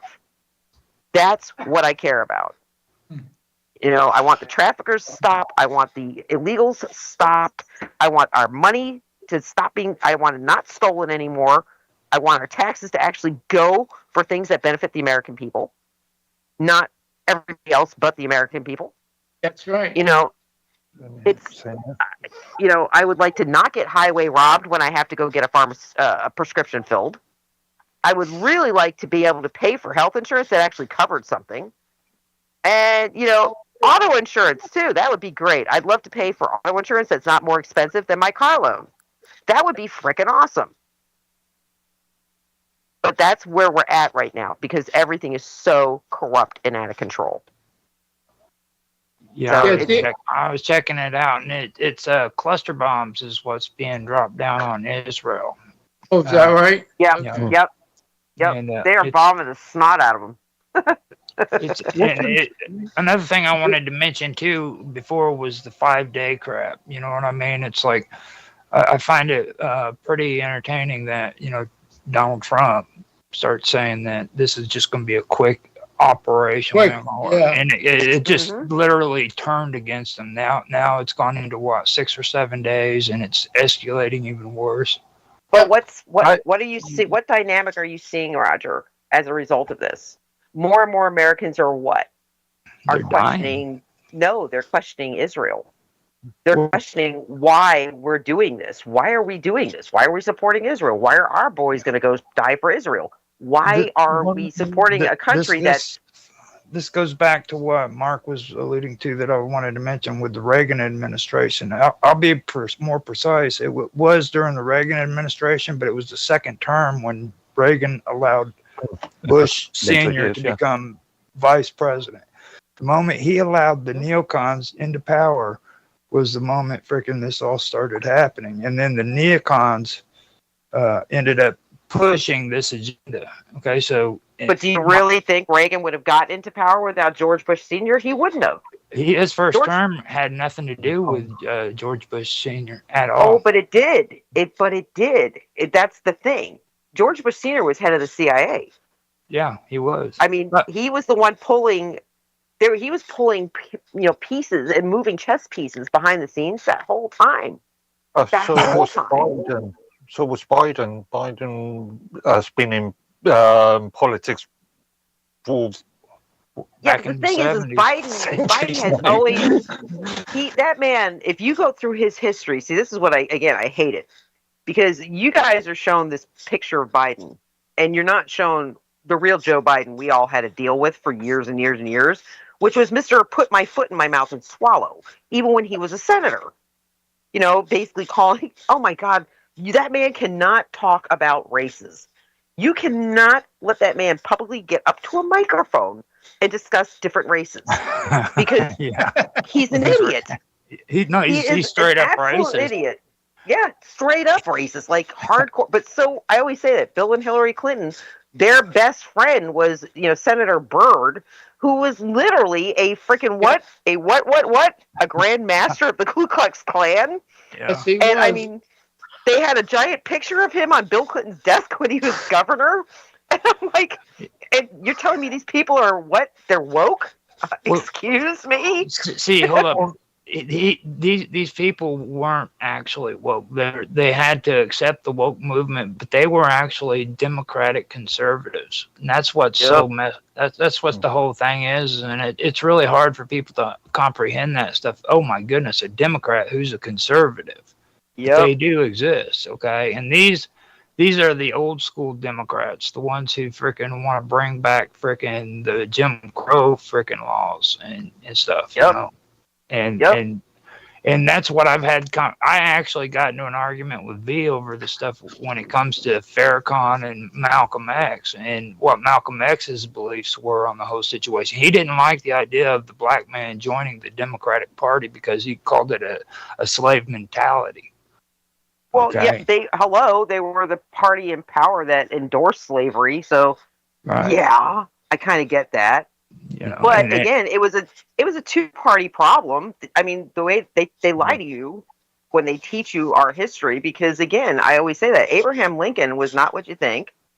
He was not a white supremacist the way we define a white supremacist, not currently, because back in that day, the way he thought was actually, even though he didn't think the way we do. We see black people as equal. They're human, just like we are. They bleed just like we do. I mean, and most, I got to tell you, they've done incredible job. I mean, some of the smartest people I know right now are black, and I am not joking. Like geniuses. So they have come, given what they were up against, they have come a long way, and should be very proud of themselves. But no, we have a Democrat system that keeps them on welfare, keeps them in the hood, keeps them from being able to grow into what they could be, because they don't feel like they can. They can't escape the poverty. But again, Abraham Lincoln, no, dude, his game plan at the end of the Civil War, and I always say this is in the Library of Congress. You can go read it. It's in the presidential papers. His game plan was to gather up all the black people and send them to Panama, because he did not think that the black and the white people could ever live in harmony, because the white man was superior. It's no joke. He wrote that stuff himself. Did he think they should be slaves? No. But did he think they should be equal to a white man? No, he did not. Pretty simple. Yeah, I see your point. I just want to go back, rewind a bit and go back to the Iranian issue. I'm not even going to talk about Starmer and his flip-flopping over this, because that's a story altogether. But Trump said, what was it, a couple of days ago, last week, that the war is over, or earlier, yes, last week, no, the war is over. But as far as I can see, there was no objectives made. But you know what? If you're following some of the stuff that's occurring, like, okay, so the Straits of Hormuz, again, you have to watch everything that's going on. It kind of makes it fun for me because it's like a game. But all right, so the week before, right as the war was starting, what does Trump do? Trump comes up with this alternative to Lloyd's of London, right? And he does all this. He starts insuring, like he offers all this insurance to these vessels in the Straits of Hormuz, and the ones that didn't accept are still obviously under Lloyd's of London. Well, guess who's getting their asses kicked right now because of the Straits of Hormuz being closed? Lloyd's of London. And I keep saying he's taking out the financial system. Under the guise of war, he is destroying the financial system to rebuild it. He has to, because what is there is completely corrupt and sucks. To be very honest with you. On that one. Well, I'm actually starting to talk about De Beers. I'm actually starting to talk about De Beers and their involvement in a lot of stuff too, coming out of Africa. So that doesn't really. Yeah, but I see a wider picture in this. That doesn't This surprise isn't me. going Is to all I'm affect the saying. US so much because US has got their own gas and oil supplies. But in Europe, if this war carries on, then there's a possibility that in a couple of months' time that Turkey will get involved. Well, your country's going to take the blunt end of all of it too, because like with Desert Storm, how many British soldiers actually suffered PTSD because of it? It's like, and that's what the United States does. We send you guys as cannon fodder while we sit back. Here's the fun, guys. Here's the fun thing, and y'all are going to hate me for saying this, and Vicky's probably, if she's listening, she's going to cheer that I'm going to say this. Back in 2018, multiple drops from Q to watch Turkey. And we've always said, the Anons always say that, keep an eye on Turkey. Watch Turkey, keep an eye on Turkey. Why? Because Erdogan had an axe to grind with the Obama administration and the administrations that came before. Why? Because, I don't know, we may have been responsible for a coup that almost overthrew him. And basically, he took over Increlink Air Force Base, which is a nuclear base, to fight that coup off. And so I've always said, he's got an axe to grind with the deep state. Big time. You got to keep an eye on him. I just want to go further on my theory, because that's on a partial thing. If this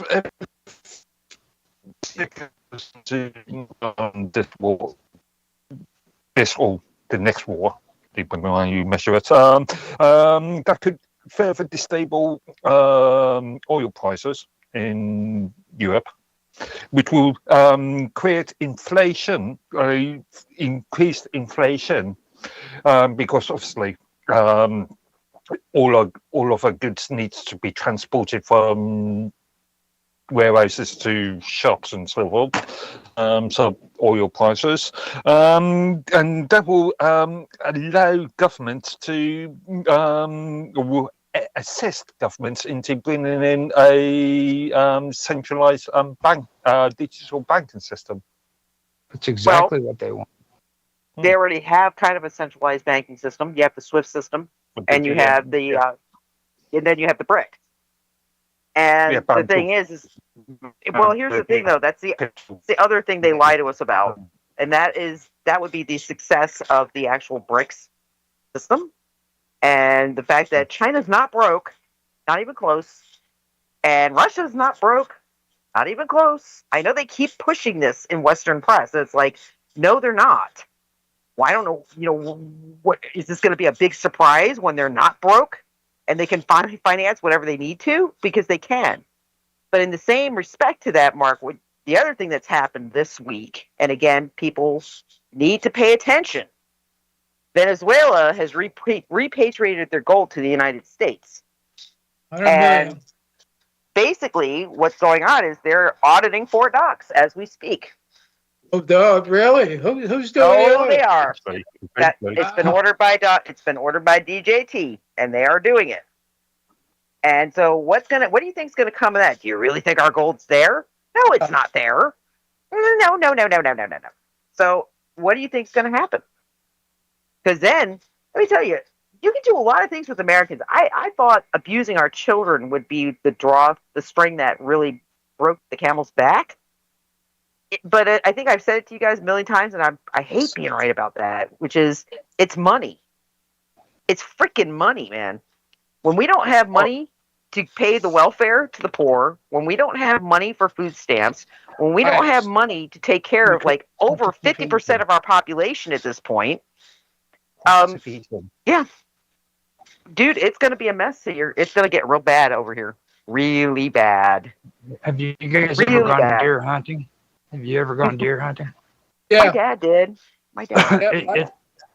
And when you go deer hunting, you have to learn how to smell and figure out the smell of deer urine, and you have to put your hand down in the freaking deer poop to see how far away they've been, so that you can track them. Okay. Oh, we bait them. Yeah. Well, baiting is against the law. Am I talking to a bunch of bachelors who never had to change a baby's diaper before? Because let me tell you something.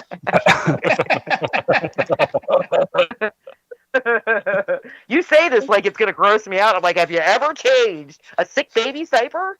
Because, yeah. Let me tell you, those are smells and feels that you will never forget. Ever. It will haunt you. A lot of this, in my opinion, it goes back to the whole thing that happened with De Beers and Cecil Rose. And you take a look at the way things happened when we were having oil problems during George Bush Jr.'s reign. And what he wanted to do is he wanted to set up new agreements with Congo for freaking oil, okay? And if you remember at that time, that was when a lot of problems was happening in Venezuela.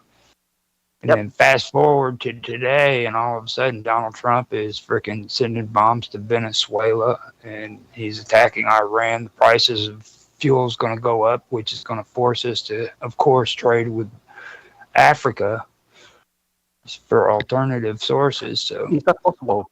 That's a it's signature it's a signature neoconservative claim. Sub-Saharan Africa, in effect, you're trading with China at this point. Whatever, dude. It's a classic neoconservative freaking tactic, dude. That's what it is. He's finally come out of his sheep's clothing, and you're seeing the neoconservative emerge out of Donald Trump. Oh, I think Donald Trump was always a neoconservative. I mean, he's a businessman. Almost. I mean, that's why I laugh with the Democrats with their. I mean, they have more millionaires and billionaires in Congress than the Republicans do, and it's like, to get to that point, you know, you're conservative. You have to be, because why? Keynesian economics do not work. That's why you lose money with Keynesian economics. And Keynesian is how Democrats say they do their economics. Well, it doesn't work. So it's like, okay. So it's all it is it's like playing, I guess, almost like playing charades. You know, guess what I am today? Let me act this way, because they're all the same.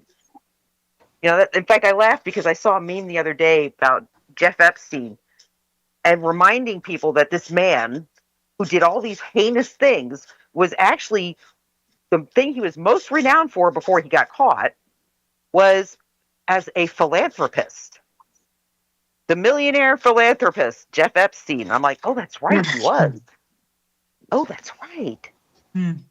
Well, let's remember the colleges and universities. That's how he got his reputation for being a philanthropist. I've already discussed this with you. He was a freaking pervert. He was obsessed with dominating women, so he actually got involved in research on how to dominate people, how to control them. Yep. Oh, God, he was using Zorro Ranch as his own breeding field. But with that, guys, I got to take us out to our long break. Folks, we'll return with the VIXEN'S Vault after the long break in just a few minutes, and I think Raphael has joined us, so hopefully we'll have him when we come back from break. We'll be back in just a few moments. All right. I just wanted to make sure you didn't run out of time. Nope.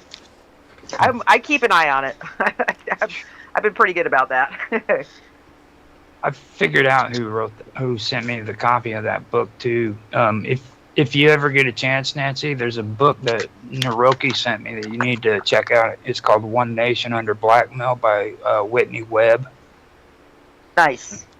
I've been reading that thing, man. That is an awesome freaking book. It talks about World War II and how we allowed organized crime into the United States. Well, I think actually that started with World War One. Well, to be honest with you. Yeah, I was thinking the up to, let's say, the 20s, the sort of mafia. That's World War II. Yeah, been especially during the 20s, hence why the federal government actually stepped down on this. And that's another argument why they stopped mass immigration of Italians into the US in the 20s. I doubt that. I doubt that, because like the whole organized crime coming in the United States happened as a movement against the Nazis. Whenever the Nazis and the Italians I'm going to were let this room run out, Nancy. All right. I hear you. Because from what I'm reading on it too, it was all deep government involvement when it come to World War II, and they were hand in hand with the organized crime over in freaking Italy, like you wouldn't believe. It's a really good book. So I mean, yeah, and it all ties back to the Pope. It really does. Well, the Pope actually, the Vatican, not the Pope, but the Vatican goes all the way back to our Revolutionary War. I mean, if you really start digging through some files and some research during the Revolutionary War, the Vatican was running the show, man, in a huge way.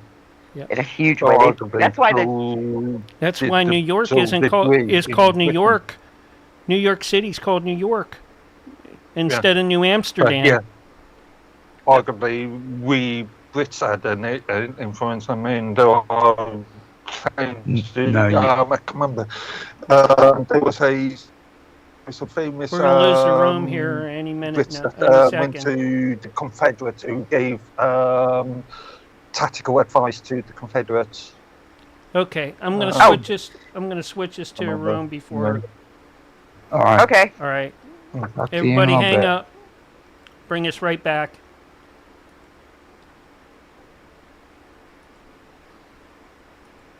All right, that was hour 1 of the Vixen's Vault. Coming up is hour 2 to close it out.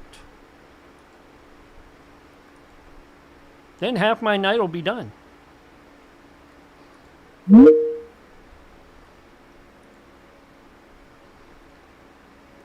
Hey, David.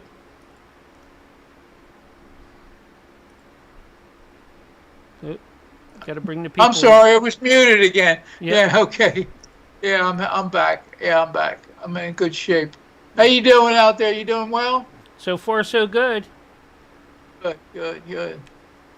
Amazing Spider-Man now. Oh, wow, cool. And That's a cool Godzilla poster. right next to him. Yeah. Oh, wow. I didn't know you had those. I was wondering what they were because I just had a full picture of your office there. Wow. Yeah. Neat. That's a I'll good turn Are the they idea. camera- originals, I'll turn the or- camera later on and show you guys what Nancy and Raph got me for that. The Con? Yeah, the Comic-Con that time. Yeah. See, that's why I was telling Sonya about whenever with Leak Project. That's the one smart thing he does, dude, is he puts all of his comics and everything back in the background to where the viewers can see it. See? You know what I mean? Yeah. Look. I'm going to take it up here. I don't know if you can see them too well. Oh, that's And nice. There's not that one, but Vampirella. Can't really see White Widow in the middle. And then there's is that the another whole comic Vampirella book or just Hey, way Mark. over on the other Mark. side. is that just a poster or the whole comic book? No. Those are prints, cover prints. Oh, okay. Yep. Yeah, before they took and put the logos and that on them. Yep. Yeah. Yep. Mark, Yep. yeah, how many times did you try to add Rafi into the chat? Like before? 3 or 4 When we were times trying now, to- and yeah, he drops. 3 or 4 times he tried to add you. Yeah, I know. He said you keep dropping. I don't know. Huh. Even on. Tell him to I wasn't even restart. He logged probably in. has to. If he He said restarts, you might need to. he probably he has said to you may have to update. restart. You couldn't tell me? No, because he only gave me like 2 minutes before we had to go on air. We did literally just jumped on and we had the countdown. Huh. Oh God.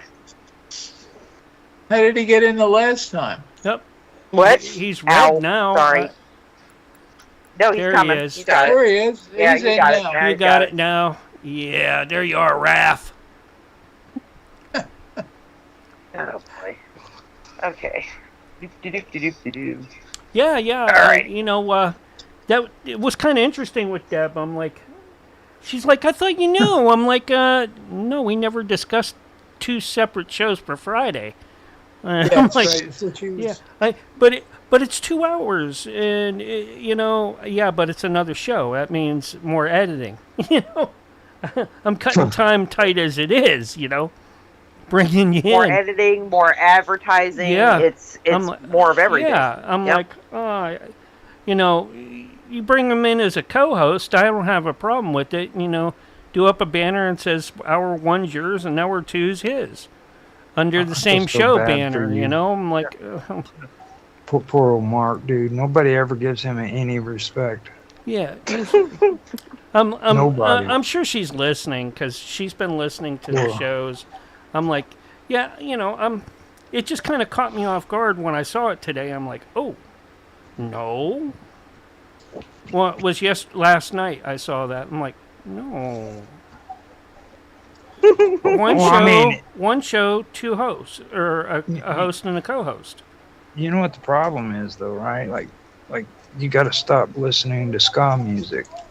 No. Ska no. music. I love People ska. Oh. People don't take you serious when you Yeah. listen to ska. Hold on here.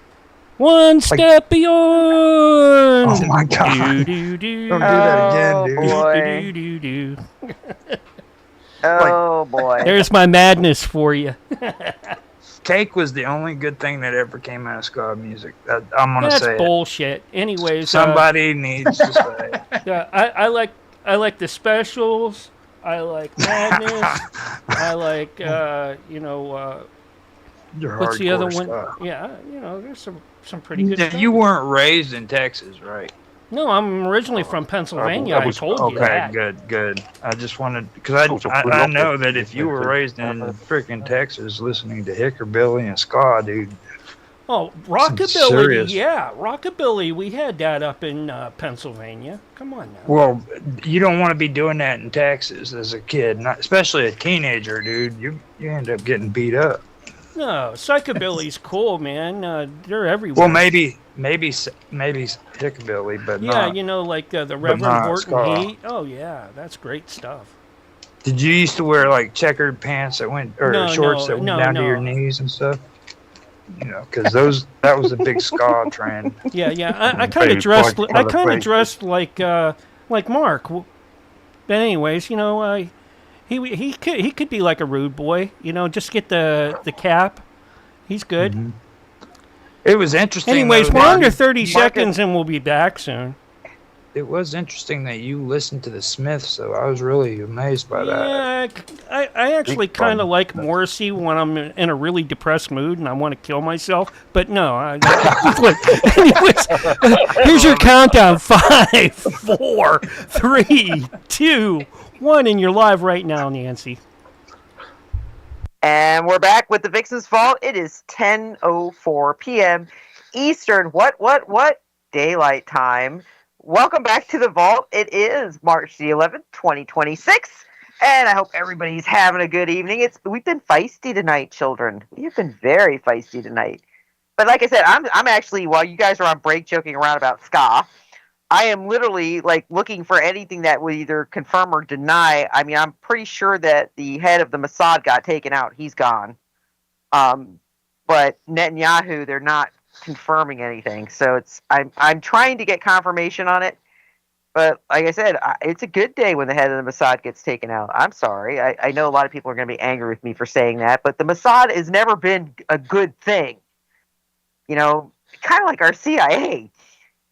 Just not a good organization. I knew one of the agents. His name was Brax Fire Axe.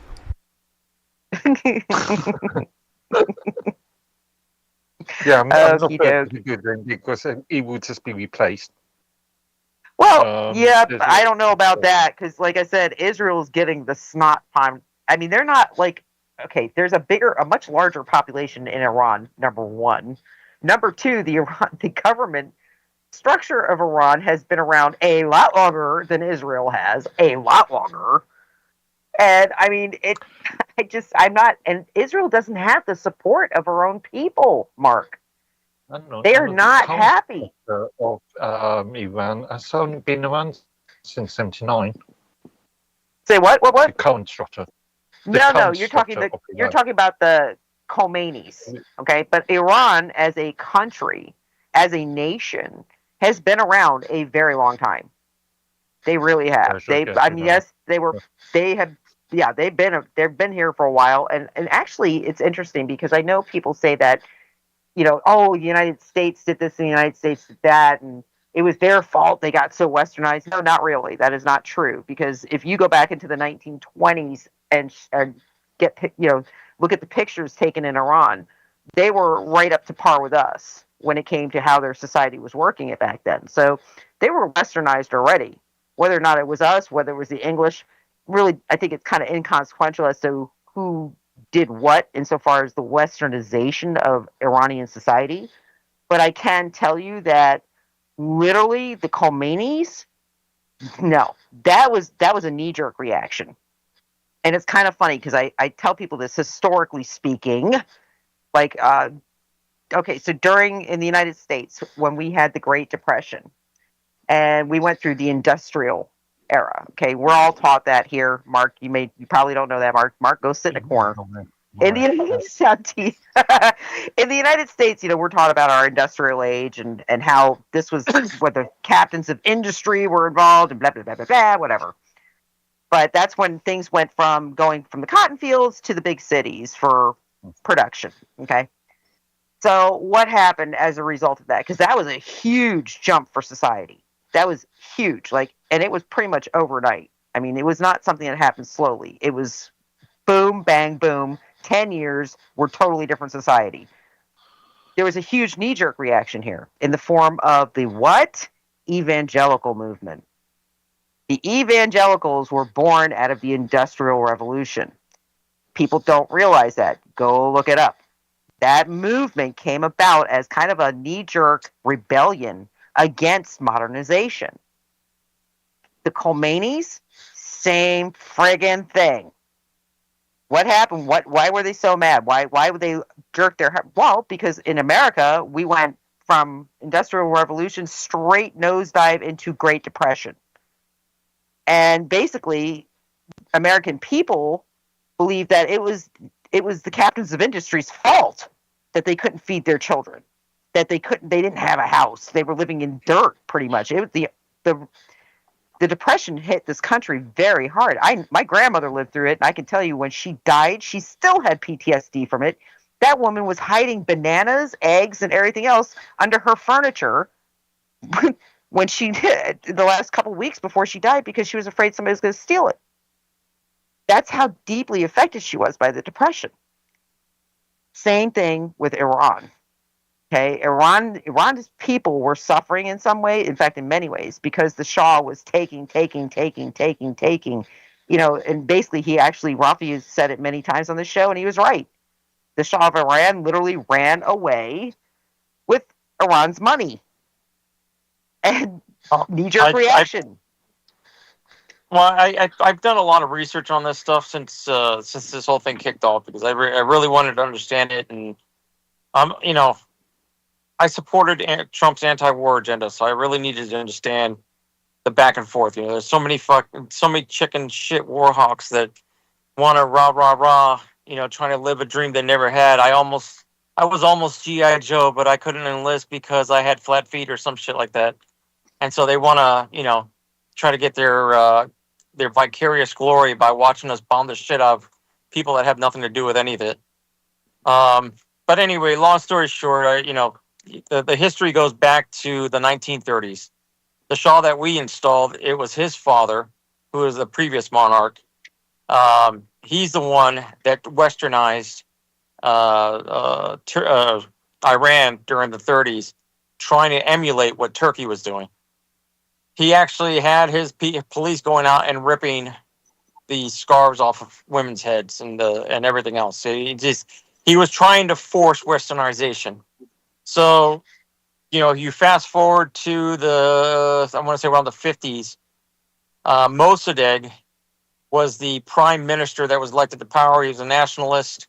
He had a lot of sway in the country, and he basically got elected on the idea that Britain shouldn't get the majority of the profits that are coming out of the ground of Iran. He thought that it should go to his country to benefit its people. So he nationalized the oil fields of what was the predecessor of BP oil. And so BP oil, of course, went to complain to their government. MI6 reached out to their cousins at CIA and said, hey, we need your help overthrowing the Mossadegh. And sure enough, we did. And that was Operation Ajax. We overthrow Mossadegh in 1953, and we reinstall. Actually, his father was actually forced out. He was forced to abdicate, but we installed the Shah as the supreme leader of Iran, and ran roughshod over the rest of the political parties. Now that Mossadegh was out. But within a couple of years, the Shah was becoming paranoid, so he unleashed the Savak. And the Savak was a very heavy-handed secret police that was, disappearing people, torturing, imprisoning, and there was reports of rapes in those prisons and all that other stuff. It was the typical stuff you hear about overseas. But and that happened for like 27 years, and during that time, the Shah, he basically had full control, so there was no checks and balances. So he embezzled billions of dollars out of the national coffers of Iran. Fast forward to the time that the Iranian Revolution came about. You know, the people were already fed up, so it was not a hard sell for the Ayatollah to come in and take over. Well, the United States, gave the Shah passage to the United States for treatment for illness. It was a bull BS excuse to get him out of the country, to get him out, extract him out, him and his family, with all the money he had already taken.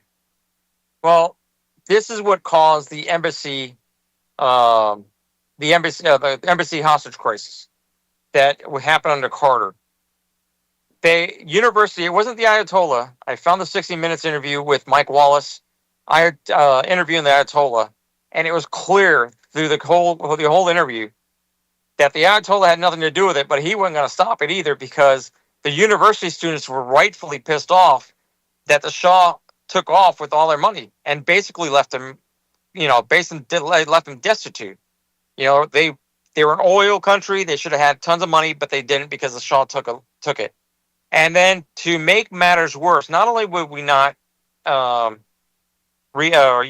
extradite the Shah back to Iran or send back his money, we then chose to freeze another $12 billion of their accounts for oil revenues. So we literally left them flat broke, and then we started placing sanctions on them. So this is at the core of everything that's happened. It all stems from the overthrow of Mossadegh, and then the installing of the Shah. And again, I knew some of the broad strokes, but I really dug into the weeds on this. And we're not the good guys in this. We should never overthrow the Shah, for one thing. That's already a violation of their national sovereignty and self-determination, blah, blah, blah, blah. But we made matters worse. Okay, so fast forward to the Beirut, the Marine barracks bombing. Okay, and this is the other thing that everybody wants to harp on. The Marines were bombed by Hezbollah, which is a proxy of Iran, and I'll even give it to them. Even if the Shah, or not the Shah, but the Ayatollah ordered it, which I don't think he did, but even if he did, Israel, our greatest friend and ally, knew about it and chose not to tell us, which came out in a book by a defected Mossad officer, and I can't remember his name. His last name starts with Ostrovsky or something like that. But he basically laid bare the fact that Israel knew about it and chose to let Hezbollah do it because they didn't want the United States in their backyard either. Nobody wanted us in the middle because we were basically enforcing a peace that Israel did not want. Because again, you got to remember, fast forward to now, the goal has been and always will be the Greater Israel Project. Taking out Iran is an Israel foreign policy. It's their foreign policy.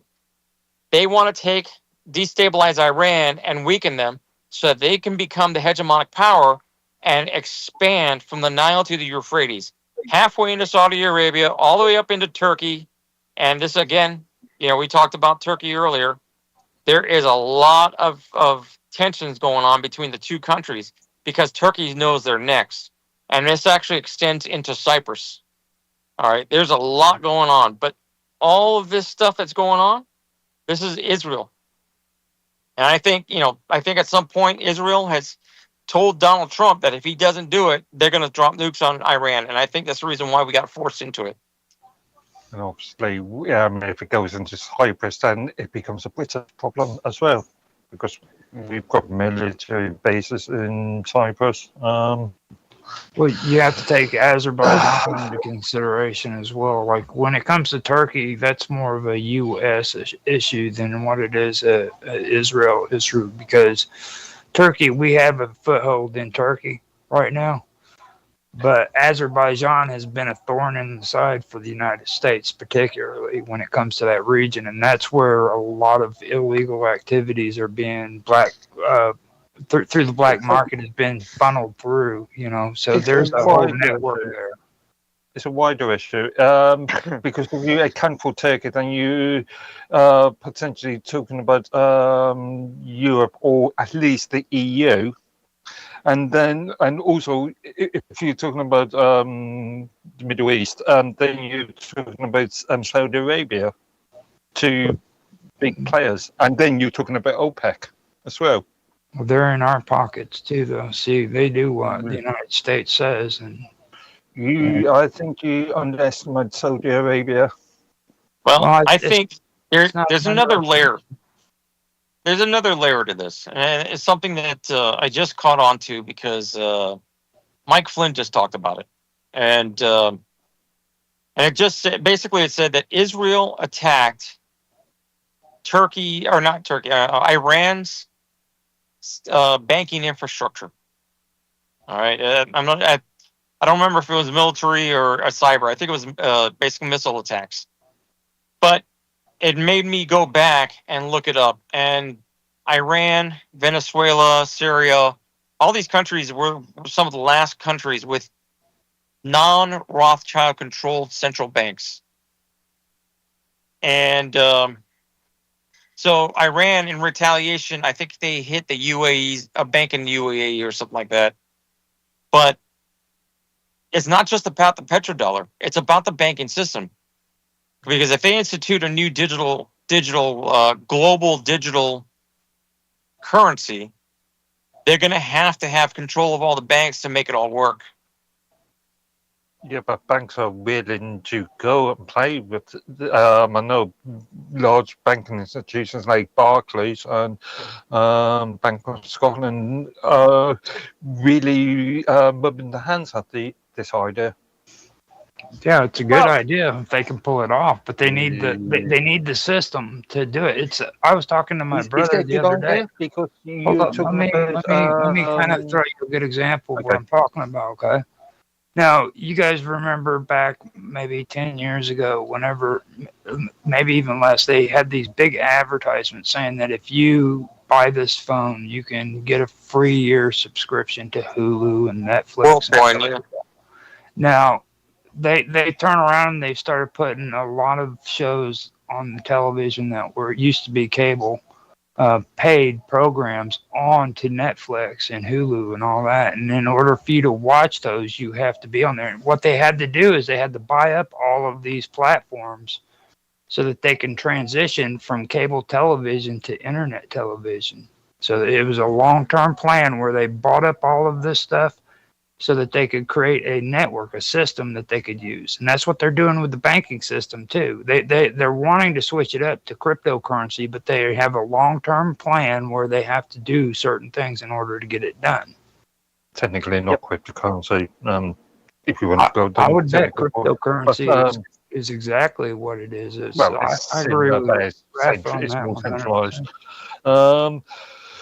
Where was I? Yeah, you said it's a good idea, but you're not basing your currency upon any sort of material. No, that's not true. That's not true. Here's the thing, Mark. This is something I've been watching. This is where I can kind of interject. They're going to digitize everything. If you're going to digitize, it's going to be XRP, Rafi. It's going to be XRP and XLM. Because XRP already has the liquidity to be gold-backed. That's what they set it up that way. And the same thing with XLM. That has the liquidity to be silver-backed. That's what I'm telling you. Yep. Catherine Austin Fitz touched on this. Basically, they're trying to digitize everything. So let's just say your house is worth $100,000. They'll issue out $100,000 or $100,000 worth of XRP, and you'll be able to spend your house or spend what your value of your house is, I guess you would say. Credit. That's the idea. Yep. Yeah. Yep. It's ridiculous. I think it's a horrible idea, but I think it's meant for everybody to lose their. Ultimately, at the end of the day, they don't want anybody to own anything. Well, you And, gotta take fiat into consideration too. Fiat is there's a meaning for that word. You know what I mean? Like yeah, everybody's by talking dictate. about- everybody turns around and they think money is actually backed by something, and it's not. It's fiat. No, it's by Well, by declaration. Here's the other thing too, and you got to really think about this. We really don't own anything now. I mean, you buy a car, you pay for your loan, right? You pay way more than the car's value because you got interest on that loan. But then when you're done paying the loan, you still have to pay car insurance. Because if you don't carry car insurance on that car, it doesn't matter how old that car is or how run down that car is. If you do not have car insurance on that car, they will take the car. You know, same with the house. You could pay the house off, it won't matter. They won't take it, but if you use it on the roads, they'll take it. Yep. Yeah, I think Or there are if you leave it, to you cannot get a tag without insurance. Yeah. You cannot have an untagged car on your property. Yeah. So I mean, they will. with your house. I think there are a couple of exceptions to that. Cars over a certain age. So cars that were made in, I don't know, the 30s or something. Model T. Now you're getting ridiculous, Mr. Gold Edworthy is now becoming ridiculous. I mean, but you don't really own anything. You really don't. You don't own Not even the your water. You got even if you have a well, you're paying for the power to get the water out of the well. If you own a house, you still got to pay your taxes on your house. And if you don't pay your taxes on your house and your taxes to the community, they will take your house. Tractors are a good example of what you're talking about right there. I mean, you own nothing. Right. You really don't. Just on a slight tangent, Nancy. The couple of months ago now, we were talking about, you were commending Brits for the stopping of the digital ID thing. No, as I said at the time, I doubt if it was stopped. In the last couple of days, I think within the last 2 days, the government actually announced a consultation. Well, here's the thing. Here's the thing, Mark. This is where it gets real fun. Oh, sorry. Oops, I just looked at the time. Yep, got to take it out to break, guys. We will be back with the continuation of this conversation with Mr. Mark Edworthy right after these messages.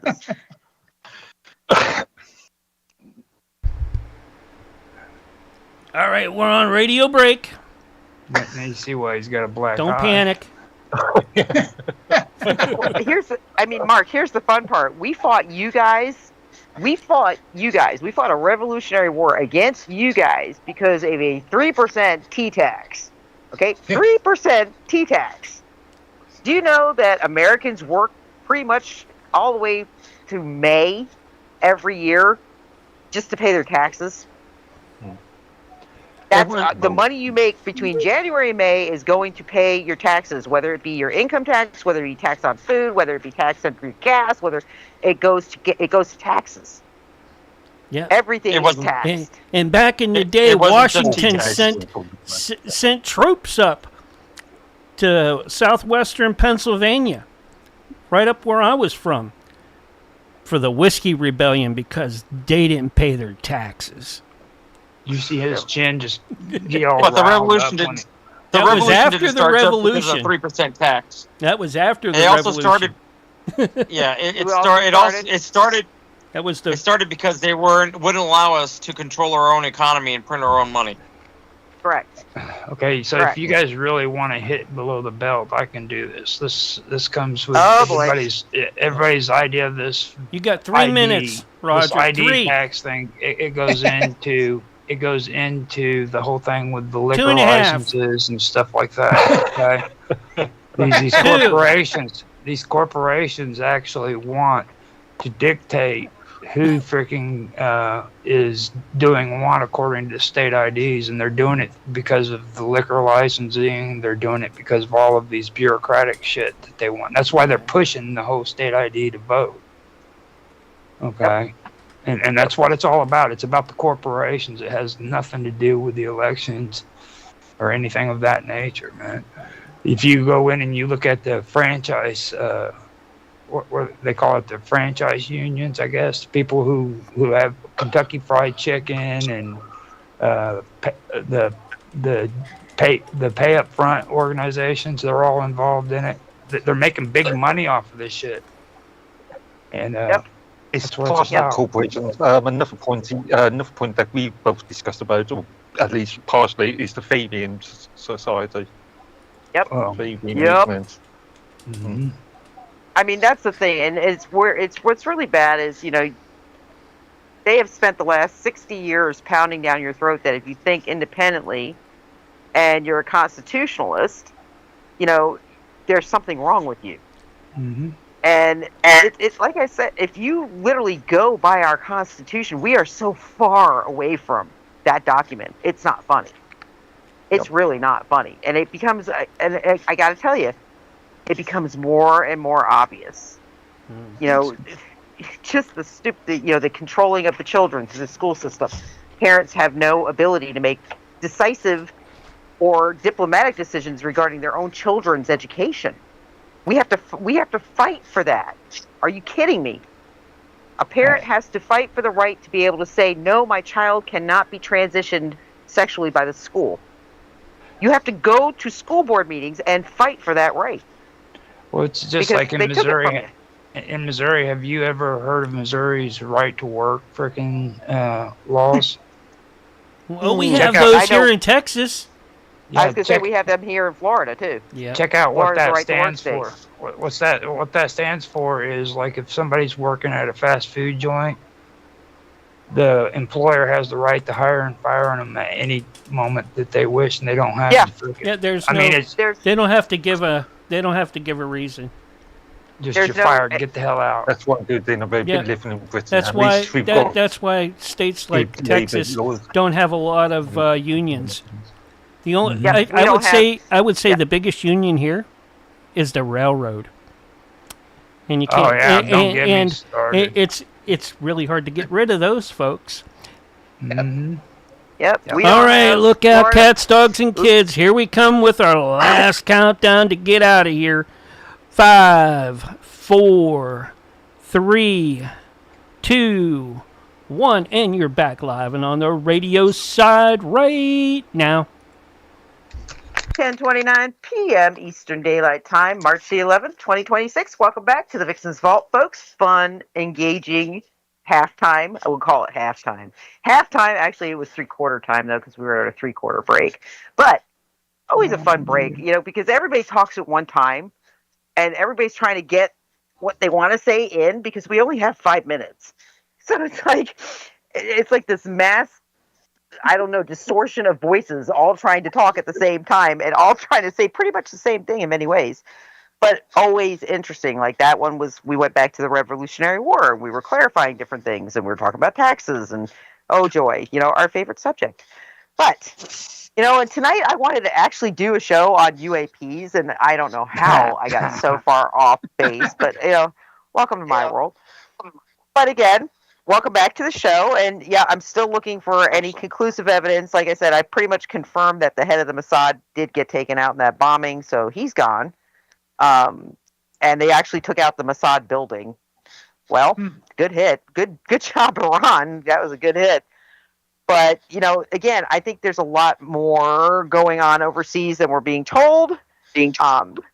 Again, can't really get my head around why, and I keep saying that, why are they only telling you part of what's going on? Like with last week when Trump went out, and I point this out to Raphael. Trump goes out, he does this press conference, and I told you, he torques people on purpose.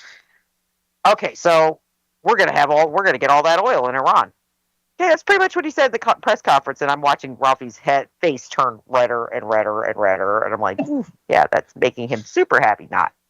But literally within, I think it was like not even 12 hours of Trump doing that press conference, what does Bibi do? He goes and he bombs the shit out of the oil fields in Iran.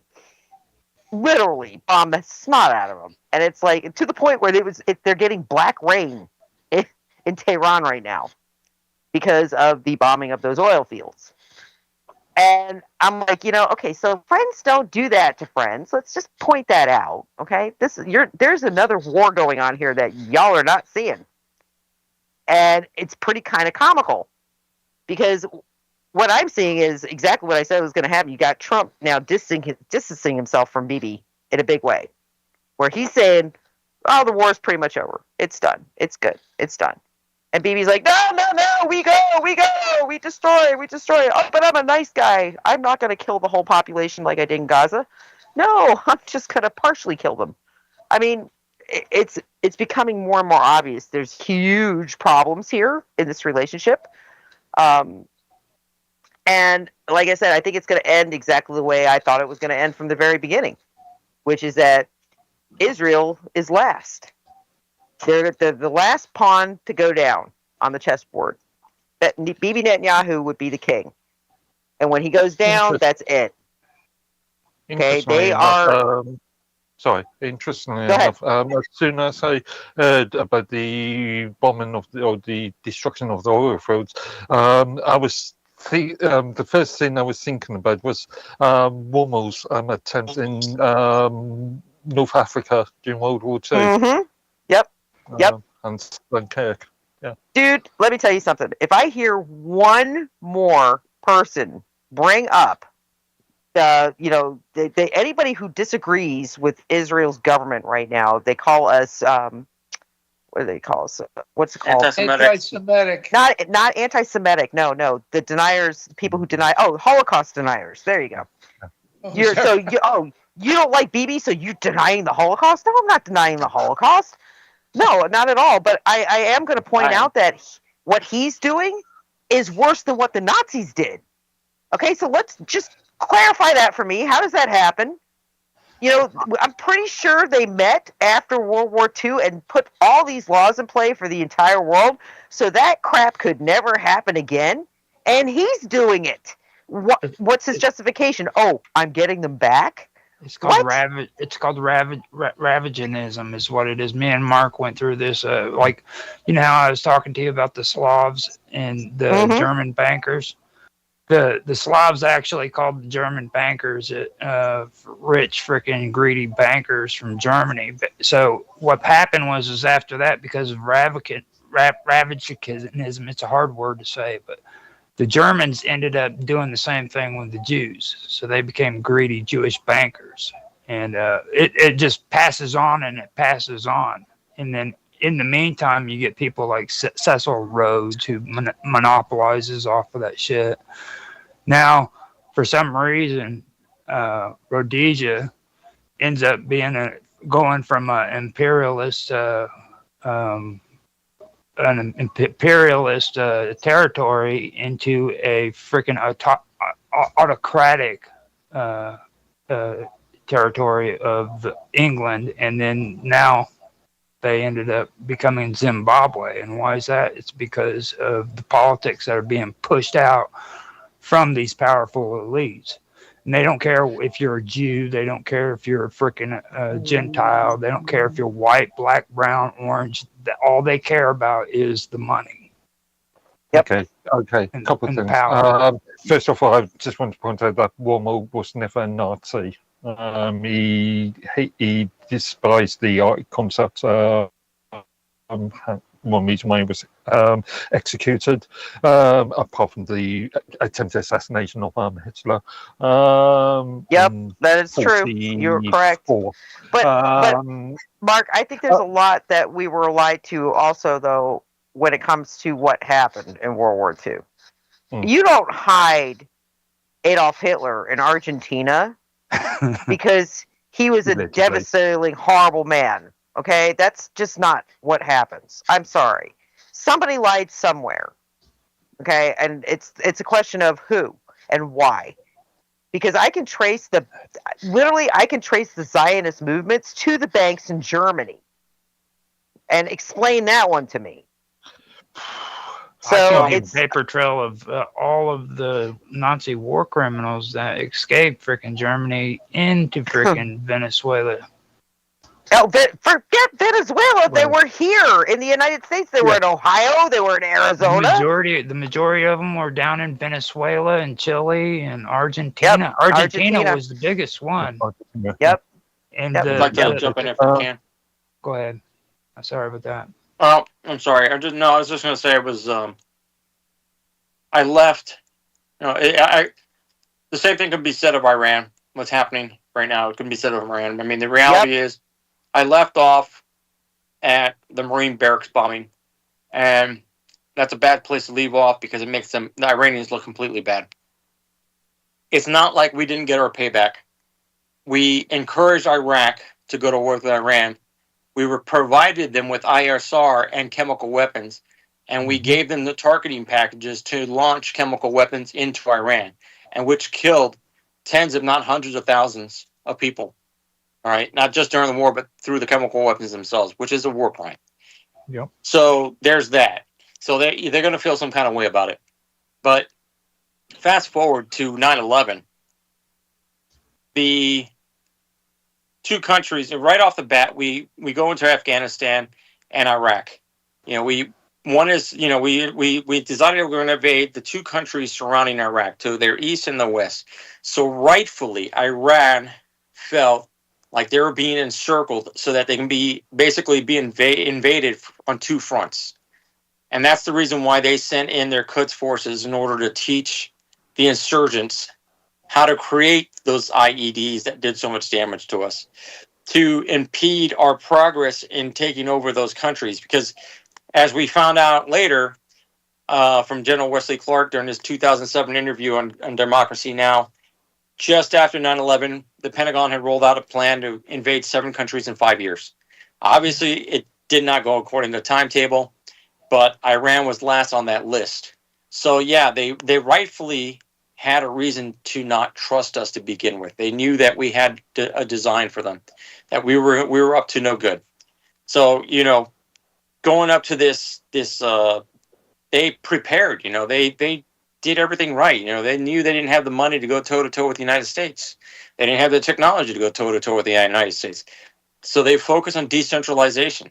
They focused on ballistic missiles and underground infrastructure that couldn't just be blown up overnight.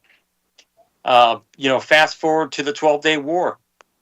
You know, we kept trying to hold these peace deals as some kind of bait to get them to give up their nuclear program. They just said, yeah, we're going to do it. Then Israel says, no, we don't want them just to give up their nuclear program. We want them to give up their ballistic missiles as well, which no sane country out there is going to give up the core of their defensive program. All right. So they, you know, Iran during the 12-day war pounded the snot out of Israel. And all of a sudden, their hubris of being able to hide under their Iron Dome, that went out the window. And that's why Israel basically begged Trump to call for a ceasefire, which they did, and they rearmed them. And when this thing happened again, Iran said, "No, you already called the ceasefire to restock our Israel, and you start all over again. So you're not gonna call for a ceasefire. We're gonna control the tempo of this war." That's the reason why Iran's not coming to the table, because they know if they do, this is just going to start all over again. They're just going to, the United States and Israel is just going to bide their time till they can restock, come up with a new game plan, and attack them again. And this is the reason why, I don't think that this is going to end anytime soon. I think Iran is going to put as much. They can't win militarily over the long term. We have too strong a military for that. But they can inflict so much economic pain throughout the Middle East that everybody else will be calling Donald Trump on an hourly basis saying, stop this war. Please stop this war. And that's again, I don't blame Iran for being in the defensive posture. Question for you. Would it actually affect the US so much? I mean, as I go back to my previous point about the US having their own oil and gas infrastructure, and they're very effective, at least internally. It won't affect us, but it'll affect Eurasia, Europe, and Europe. Asia, Yeah. and anywhere else on the other side of the other hemisphere. You It's brought gonna up affect something. them. You brought Go up ahead. something, Raph, that I wanted to point out too. That's very important that people need to understand. They underestimate Iran when it comes to the war that you mentioned between Iraq and Iran. People need to do research into that and come up on the information about the immortals and what took place there. Now, the Iranians, knowing that they were being fired upon with chemical weapons, had thousands and thousands of voluntary soldiers freaking march to their death. Okay, and that's why a lot of that bloodshed was taking place. Okay, these aren't just ordinary people who freaking are going to war to fight for their country. These are people who are very extremist, and they freaking will die for their country, not because it's a country, but because of what it stands for.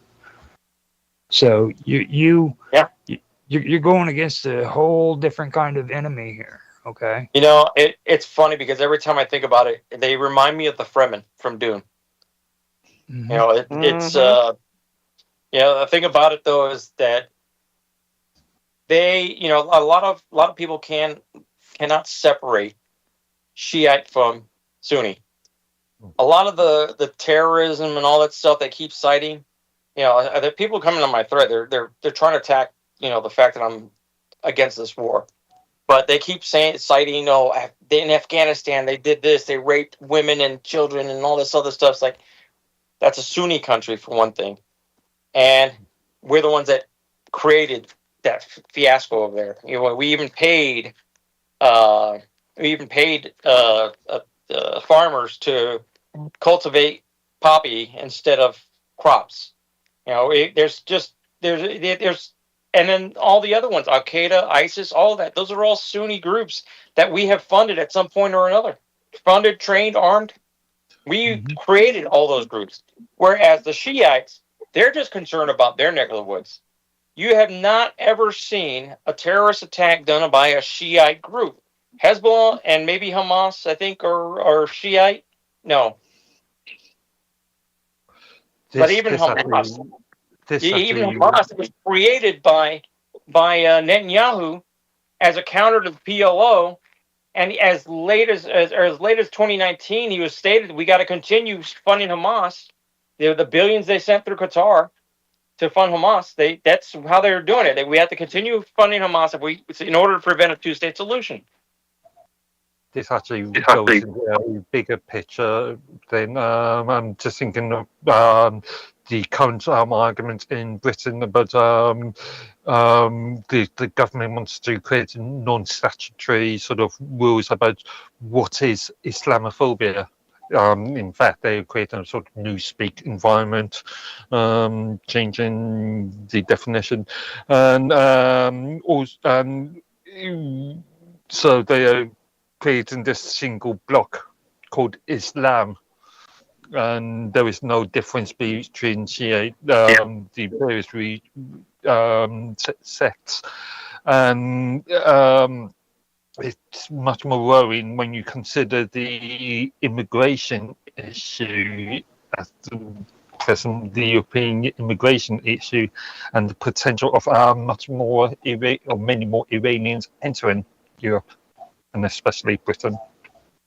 Well, it's funny because here in Florida, they actually have a bill in the House and State House and Senate that they're trying to create a counterterrorism unit where they're going to spy on everybody that is anti-state and government agendas.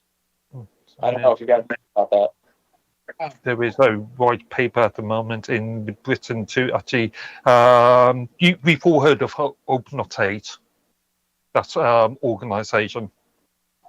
The organisation that is, it's not part of the government, but it might as well be. That will specify, which will define who is far right on arbitrary rules. The government is got a white paper in at the moment, British government, to actually replicate Hope Not Hate, but within government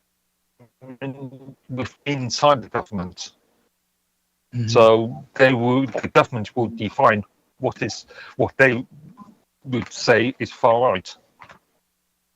Yeah. Well, So I mean, again, you can't say anything that goes against their propaganda.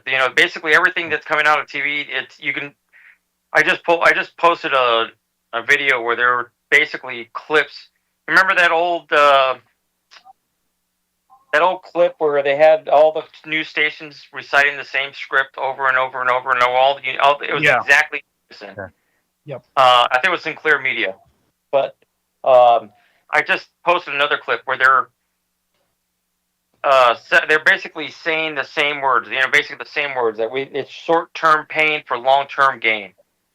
That way, they keep trying to push that, like trying to get people to say, okay, be comfortable with the idea that we're going to take a hurting for a while, but it's going to pay off in the long run, as if somehow that's going to make this morally, morally acceptable. This is that. I'm telling you, this whole thing's going to get out of control. But my point is that I do not. There's a lot of mud being slung at Iran. Most recently, the 32,000 people that supposedly killed during the protests. But when they're not talking about the 200 Mossad agents that were stirring the shit up in those protests that they executed. It's not. Everything's not cut and dry. I mean, everything's being. There's always that one country that's stirring the damn pot, and that's what we need to be focused on. We need to be going after the people from the Epstein documents. We need to go after the people that control that trafficking network, and all roads lead to Israel. And that's another reason why I'm not with this war, because every time they want to distract you from something, they take you to war. The hot button item before the war started. Yeah, but Ralphie, is this war distracting people, or is it this war kind of like exposing Israel? I mean, that's my thing. This war has done more to expose Israel than anything in the past 60 years has done yet. Maybe. I ran that across by a friend of mine who said, I told him you're a hardcore Q follower, and I told him, I gotta. When I listen to what she's saying, I war game, and I think to myself, the Jewish lobby has such a stranglehold on us. They have so many tentacles in every corner of power. They're like Hydra from the Captain America movies. They are. No, he's not lying. It's true. I know.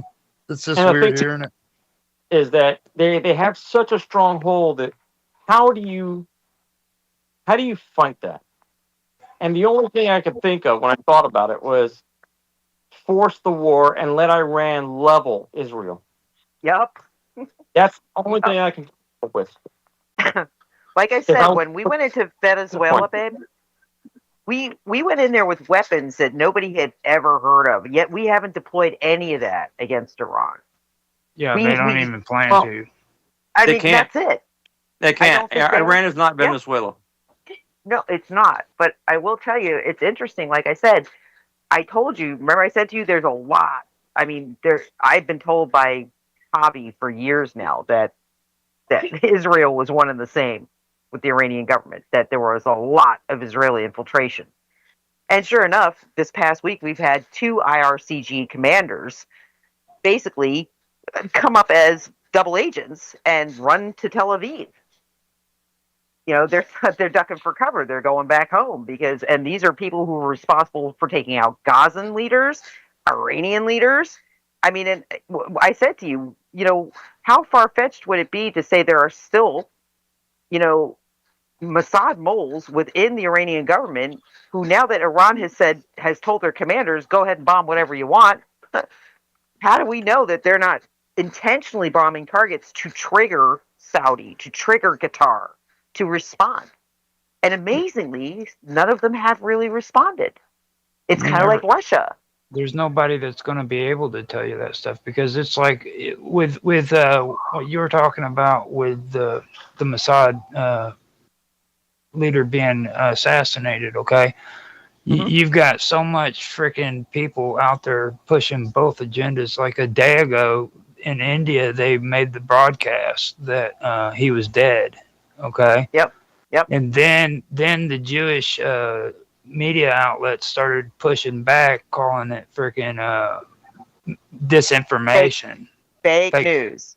Yep. I believe they even did like a freaking fact check on it, and the fact checkers even started freaking saying the same thing, even though it was an India news media outlet that said it. They're saying that here's it's the not fun true. thing. Notice this too. Right before this war kicked off, what happened? The United States did what? What did we do? We pulled our support from Israel financially. We are no longer going to be sending them arms. Okay? We pulled that contract. Is done. It's gone. Trump said bye. Nope, not doing it anymore. When that happened. And Bibi went very public about it and said, "Oh, we're going to be generous. We're not going to take the United States money anymore. We're just going to go align with India, and India is going to finance us from now on." Do you really think the Indians are that stupid? Do you really think they're going to get pulled into what they just saw us go through for the last 70 years? I mean, not only that, do you think the Indians who can't afford to feed their own people are going to, I mean, they're like, you've got some, Bangladesh is seriously not good. I mean, so you really think that they're going to go ahead and support the golden lifestyle of Israel? That pisses everybody off? They're not going to do that. Where will the money come from the beginning? It would come from Britain, mainly, because remember much money we give to India. But it always came from Britain, Mark. It's always come from Britain. That's why I always said UK will go down before Israel does. Why? The thing that really, the outlet that's really pushing against all of that information is what was it? It was the Jewish, it was the Jewish Chronicle is the ones that's pushing it out. 100, like the moment that news came out about Bernays possibly being dead, that's who started pushing it, saying that it was disinformation. It was the Jewish Chronicles. I know that. Sorry, we are running out of time. Yep. Just before we finish, just one thing I want to point out. There was a lot of talk about Israel here, but you should understand organizations such as the Muslim Brotherhood, and especially the influence within Britain at this present moment. Yeah. And I believe Rupert was the guy that Raph was referring to. Rupert Murdoch. Rupert Murdoch. Yep. Yeah. But I tell you, Mark, again, even in England, I'm having a very hard time because if I have to look at aspects of the Islamic quote unquote people integrated with the Mossad, and I have to look at who financed getting all of those Muslims into England, it wasn't the BRICS. I can tell you that. So then you got to say, well, that was the SWIFT banking system that financed all that immigration. Who runs that? I mean, think about that. But with that, I got to close out the show for the night, guys. Next week, join us, and I'm going to try to talk about UAPs. We'll see. We'll see how that goes. We'll see how that flies. Whatever. Have a great week, guys. We'll talk to you again next week on the Vixen's Vault. News break. AI needs a coffee break. Man, Roger, you gotta wait until I come back in. God. Blah, blah, blah. Wow. Anyways, do you want to do an after show? I'm okay with it for a little bit. Yeah. Okay. Yeah. I'll get an after show up for us while I edit. Kind of explain why Mark Edworthy's got that black eye, man. Well, I told you the other day. Yeah, I know. You told me, but like your fans, dude, they need to know. Like, man, he joined the Illuminati. He's part of the Black Eye Club. Yeah. Oh, it was something, dude. It was something.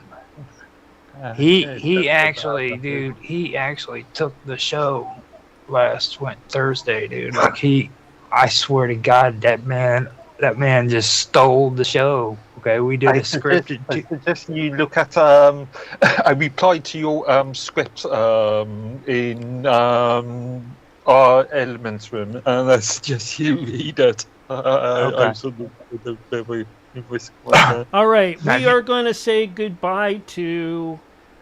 We're going to say goodbye to Facebook. We're going to say goodbye to Twitch. And we're going to say goodbye to YouTube. We're going to say goodbye to Twitch. And we're going to say goodbye to YouTube. Oh, YouTube. And let's see who else. Yeah, BitChute too. And Rumble. Now, how did you ever get BitChute to where it would properly stream? I don't have a problem with BitChute streaming. It streams good for me. It just every time I've ever tried to go on there, it does that whole cutting in and cutting out thing. Oh, no, I have my bit rate set at a certain rate. Oh yeah, that's right. You got that supercomputer. Yeah. The RT5000. Well, when we get cut off, I'm going to take and reset us up back in this room again. So, in fact, why don't we just go ahead and hang up, and I'll get that going right now. All right? So, Yep. I'm going to call you all right back. Hold on. Stick around, folks. We got an after show tonight.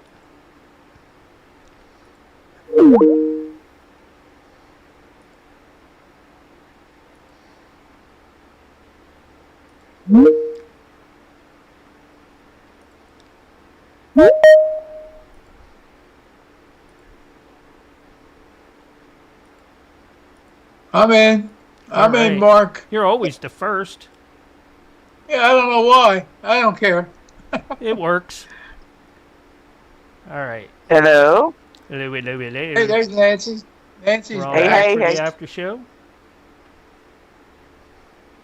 Mark, what is that thing that's with the circles on it on the right side there? What the heck is that Where? gadget? Right here on your right side of your. Those are my fans. Oh, is that right? My computer Okay. fans. Yeah, they're lit. There's like Oh. 5 fans in there, and all of them are lit. Oh my God, that's amazing. Yep. Drives me nuts at night. I can turn Are you those ready? off, but I can't turn these off. My RAM lights off. If I could do that, I'd be so happy. I like I like my my room completely dark, you know, like a tomb when I sleep. But Yeah, not happening. Not happening. You know, it's like Not with that lighting. no. It's those are bright. You know. Yeah, they're And that's They're on bright the lowest right now. lights there are. You know, I mean they got a yellow one, they got a green one. Huh. Well, that's kind of a blue green. yeah. And the red, it just gives me headaches. Same with the blue, the solid blue one. So I just. Where'd everybody go? They popped in. I'm here. Actually, I gotta hit mute Here for a goes- minute because I'm in the middle of doing something. Yeah. February came in. Yeah. I'm like working while I'm trying to do this right now. Yeah. I almost too. I almost tripped up just then. I just went to the toilet and my leg fell asleep because sitting in one position all this time, and I almost went head over heels. Yeah, it's been acting weird on here. I was hearing you on the stream, and it's like just when it comes to these calls, Mark, they're really acting weird lately. So don't freak out. Huh? No, I'm talking to Mark Watashi. No, I'm not worried about that. It is weird how they're acting. Don't get me wrong, but it's like you said. Where did everybody go? Like I just now got your notification. I was sitting there listening to you say that the whole time. You know, like Yeah. it was really weird. So okay. Yeah, this whole thing over in freaking the Middle East is actually getting pretty interesting. I don't think it's as cut and dry as what everybody's making it out to be. You know. I agree. I agree with you, Roger. It's not pretty. Yeah. It's a small portion of a wider theatre. Well, I mentioned it in the chat before too, and Nancy, she has her issues with the woman, but there's actually been a freaking prophecy that was made that there's going to be a world war starting in 2026. Oh. This woman was actually pretty precise too about a lot of her predictions as well. You know, she was an old Russian woman, old blind Russian woman. I don't know if you guys ever... So you think it's going to keep escalating? It's even going to be worse than what we're experiencing. What's going on right now? Yeah, I think this is actually the beginning of it. To be honest with you, it's going to get way worse, and especially when, like, you know how you guys were talking about the Muslims coming into Europe. Yeah. Now, you also have to take into consideration that 40%, maybe 50% of the people who live in Eastern Europe are Muslims. There are certain cities in the UK you're looking at now, 30-40%. I mean, they've always been Muslim, is my whole point. Like, you know what I'm saying? Well, yeah. If you think of things like French and the Algerian thing. Well, look at the Russian steppe, even. You know what I mean? Every like, and Baba Vanga too was the woman I was referring to. If you guys ever want to find out what I'm talking about with that, check out Baba Vanga. She could probably. Everybody's always talking about what's his name, the guy that prophesized the burning of England or London fire. But she could probably outdo him. She's made actually quite a few predictions that came true. Like she predicted the Iran war. Just on another point, just on the minor points. Your question in relation, I think I'm okay with that. That's fair. Yeah. Yeah. I don't think it needs any editing. Yeah. Yeah. Well, I mean, I think that we can go off of that pretty good.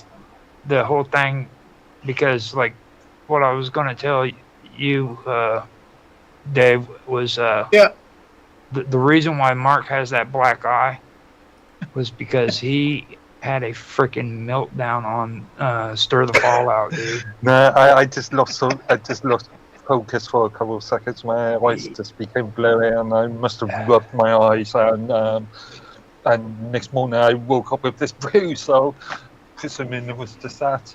He almost went into. He almost cried like multiple times. Oh my God, Roger, cut it out. It was amazing, dude. I'm sitting there and I'm listening to this stuff and I'm like, oh God, I should stop this. And then the more I listen, I was like, nah, dude, I need to just keep letting this roll. And he kept plugging away at it. And then finally, actually, you said you lost the entire content of the first portion. I've got the whole thing, dude. The first segment? Oh no, the first half an hour. No, I didn't get that one. Now, what it is freaking. I've set up scripts to where since you've done those readings and I've got it on video, I want to have Lord Edworthy come out and make a public apology to the reader for all of the hardship and everything that he had to go through. And then I want a rebuttal from the reader, who would be you as well, saying that it was not Lord Edward's I'll see you on the radio. or anything that occurred, and that he fully puts the blame squarely on the hand. Perhaps they were hypnotized by the best in. Surely it makes sense to have two people, me and somebody else, me, you, or No, me and not dude. someone else. Dude, that's the comedy. That's the cool part. You are Lord Edward, but at the same Yeah, time, but- you're the Lord Edworthy. Yes, Lord. Sir Lord Edworthy? yes. He has like the cool. I couldn't have even planned it out better myself. Like he I'm actually sure set you this couldn't. character. Dude, he did this perfect. It fell right in place. Like Lord Edworthy is Lord the king. Edworthy. He's given testimony. He's given testimony within court about the occurrences that happened between the little girl and the octopus, and because he No, witnessed. man. It's nice. Yes. That's it. And he wants to give testimony about the shark and that Right. and Oh, whoa! Hold on here. I can't believe this, but guess who's calling me? Jaffe. Yep, Jaffe's trying to call. Yeah. Tell him we're in a call. Try back in an hour.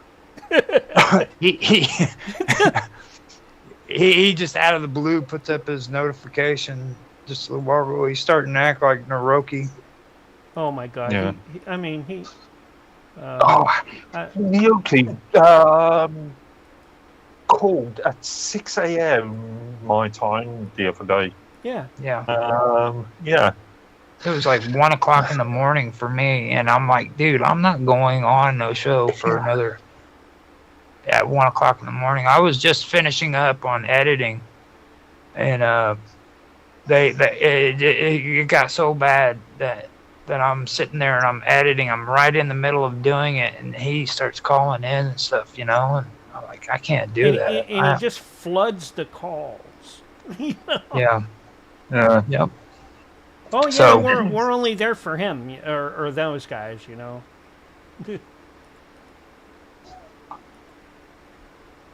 Oh boy. I think Nancy But, left. Roger, if you want, I can dig up a copy, or I've got it actually on the screen at the moment, a image of the Edward. Well, I'll tell you what. Yes. I need to free up resources. So we're going to host over to the Great Conspiracy. Yes. Your coat of arms would be awesome. I All can right. and Jason's program? Who? Jason? No, the Great Conspiracy.